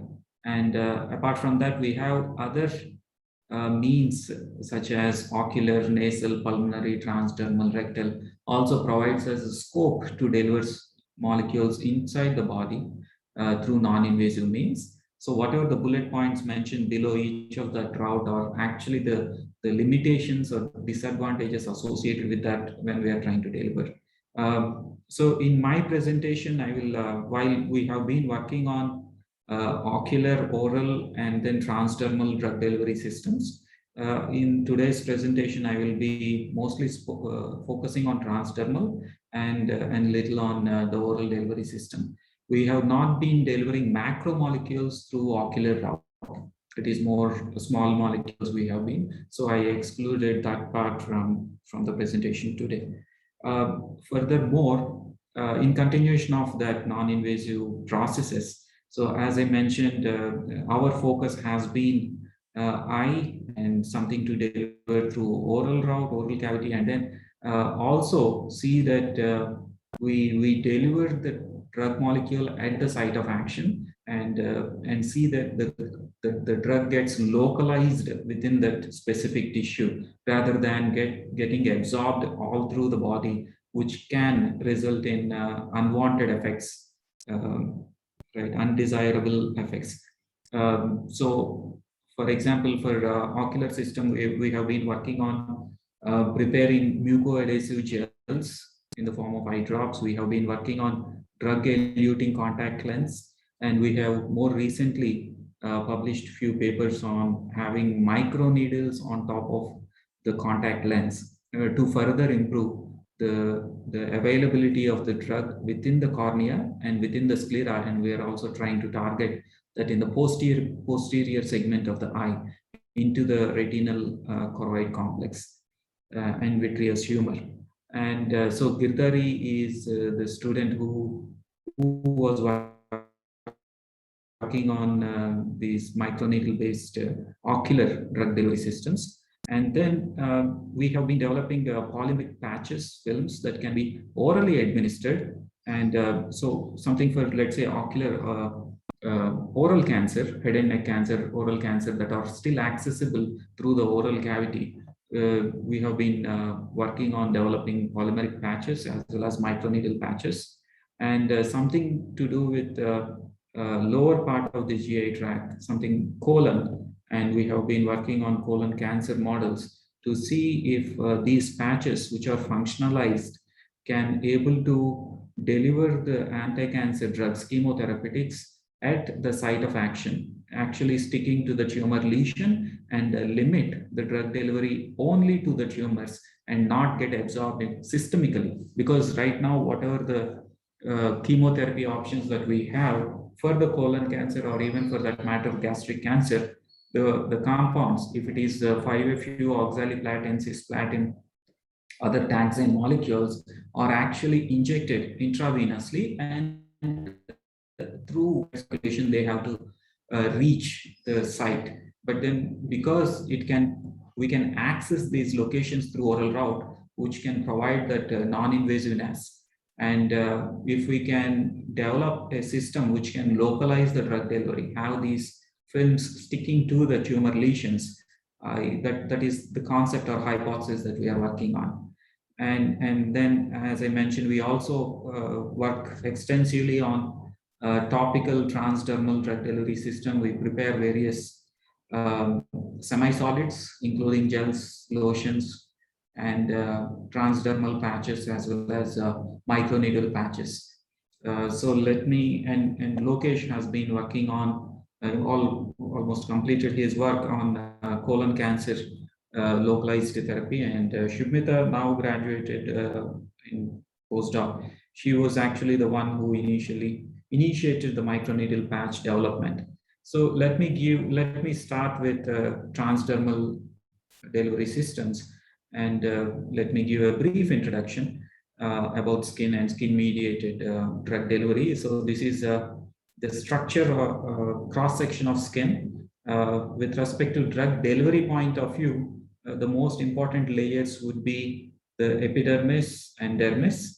Why? Because any compound that we apply on the skin, and if the target site is something systemic, we have to have the compound pass through the epidermis layer and get into the dermal layer, which could be about 150-200 micrometer deep, where we have vasculature. And when the drug molecule reaches the vasculature, then it might get absorbed and then get distributed and then maybe perform its activity. We should not be worried too much about the subcutaneous layer, because even before it reaches that deep, significant amount of the compound should get absorbed systemically. So when we perform these ex vivo models, we have to be careful that we are removing most of the subcutaneous or hypodermis part. Furthermore, and of course, there are so many other appendages which are also important with respect to transport of the compound into the deeper tissue, deeper layers within the skin. If it is the hair follicle or sweat pores and so on. The other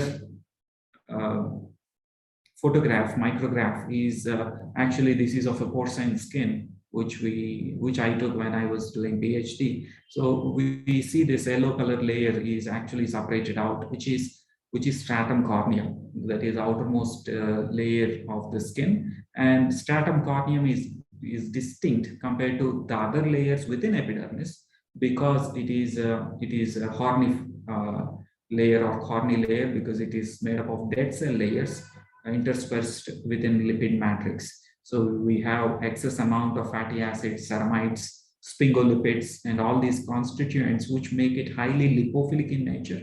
And because it is a dead cell layer, all the cells gets compressed. The cytosolic components only would be mostly the keratin protein, right? So the amount of moisture or water within the stratum corneum is kind of negligible compared to, let's say, the other parts of the epidermis. So in that context, stratum corneum assumes much more important role with respect to drug transport. Whatever we apply on it will get stuck on the surface or within the membrane, within the stratum corneum membrane. It will actually does not allow. Of course, that is an important aspect with respect to the safety, with respect to the protection, because skin has evolved to protect us, protect all the internal organs and systems.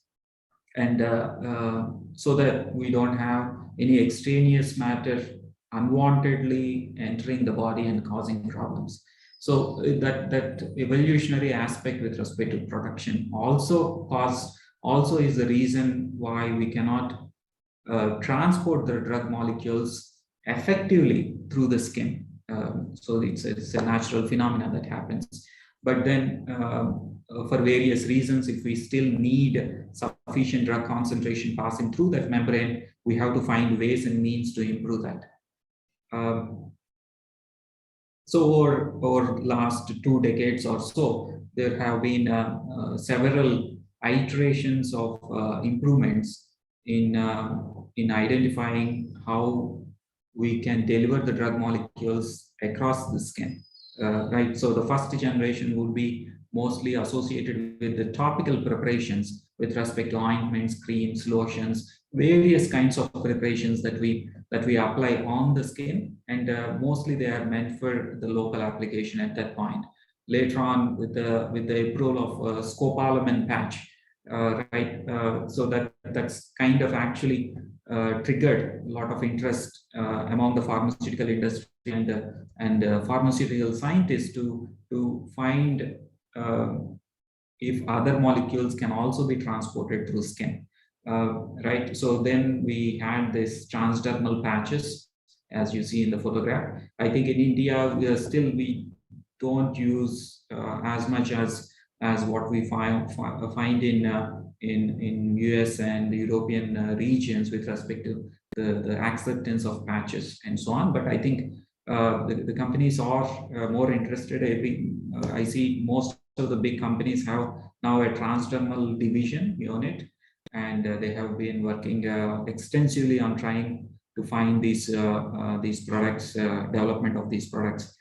So then, because there are several limitations, if we just take a drug molecule, prepare a formulation, make it as a semi-solid and apply, or even in case of transdermal patches, there is only a handful of molecules which have sufficient physical and chemical properties, whether it is the small molecular weight, if it is optimal log P value of, let's say, 1 to 3, or if it is less than 200 melting temperature, right? All and then limited polarity with respect to hydrogen bond acceptors and donors. So we have a very handful of molecules which have such ideal physical chemical properties. Something like nicotine, which is an excellent molecule for skin transport. If we are actually showing some experiment to the student, I think we should look at nicotine or caffeine as ideal molecules which can actually readily penetrate. That is why we have these nicotine patches. I think Cipla makes the nicotine patch for Indian market, which readily gets absorbed through the skin. It's a very small molecule, I think 130, 140 gram per mole molecular weight. But then it is you can count 70 or so molecules which are available as patches. But then we need to improve, we need to expand that list, and thereby there is second generation compounds that methods that came about, and mostly they were looking at chemical permeation enhancers. So it could be some of the solvents, terpenes, ozone, some of the surfactants. So all of these molecules have been tried out and see if they can disturb the stratum corneum architecture, create microchannels, micropores to allow the drug molecules to permeate and penetrate. And there is a lot of interest on that because it's much more cost effective, much more easier to formulate, except that they might cause some irritation if these patches are worn for a long time containing these skin enhancers. And also, I think late 1990s, early 2000, so there is a concept of iontophoresis using a small electric current. If we're able to repulse the compound, and based on the phenomena of electromigration and electrorepulsion, if the compound can pass through the skin, putting these two electrodes. So we have been working on iontophoresis as well. I will show you some of the data associated with that. And there was also ultrasound waves, ultrasound energy was also used, published. But again, one of the drawback being it is a bulkier machine.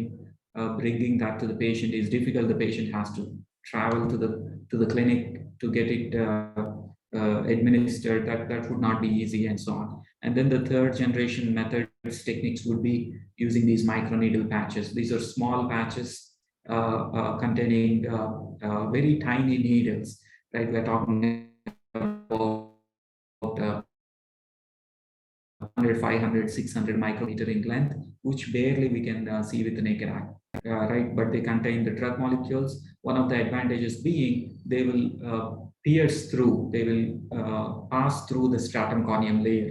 One thing I did not mention in the previous slide is the thickness of the stratum corneum is only about 10 to 15 micrometer, right? It's a very thin and flimsy layer, but then that actually causes mostly the problems associated with the drug transport. So the idea is if we are able to cross the stratum corneum or most of the epidermis, we will access the dermal tissue. And if we can release the drug molecule at that location using these tiny needles, then we will avoid the pain associated with the deeper penetration of the needle, because we are not penetrating deep into the dermis and hypodermis, right, to have the pain perception and also the injury, because we are not touching the vasculature. Also, there is no the blood coming out and so on. So if we can release, we can penetrate to a depth of 100-150 micrometer.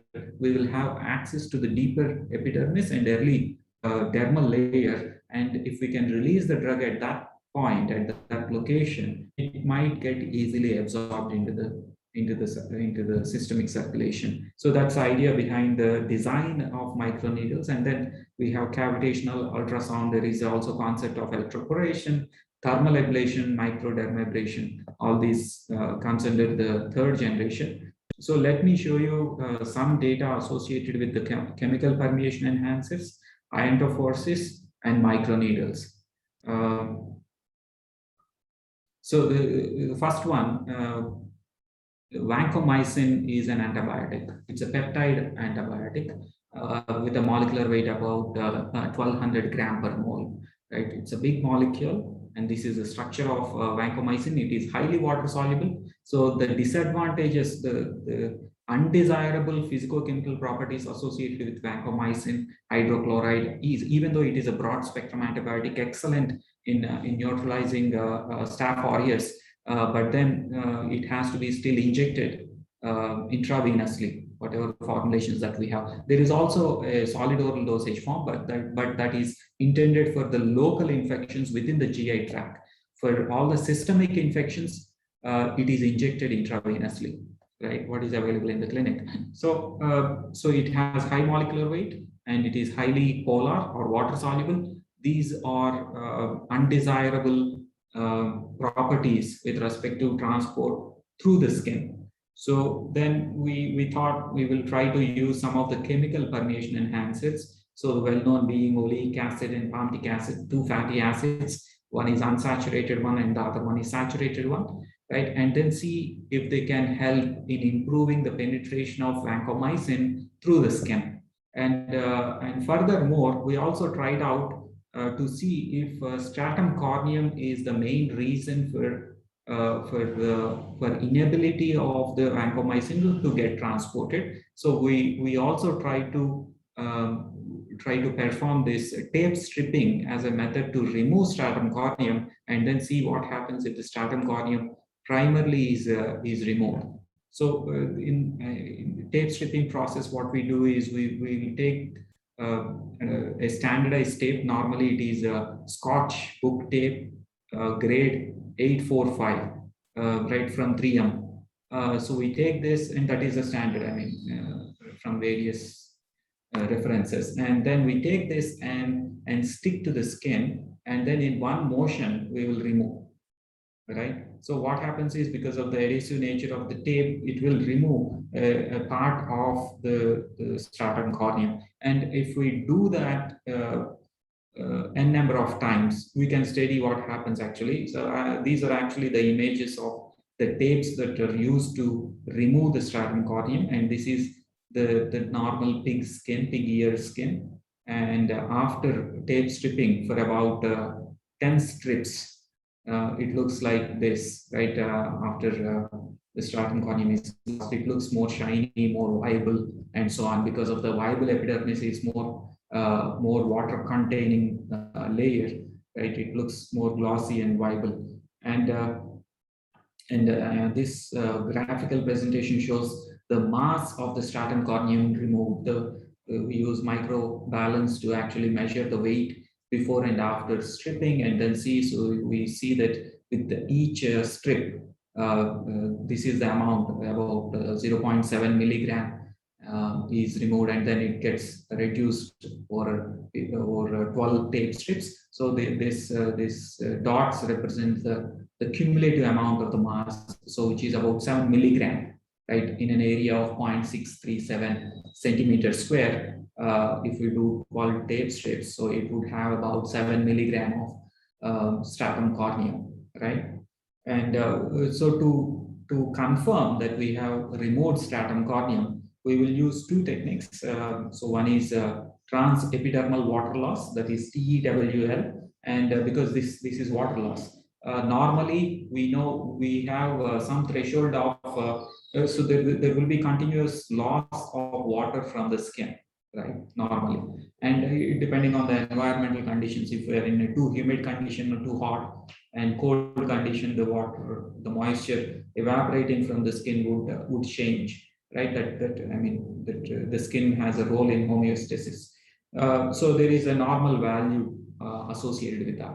It would be less. For example, in this case, for the pig skin, the threshold we take is about 10 gram per meter square per hour, right? If there is an injury, there is a damage to the skin, then there will be more moisture, because we will have the epidermis, which is the main reason for that barrier nature. If it is breached, right, the water loss will change, right? So that is what we see. After 4 tape strips, you see that got increased, and you see the actual value increases from about 8 to 50 gram per meter square per hour after 12 tape strips. So that's kind of a confirmation that we have removed most of the stratum corneum. Similarly, the other biophysical method that we can also use is transepidermal electrical resistance. This also offers resistance. It's actually a poor conductor of electric current, right? So we can put two electrodes on the skin and then see what would be the voltage drop, and after tape stripping, how it changes, so that the resistance offered by the skin would decrease as you are removing the stratum corneum, right, in kilo ohms per centimeter square. So originally it is more than 15, but then after 12 tape strips, it reduces to about 3.5. So using this, and these are the images of micrographs of removal of stratum corneum. Then once we confirm that, we apply these formulations on the skin in the ex vivo model. As I said, it's the porcine ear skin, and using a France diffusion cell, and then we have HPLC method developed to understand, to quantify the amount of vancomycin permeated across tissues, right? So the first A, you see the cumulative amount of vancomycin permeated through the skin, right? And this is for the intact skin, and this is C and D are for tape stripped after removing the stratum corneum, right? If you see that if you especially look at the y-axis values, right? We are talking about 60, 70 microgram per centimeter square. And among the different treatments, we also try to understand, because we are using a chemical permeation enhancers, oleic acid and palmitic acid, we want to see if oleic acid actually acts on the skin to improve the permeation or acts on the vancomycin to improve the permeation. Because what is acting on the vancomycin is, if within the formulation, if it is able to reduce the polarity, right? Because as I said, vancomycin is highly water soluble. So that might actually help in penetration as well. So in that context, we need to understand or delineate the mechanism of action of these permeation enhancers as well. So in that way, we were actually performing co-treatment and pre-treatment. In the sense, co-treatment means vancomycin administered along with palmitic acid or oleic acid. And pre-treatment means first we apply these permeation enhancers, oleic acid and palmitic acid on the skin, leave it for a while, treat it for 2 hours, 12 hours, and then we remove those permeation enhancers and apply vancomycin to see what would be the result. And as you see, this dotted line actually showed the best result, right, with respect to that is associated with the pre-treatment of palmitic acid for about 12 hours, right? That is closely matched with this blue line, which is also the co-treatment of palmitic acid. In relation to oleic acid and palmitic acid, we have the better permeation in the receiver of vancomycin for palmitic acid, whether it is co-treatment or pre-treatment. Then we also measure how much of it gets stuck within the skin, retained, dispossessed within the skin.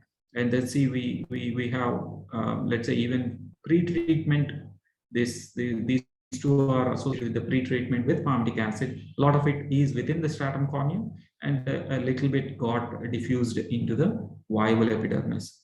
Similarly, now let me show you with after removal of the stratum cornea. Now let me point out the scales here. 700 versus, we are talking about this 9,000 microgram per centimeter square, right? There is a lot of difference, a 100-fold difference we are seeing now after removing of the stratum cornea. We repeated the same set of formulations and then saw that you see this co-treatment with palmitic acid. This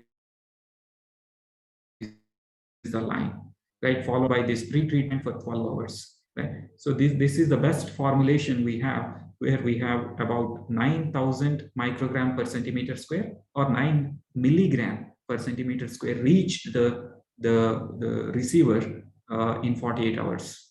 Okay. So that's excellent. Actually, I think that is the highest reported for skin transport for vancomycin. And we also measured how much is present within the skin, right? And then, I mean, these are the enhancement ratios, enhancement with respect to permeability or cumulative amount. So palmitic acid co-treatment actually provided, and that was much better than what oleic acid was doing, because traditionally oleic acid was found to be a superior permeation enhancers. So these are all the permeation parameters for skin. With respect to flux value, as I said, in the tape stripped condition, we have 197 microgram per centimeter square per hour in combination with palmitic acid, and that is the best. That is, and the second best would be something co-treatment with pre-treatment for 12 hours with palmitic acid. The lag time is drastically reduced with palmitic acid, only 1 hour.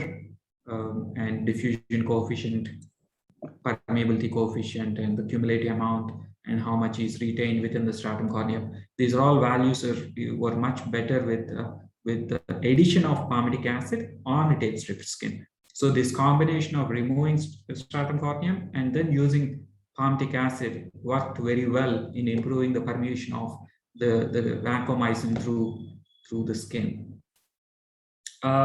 So we also wanted to compare with iontophoresis. As I mentioned, iontophoresis, we take 2 leads. It is basically direct application of electric current, direct electric current. We should not be worried about it because there is no electrocution involved, because the electric current that we are applying is 0.5 milliamperes per centimeter square. So we can actually touch the leads, nothing will happen, right? So that's very small current that is used, that is approved. We have earlier FDA approved couple of products.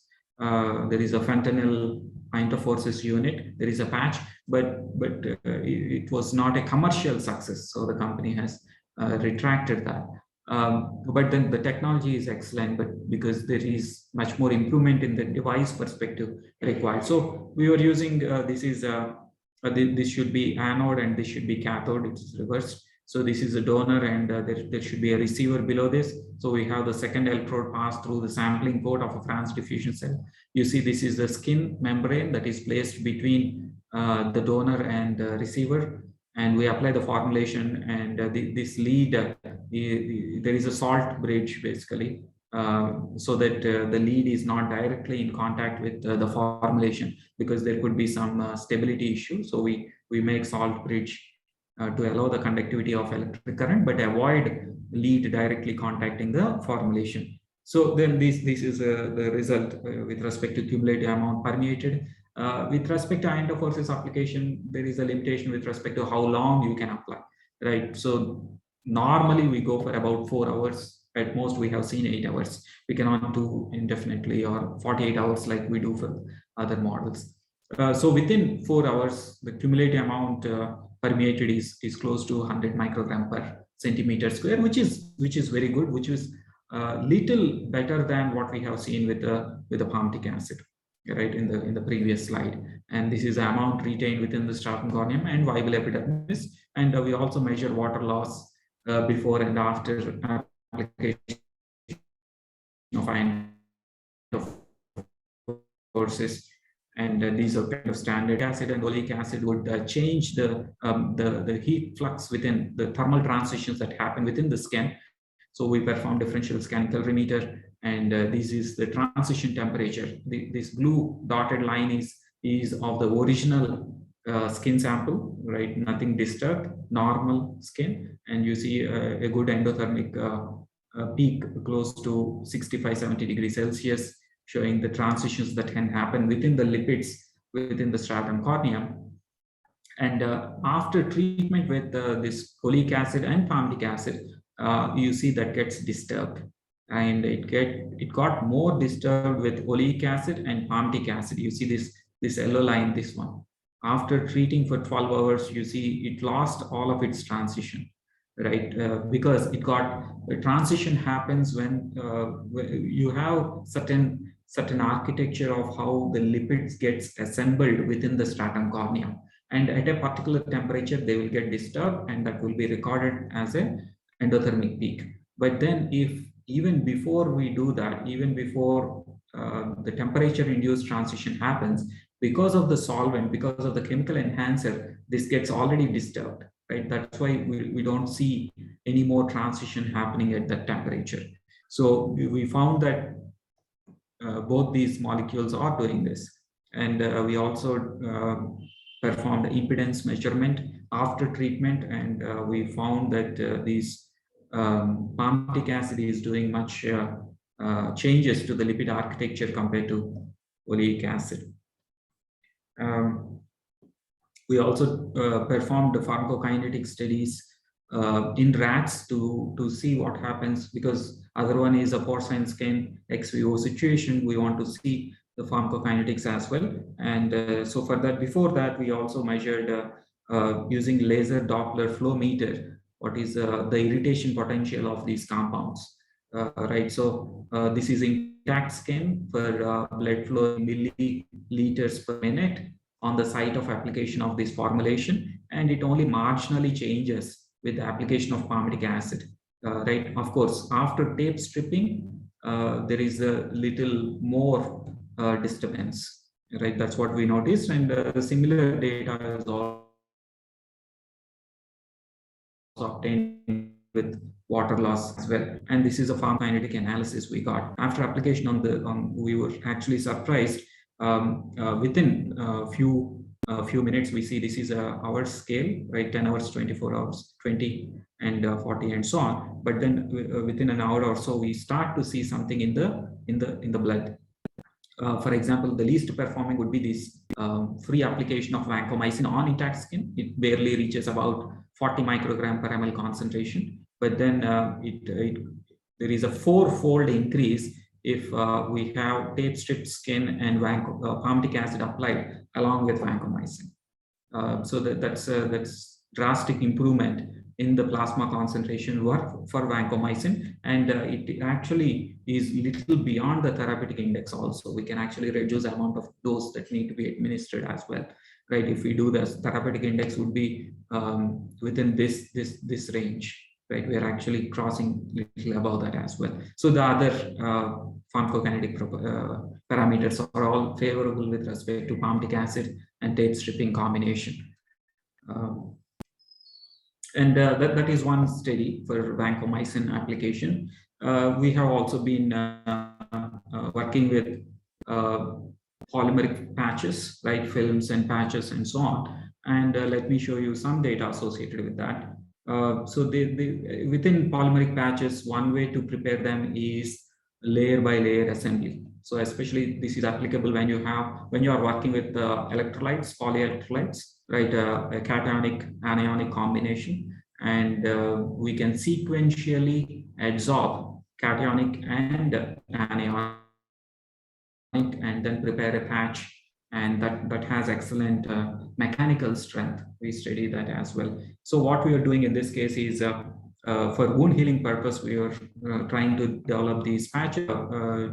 Two components were added. One is epidermal growth factor, right? It's a peptide. It need to improve. It's a growth factor, so to improve the rate of wound healing. And the other one is siRNA, coded for TGF-beta inhibition, right? So this transforming growth factor TGF-beta is actually triggered when there is injury. And because of that excessive production of TGF-beta, it is a cytokine. What happens? The fibroblast within the dermis would secrete excess amount of, and that collagen is the main reason for formation of scar tissue. When there is a dermal injury, it often results in scar tissue formation, right? And so how to overcome that is what we are looking at. And our hypothesis was, if we can use TGF-beta siRNA, reduce the expression. siRNA actually to the mRNA for TGF-beta, and stops the translation process, production of the protein TGF-beta in this case. Hello. Yeah, hi. Some disturbance is coming in your voice, maybe network issue. Am I lost now? Can you hear me now? Yes, some disturbance is coming between network issue, I think. Okay. You please check. Okay. Yes. So now is it okay? Can I continue? No, it is good. It is good. Okay. Sometimes so when you are explaining, at that time breaking it is coming. Okay. So to acknowledge that's Sure. Yeah, I think it's rectified. Okay. Continue, sir. No problem. Yeah. So the hypothesis was that if we use the siRNA that is coded for TGF-beta, and this siRNA goes and binds, the antisense sequence goes and binds to the mRNA of TGF-beta within the fibroblast cells, and then stops the translation of mRNA, TGF-beta mRNA to the protein, so that signaling process gets stopped. And if the TGF-beta production gets reduced, the collagen production gets reduced. So that was the hypothesis. So we wanted to have both. While reducing the scar tissue formation, can we also accelerate the healing process by using growth factors? So this patch model will allow us. So what we did is we had a layer coating of siRNA, siRNA again being it negatively charged because of the phosphate backbone. So it will able to nicely coat, adsorb onto the cationic polymers. And then we also have one more layer of EGF. So this yellow color one is epidermal growth factor, the reddish one is the siRNA. So we took this patch. This is how the actual photographs of the films would look like. And we had an acute injury model and we created about 6 millimeter diameter injury. And then we applied the patch, and then we were trying to look at the healing process.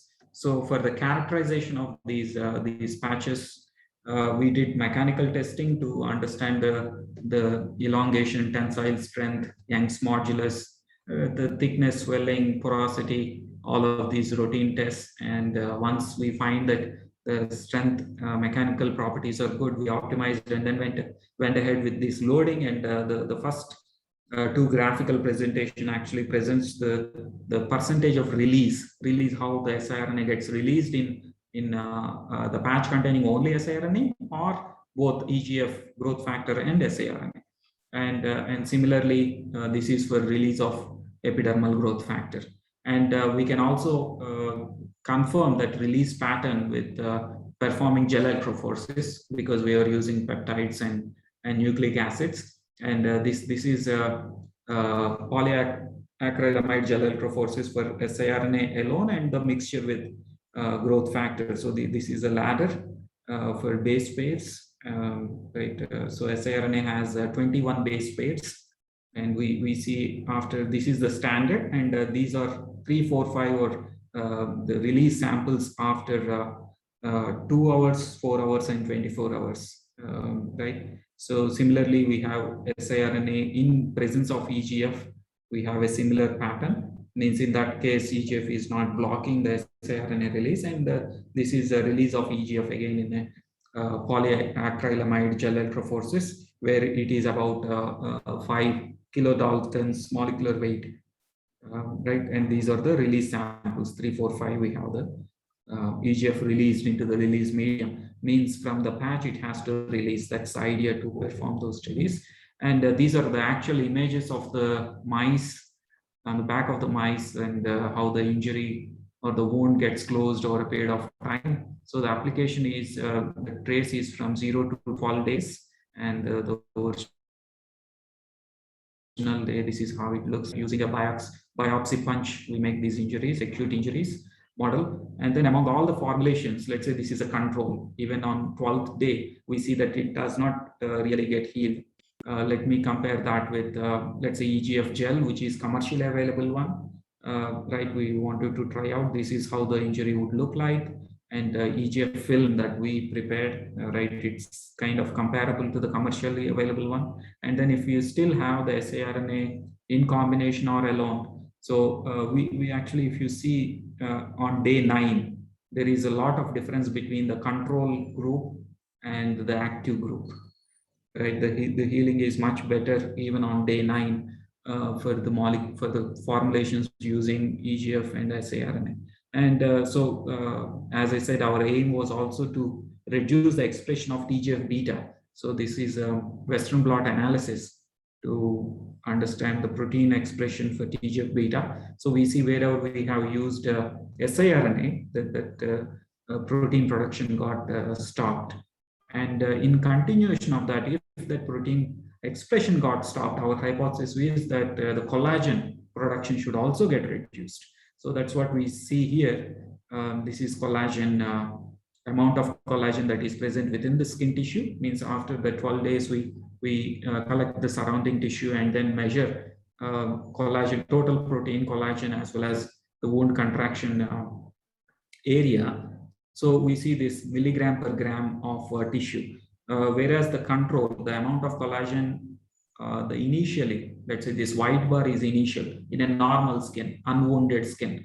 That's a white bar, right? After injury, we see that collagen production keeps increasing, and in a control group, you see very high amount of collagen, which causes that elevation in the wounded region. Means there would be a millimeter, 2 millimeter elevated because of that excess deposition. And in case of where we are using these siRNA films, you see the collagen secretion actually increased after third day, but then it got similar to the initial amount on 12th day.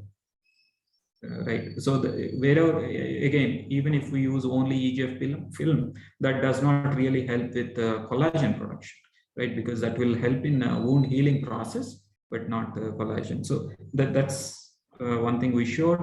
And similarly, this is hematoxylin eosin stains of, right, re-epithelialization of this. So we have micrographs taken and sections taken. So we have nice epidermis formed with epidermal growth factor.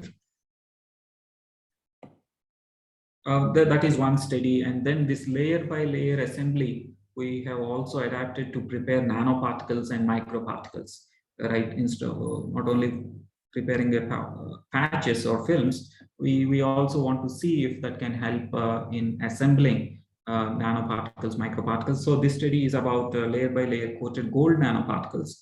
And this is a synthesis scheme. While we have tried synthetic polymers as well, but eventually we moved to natural polymers because we found a lot of toxicity associated with the synthetic polymers. We were using polyethylenimine, polyallyl hydrochloride, and so on. And then various cell studies, tissue model studies showed that there is a loss of viability and so on. So we migrated to using chitosan, and we tried to actually use chitosan to reduce the gold salt, HAUCl4, right, to prepare metallic gold.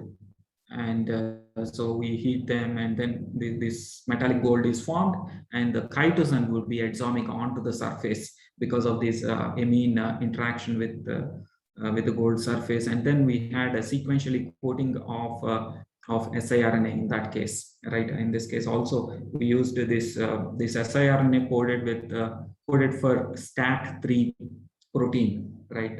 Signal transduction and activation of transcriptor 3.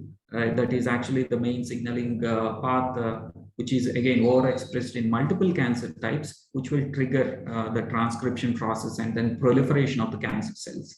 So the idea is, if we can suppress STAT3 protein expression, we will also able to control the proliferation of the cancer cells.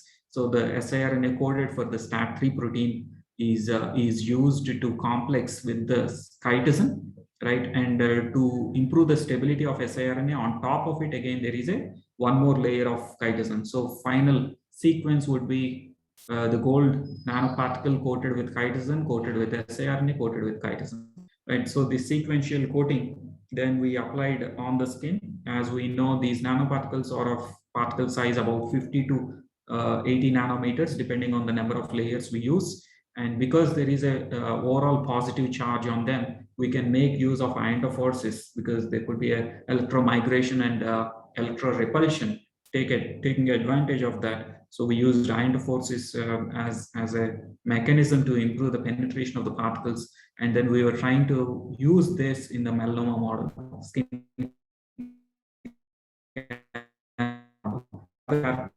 formulation, as I said, we do dynamic scattering analysis to understand the particle size. They are about 50 to 80 nanometers, depending on the number of layers we coat. And the absorbance, the resonance frequency associated with the gold nanoparticles, right, about 520 nanometer is the peak resonance wavelength.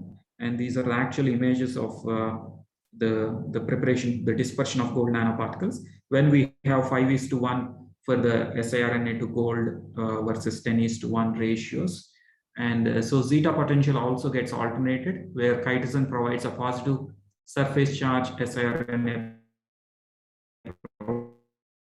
provides negative, and then final zeta surface potential would be close to 40 millivolts. And then we also perform gel electrophoresis to see if the siRNA got complexed or not, where we don't see any band. For example, at the ratio of 10:1 of the siRNA, we see complete loss of the band, indicating complete complexation of the siRNA with the particles.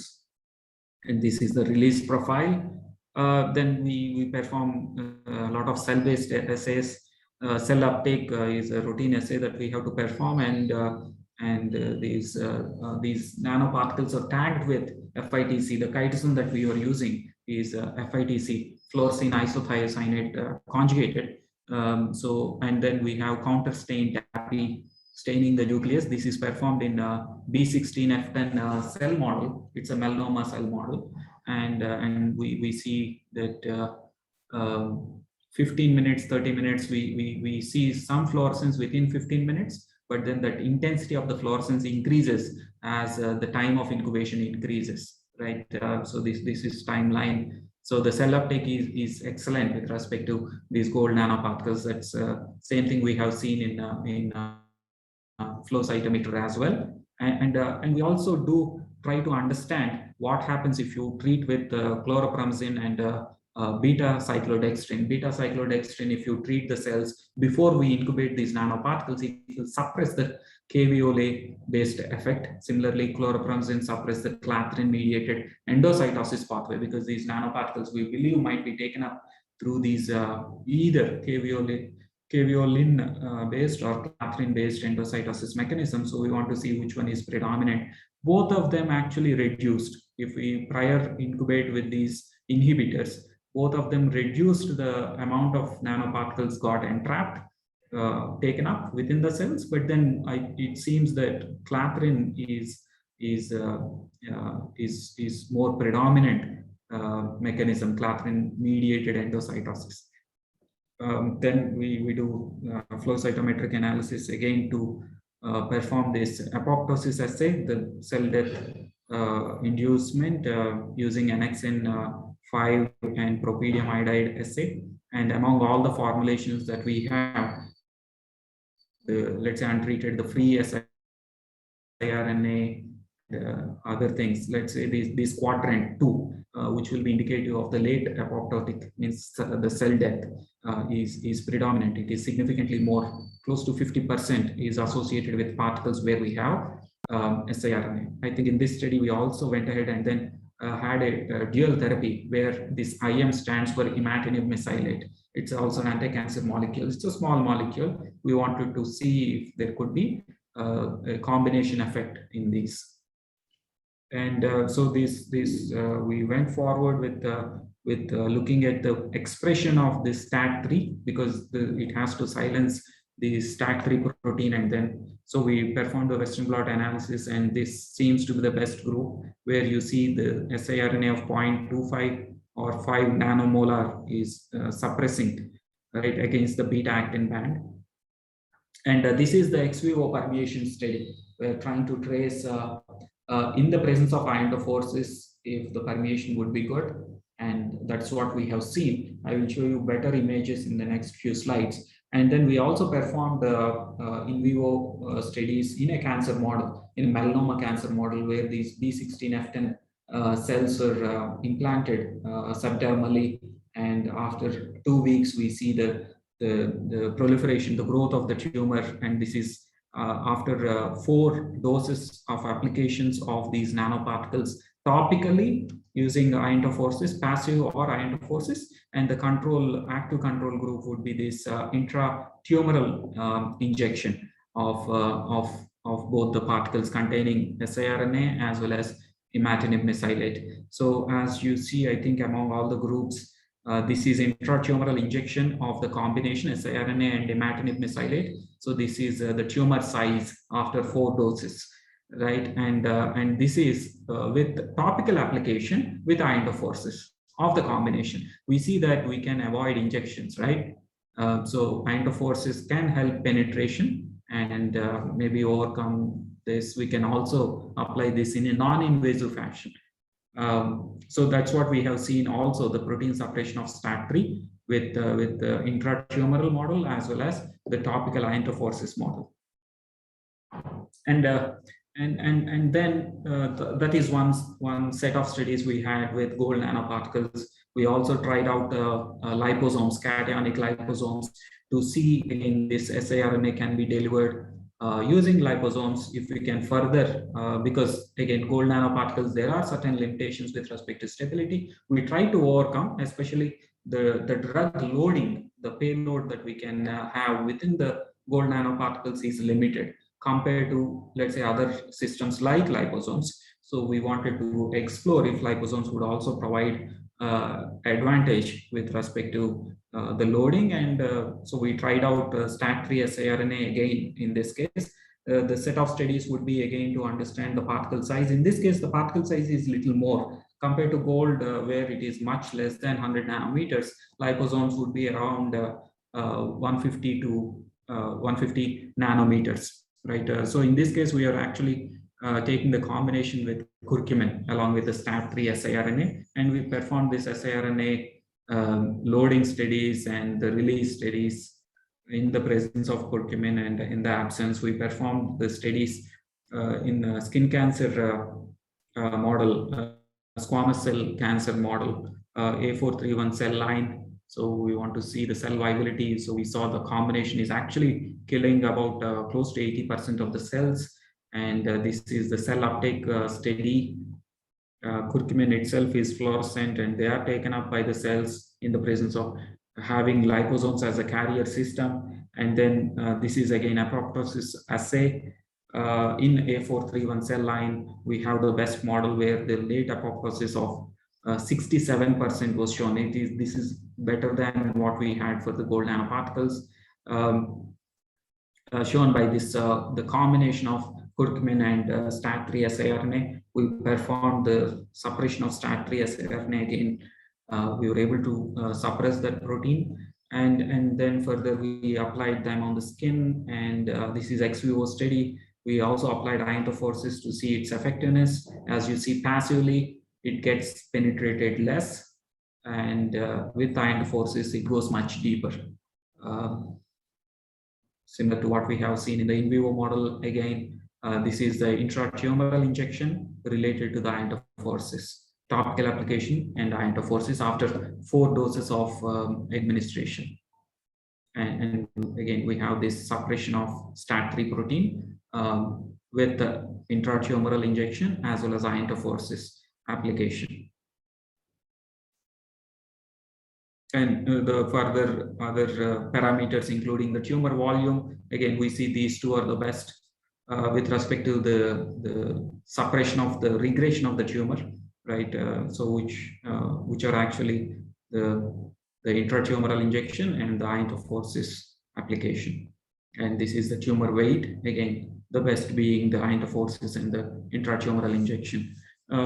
So those are about the nano carriers. So I have shown you the patches, and which are layer by layer assembled, and then using the layer by layer concept, we prepared the micro nanoparticles, gold nanoparticles, and to deliver siRNA through skin with iontophoresis. Again, liposomes, we try to improve little better going in terms of suppression of the tumor and permeation. Again, in the presence of iontophoresis, these are cationic liposomes. And then let me also show you some data associated with microneedles, which seems to have a lot of potential, especially to administer macromolecules. As I mentioned, these needles in the range of 300 to 1000 micrometer, and the width at the base. They come in various shapes of conical shape, pyramidal shape, right, and so on. And at the base, they might be having a width of 200 to 500 micrometer. So the idea in relation to the hypodermic syringe, where it passes through the dermis, goes much deeper. That the needle only penetrates superficially, right, barely into the dermis, so that we don't have an injury.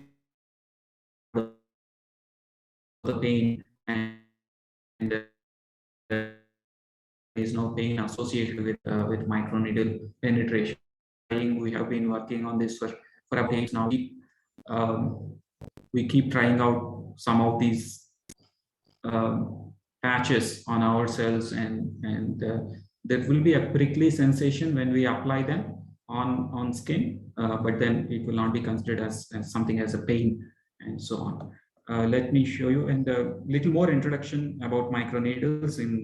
They can be classified based on the material make of these needles. So They can be made with metals, polymers, glass, silicon, and so on. And what we have been working on is polymer based. And within that, we work with both dissolvable needles as well as non-dissolvable. And the application could be cosmetic reasons, therapeutic delivery, or diagnostic purpose. We have been working on therapeutic and diagnostic purpose.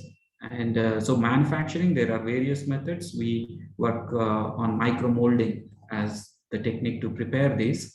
And as per the design, they can be hollow as or solid, and we develop a solid microneedles. So these are a couple of commercially available microneedle systems. It's a pen-like device. One is from BD Biosciences, Bector Dickinson, and the other one is MicronJet. Both are meant to deliver for the vaccinations, influenza vaccine. Right, so the needle length would be close to 1000 micrometer, right? It's very touching the millimeter scale. These are stainless steel hollow microneedle designs. And let me show you our own study. To start with the Zine microneedles. So Zine is a protein basically that is obtained from the corn kernel. So this, after distillation and the extraction of ethanol from this, the leftover product is actually the Zine, which contains it is protein, and multiple grades are available within that, and it is classified as generally recognized as safe by US FDA and so on. It has excellent properties which will allow us to make microneedles with very good mechanical strength, right? So initially we started with 3D printing of this mold based on ABS, acrylobutyl styrene mold. So this is a mold, and from that primary mold we prepare this secondary mold made up of PDMS, polydimethyl siloxane. It's a siloxane material, and this we can use a number of times to cast the polymeric needle. So this PDMS mold, it's a female mold where we have these polymeric preparations, solutions dispersed within them, and they will go to the cavities, and then there will be a drying process, and then we'll have these patches prepared. So that's how the patch would look like. I take this the circular band-aid that is available commercially. We take this patch on top of it, and then you can stick on the skin, right? That will help, and we do this mechanical testing. So if we compress the needles, right, using the probe, how much strength they can withstand before getting compressed, right? So it is about 18 Newton force, right? And so this is impression on the mice skin after insertion, and this is what the pore created within the skin after insertion. This is about a depth of 150 micrometers is what I'm talking about. And so when we compress, so this is how the needles will get bent. They are very, very plastic, so they don't get broken. They are not brittle. Might bend, but not broken. And so we'll routinely perform confocal microscope analysis to see the depth of penetration within skin. We take the skin, we insert the patch, insert the needles within them, and usually these needles would contain a fluorophore, if it is a fluorescein rhodamine, right, blue or red colored dye. And so this is what the fluorescein dye loaded microneedles would look like. And after insertion and removal, this is most of the fluorescence got left within the skin. So this is the skin image of one pore created by the microneedle. As you see, going deep, surface below the surface at 25 micrometers, 50, 100, 250. So you see the fluorescence. You also see the tapering off, because at the base it is wide, right? And at the tip it is tapered off. So you see a narrow pore created as we are going deep. And we were able to see the fluorescence till about 250 micrometers. And so this is a 3D reconstruction of this pore, right? To indicate the shape. We also have to look at, so what we did is we loaded O-albumin as an antigen within these microneedles. We tried 3 different ways in trying to administer this inside the animal. One is coating, the other one is embedding within the matrix. Means coating means on the surface of it, there will be coating, and the other one is within the needle.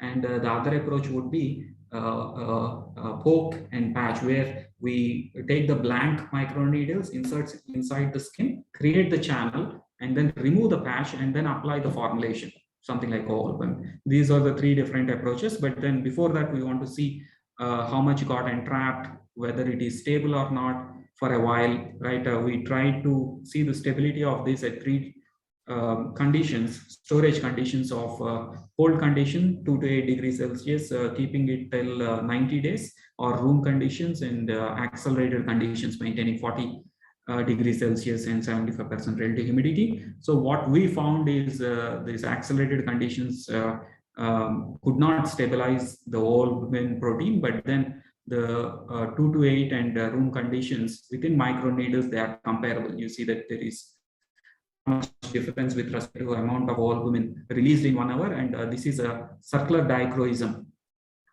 study where we are looking at the secondary structure of the protein, right? So in this case, albumin is has a alpha helix is a secondary structure, and so as you see, this is one peak. The second peak appears close to 208, and 222 is the second third trough that can happen. So the is actually indicative of alpha helix. We have seen that all these samples stored 2 to 8 for various time points more or less retained its secondary structure, and similar when it is in the room temperature as well. We have seen that secondary structure, and this is a mechanical strength of the microneedles after storage for different time points. Whereas storing at 40 degrees caused a problem with respect to stability, the storage at room condition was no problem, right? It is as good as the cold storage.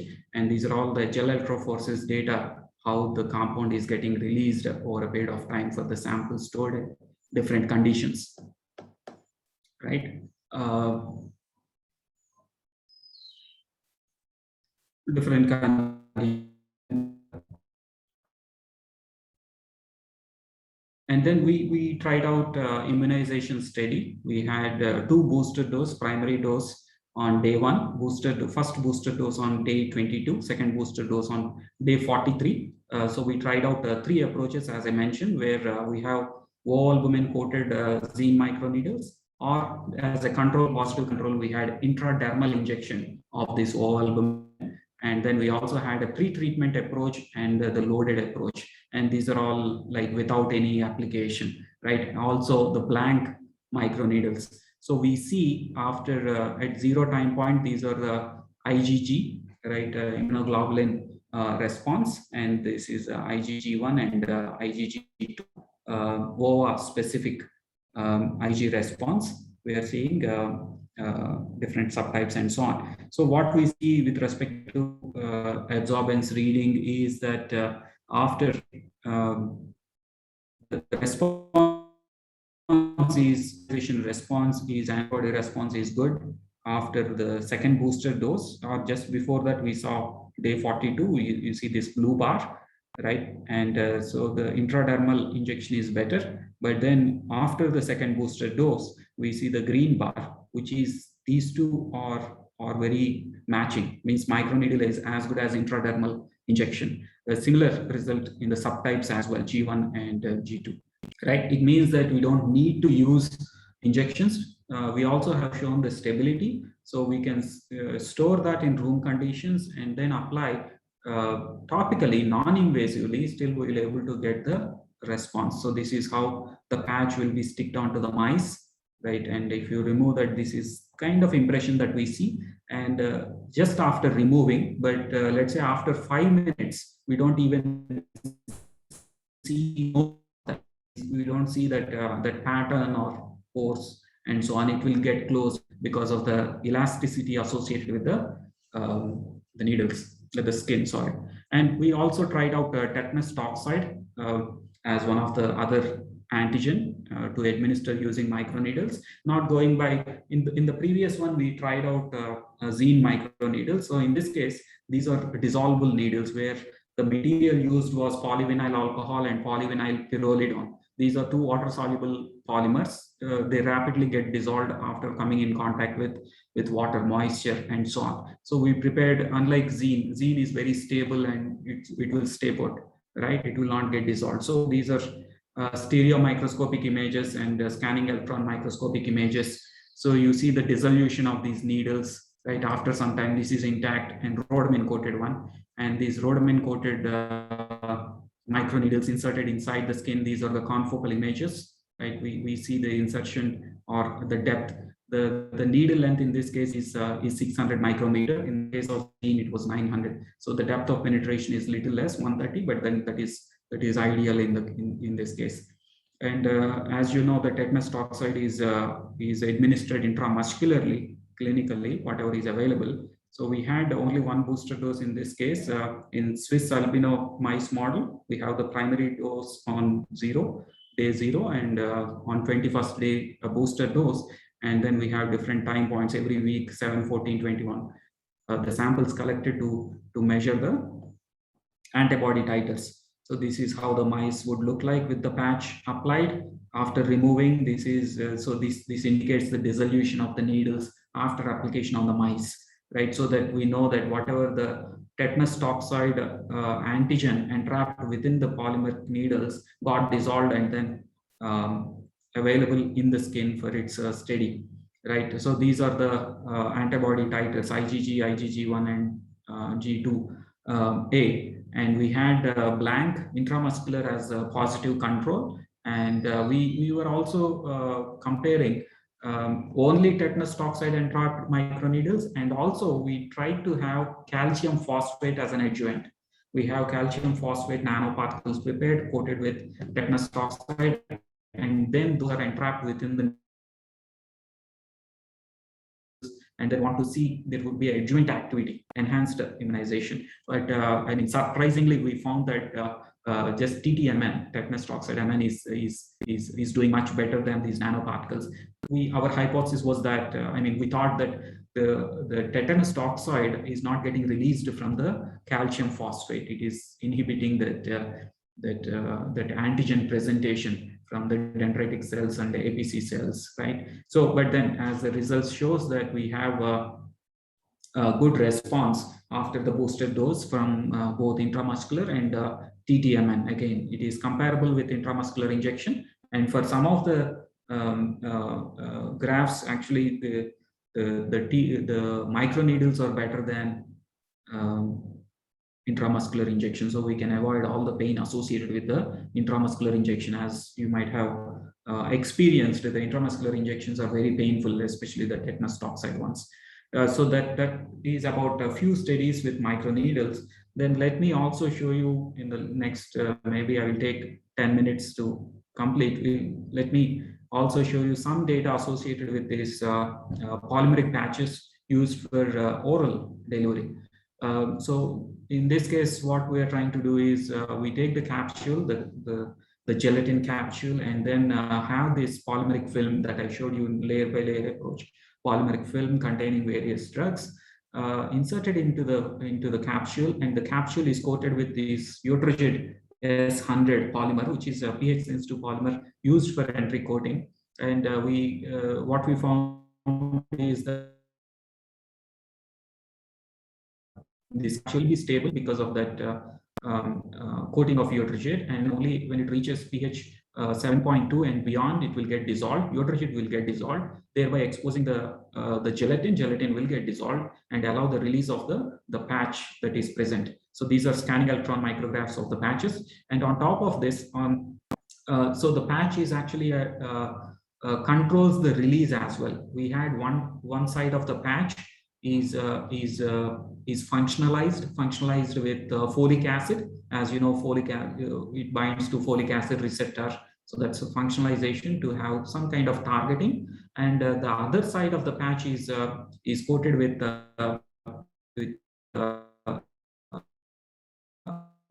polycaprolactone. PCL, polycaprolactone, which is highly hydrophobic and does not allow the water to get in or hydrate, and does not allow the drug molecules to on that side. So we have one polycap functionalized layer. The hypothesis is that once the film is released from the patch, from the capsule, it will go and bind to the tumor because of this folic acid receptor-based interaction, right? And then allow the drug content to be released from that side and not into the luminal side. So that's the study and some of the release studies in simulated fluids. And yeah, these are some of the scanning electron micrograph images. We had the film loaded with small molecule 5FU, and then I will also show you siRNA loading.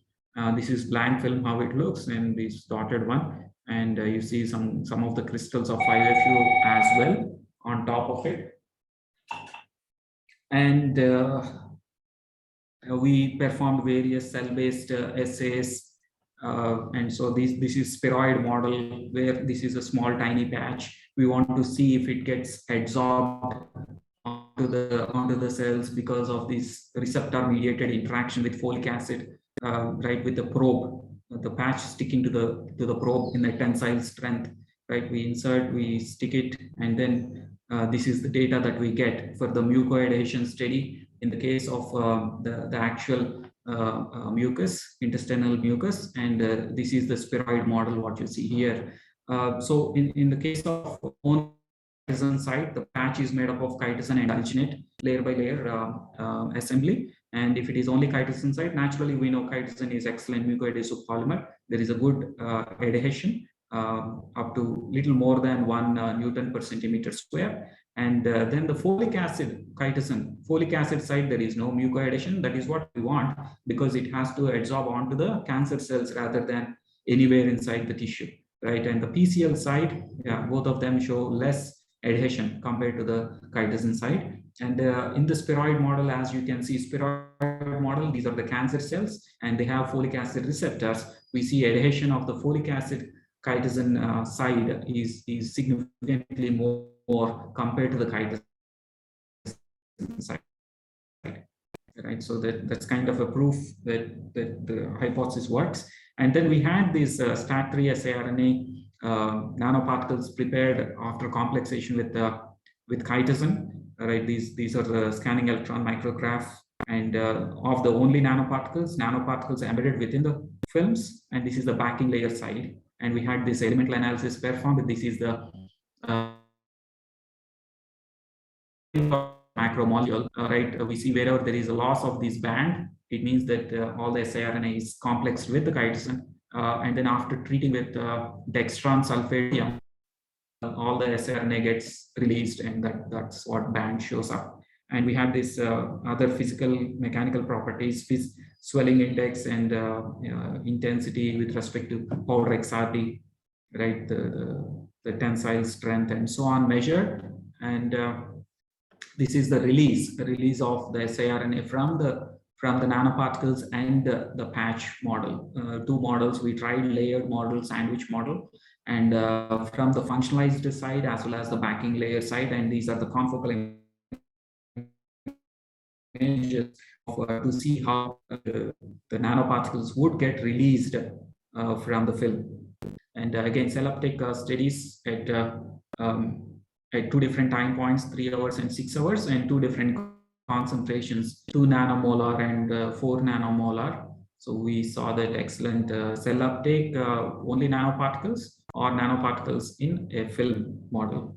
And we performed apoptosis assay, and this is the growth inhibition in CACO2 cell model. We see very close to 100% growth inhibition with the combination of siRNA, STAT3 siRNA, and oxaliplatin is one more small molecule we tried. So and then we went on to induce cancer in the mice. So this is suppression of the STAT3 in the cell models, and then we went on to try out if this works in vivo conditions. So we try to induce cancer. It's a azoxymethane chemically induced cancer within the colon. And we want to see this ICG, indocyanine green, as a dye can help us tracing using in vivo imaging system, the location of the tumor and the growth of the tumor.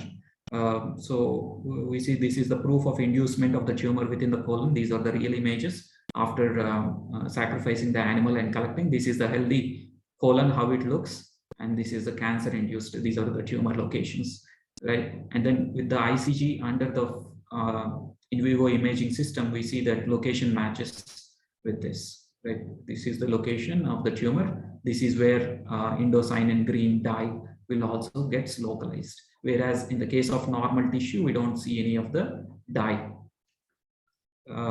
So we also want to see if that gets, the patch gets sticked. This is the green dye. That is why you see a green colored patch. These are tiny patches. We use very small capsule to administer. This is the one. This is a size M capsule that is used to administer these compounds within the mice model. These are biopsy mice, and you see these. This is less than a centimeter, right? So it's about 6 or 7 centimeters length. And we see these tiny patches containing the STAT3 siRNA and oxaliplatin. There will be 3 discs inside the capsule, and the capsule is administered into the mice using the applicator. And we had 4 doses administered on day 1, 5, 9, and 13.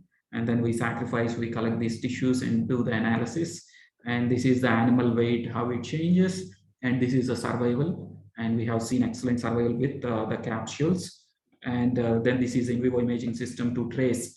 And after 4th dose, we see that this is the best, right? Wherever we see this fluorescence, it means there is some presence of the tumor. And whereas where we have this capsule containing oxaliplatin STAT3 siRNA, in a functionalized film, we see complete remission of the tumors. We also collected the actual tissue and then saw the same images. So this is the image of actual tissue. You compare that with the blank capsule. This is healthy blank capsule. And we compare that with the intravenous administration of this. This is IV dose. You see the tumor presence, right? So we don't need to do an IV administration.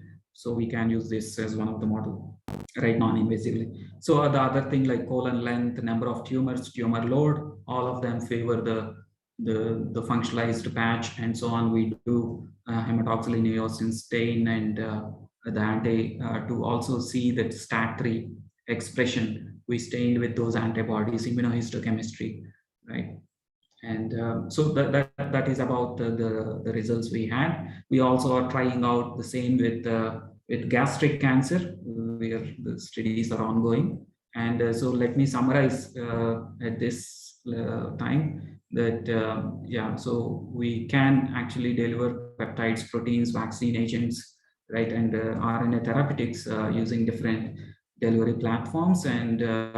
And in all these, the key aspect would be based on our own experience, the choice of the material, what material you would use as a carrier to prepare the carriers, and then route of administration is very important in the stability aspect in able to reach the target site.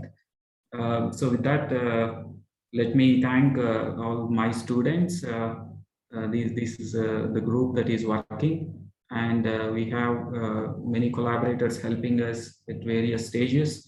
And most of the funding actually comes from SGRB and ICMR. We had few projects, couple of projects from DBT and DST as well, and few industries also help us support our studies. So I would be happy to answer any questions.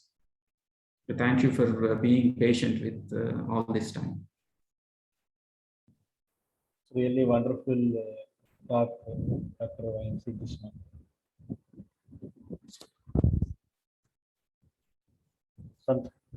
Saul sir? Yes, sir.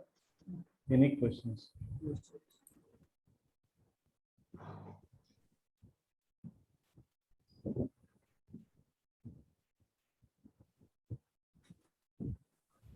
Sir, you are Yes, sir. you have to unmute, sir. Sorry, start. Shall I talk or? Yes, sir. Yes, sir. You can.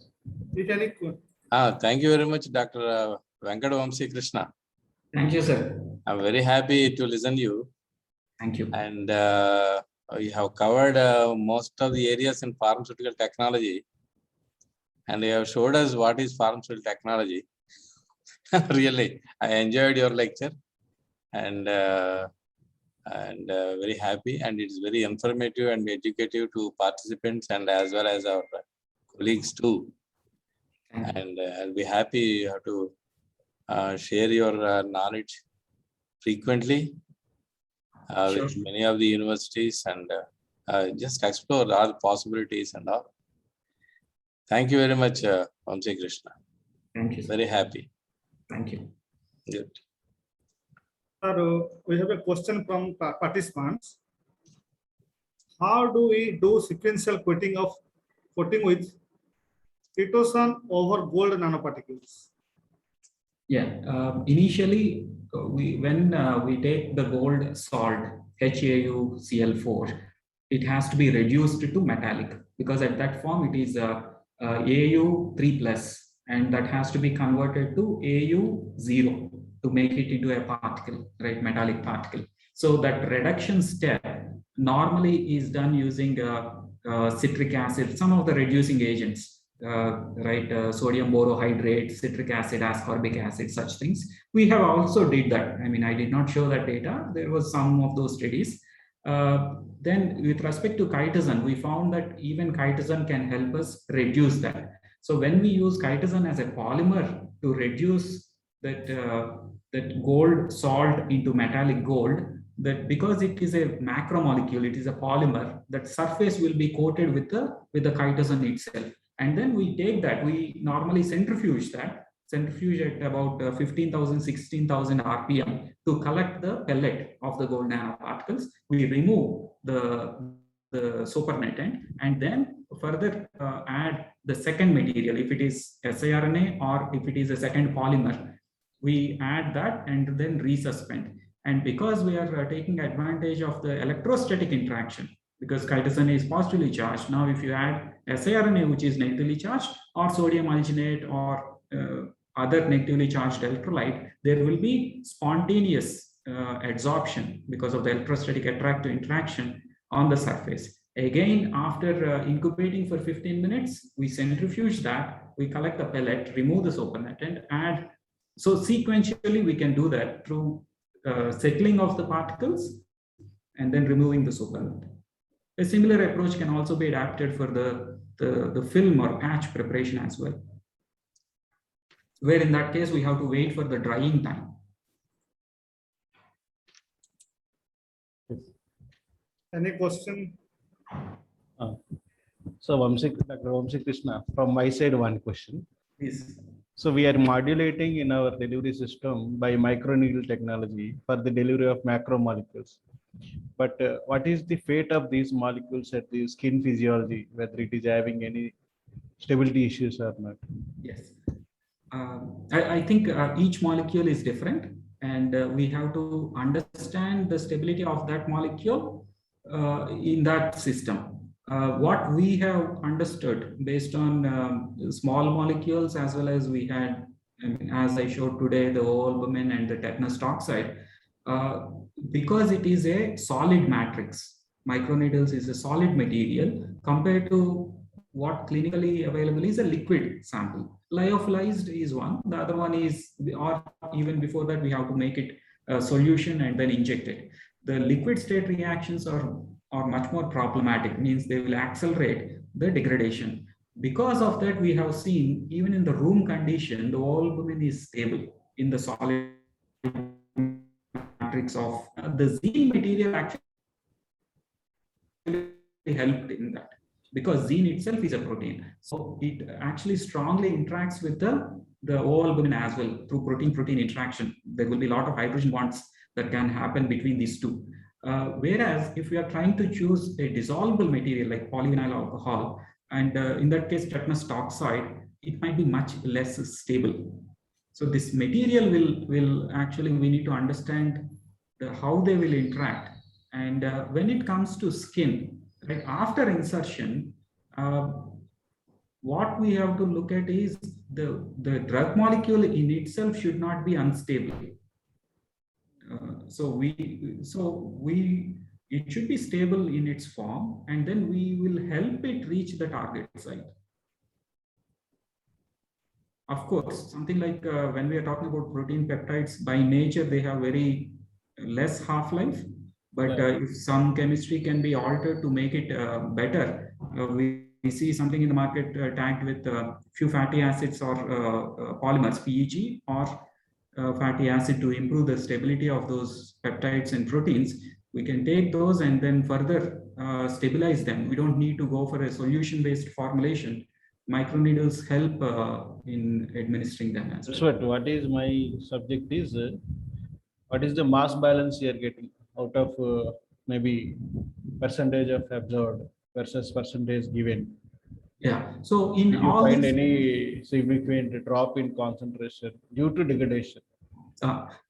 so that we don't see. So all the permeation studies I have shown across different membranes, if it is skin or in vivo, when we do the mass balance, we will get close to between in the range of 85 to 95%, depending on what molecule we are using and the matrix that we are using. And that timeline, we are talking about 48 hours. And in some cases, in vivo cases, it is much more, let's say 4 days to 5 days. Actually, it's a really good approach, painless approach, and will make the delivery very friendly to the patients. So maybe in near future, we see a lot of transdermal delivery systems, because now everyone is turning towards the delivery of the drugs through skin. Yes. So this may become very promising approach in near future. Thank you. Sir, any other questions? Another question from Harsha Karpala. How to improve adhesion of films on skin without external adhesive pads attached to it? Which polymer can give adhesion on the skin? Yeah, actually there is ongoing study for us. We are looking at various means of improving the adhesive nature. But then the question, how to improve adhesion without using adhesives? External adhesive, yeah.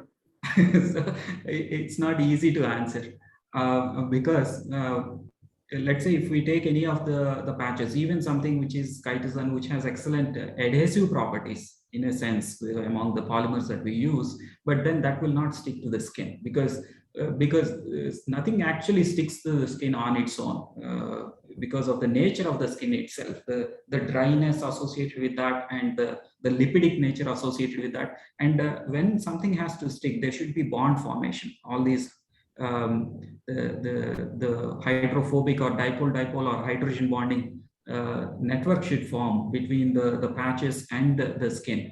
And there is very few things that can happen within stratum corneum because we don't have such functional groups available within the stratum corneum. So we need to more look at the external cross-linking based adhesives. That is why we use acrylic adhesives.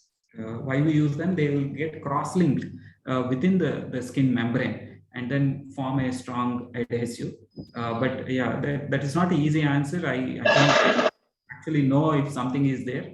But what we are trying to do is still further working on acrylic acid-based adhesives. And what we are trying to develop is a patch which can inbuilt within it to remove stratum corneum and also acts as a drug delivery vehicle as a patch. So we recently filed a patent for that. Maybe by end of year or so, we will be able to publish some of that work using vancomycin, some of the peptides like cyclosporin A and vancomycin.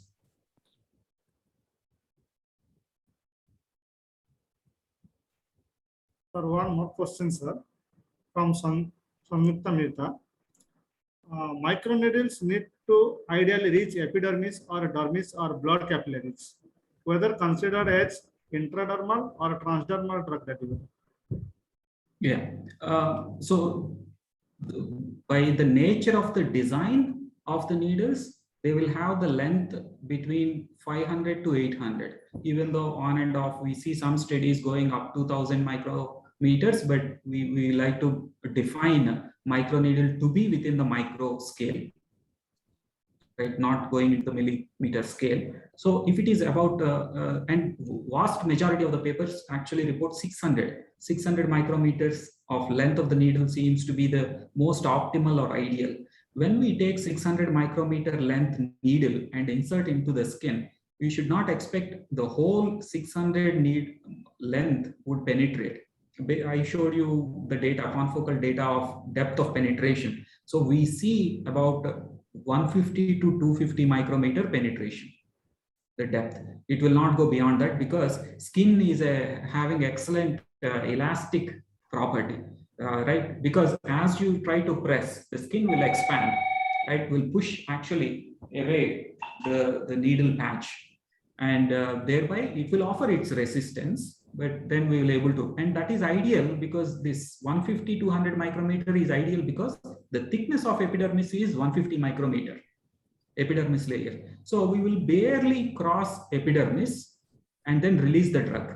And that is good enough because we are bypassing the major barrier of stratum corneum and the epidermis. And when we release the contents at the junction of epidermis and dermis, the drug can easily diffuse into the capillaries present a little deeper into the dermis. And then with respect to terminology, we can call it dermal because the whole tissue is dermal tissue, dermal delivery. It will not be transdermal. Of course, transdermal if the molecule gets into the systemic circulation. It is by nature of diffusion of the molecule, but we are not applying something. And again, you can also modulate the polymeric content to make the microneedle if you want to restrict the drug molecule to the dermal tissue and not allow that to get into the systemic circulation. You can also do that by preparing a matrix which will not get easily diffused. Something like, let's say, polycaprolactone. You might use some of the polymers that are used for as a depots, right, as an implant. So you take that, prepare a microneedle, insert, it will form a depot, and then slowly release over a period of time, more or less stationed at that location.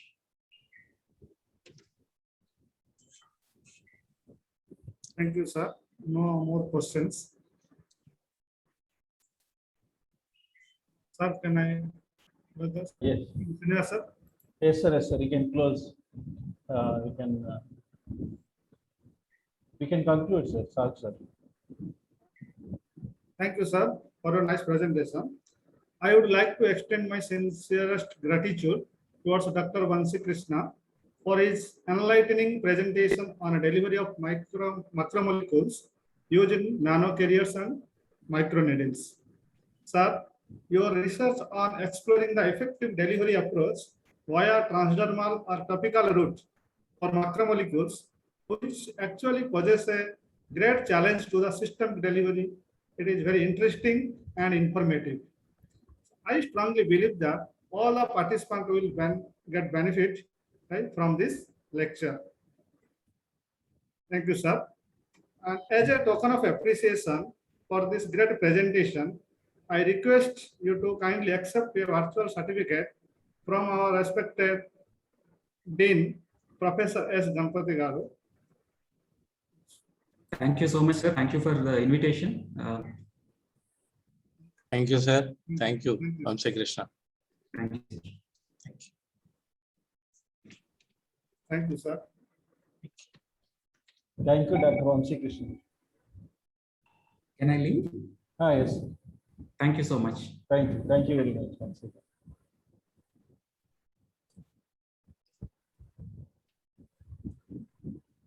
Next thing, क्या होना है Srinivas? Sir, అయిపోయింది sir ఈ రోజుకి అయిపోయిందా? Excellent. బాగుందండి. Excellent. Thank you, sir. Thank you. Okay. You have to attend it. Yes, sir. Just I will announce, sir. They have to come by tomorrow same time. So all the participants are requested to attend tomorrow. So we are closing today's session. So tomorrow by 9:15, you please join again using the same link. Feedback form, sir. So we will send the feedback form through your mail. Please fill the form and send it back. Okay, sir. Okay, sir. So thank you once again. Thank you all. So we are closing the session. Thank you, sir. Yes, sir.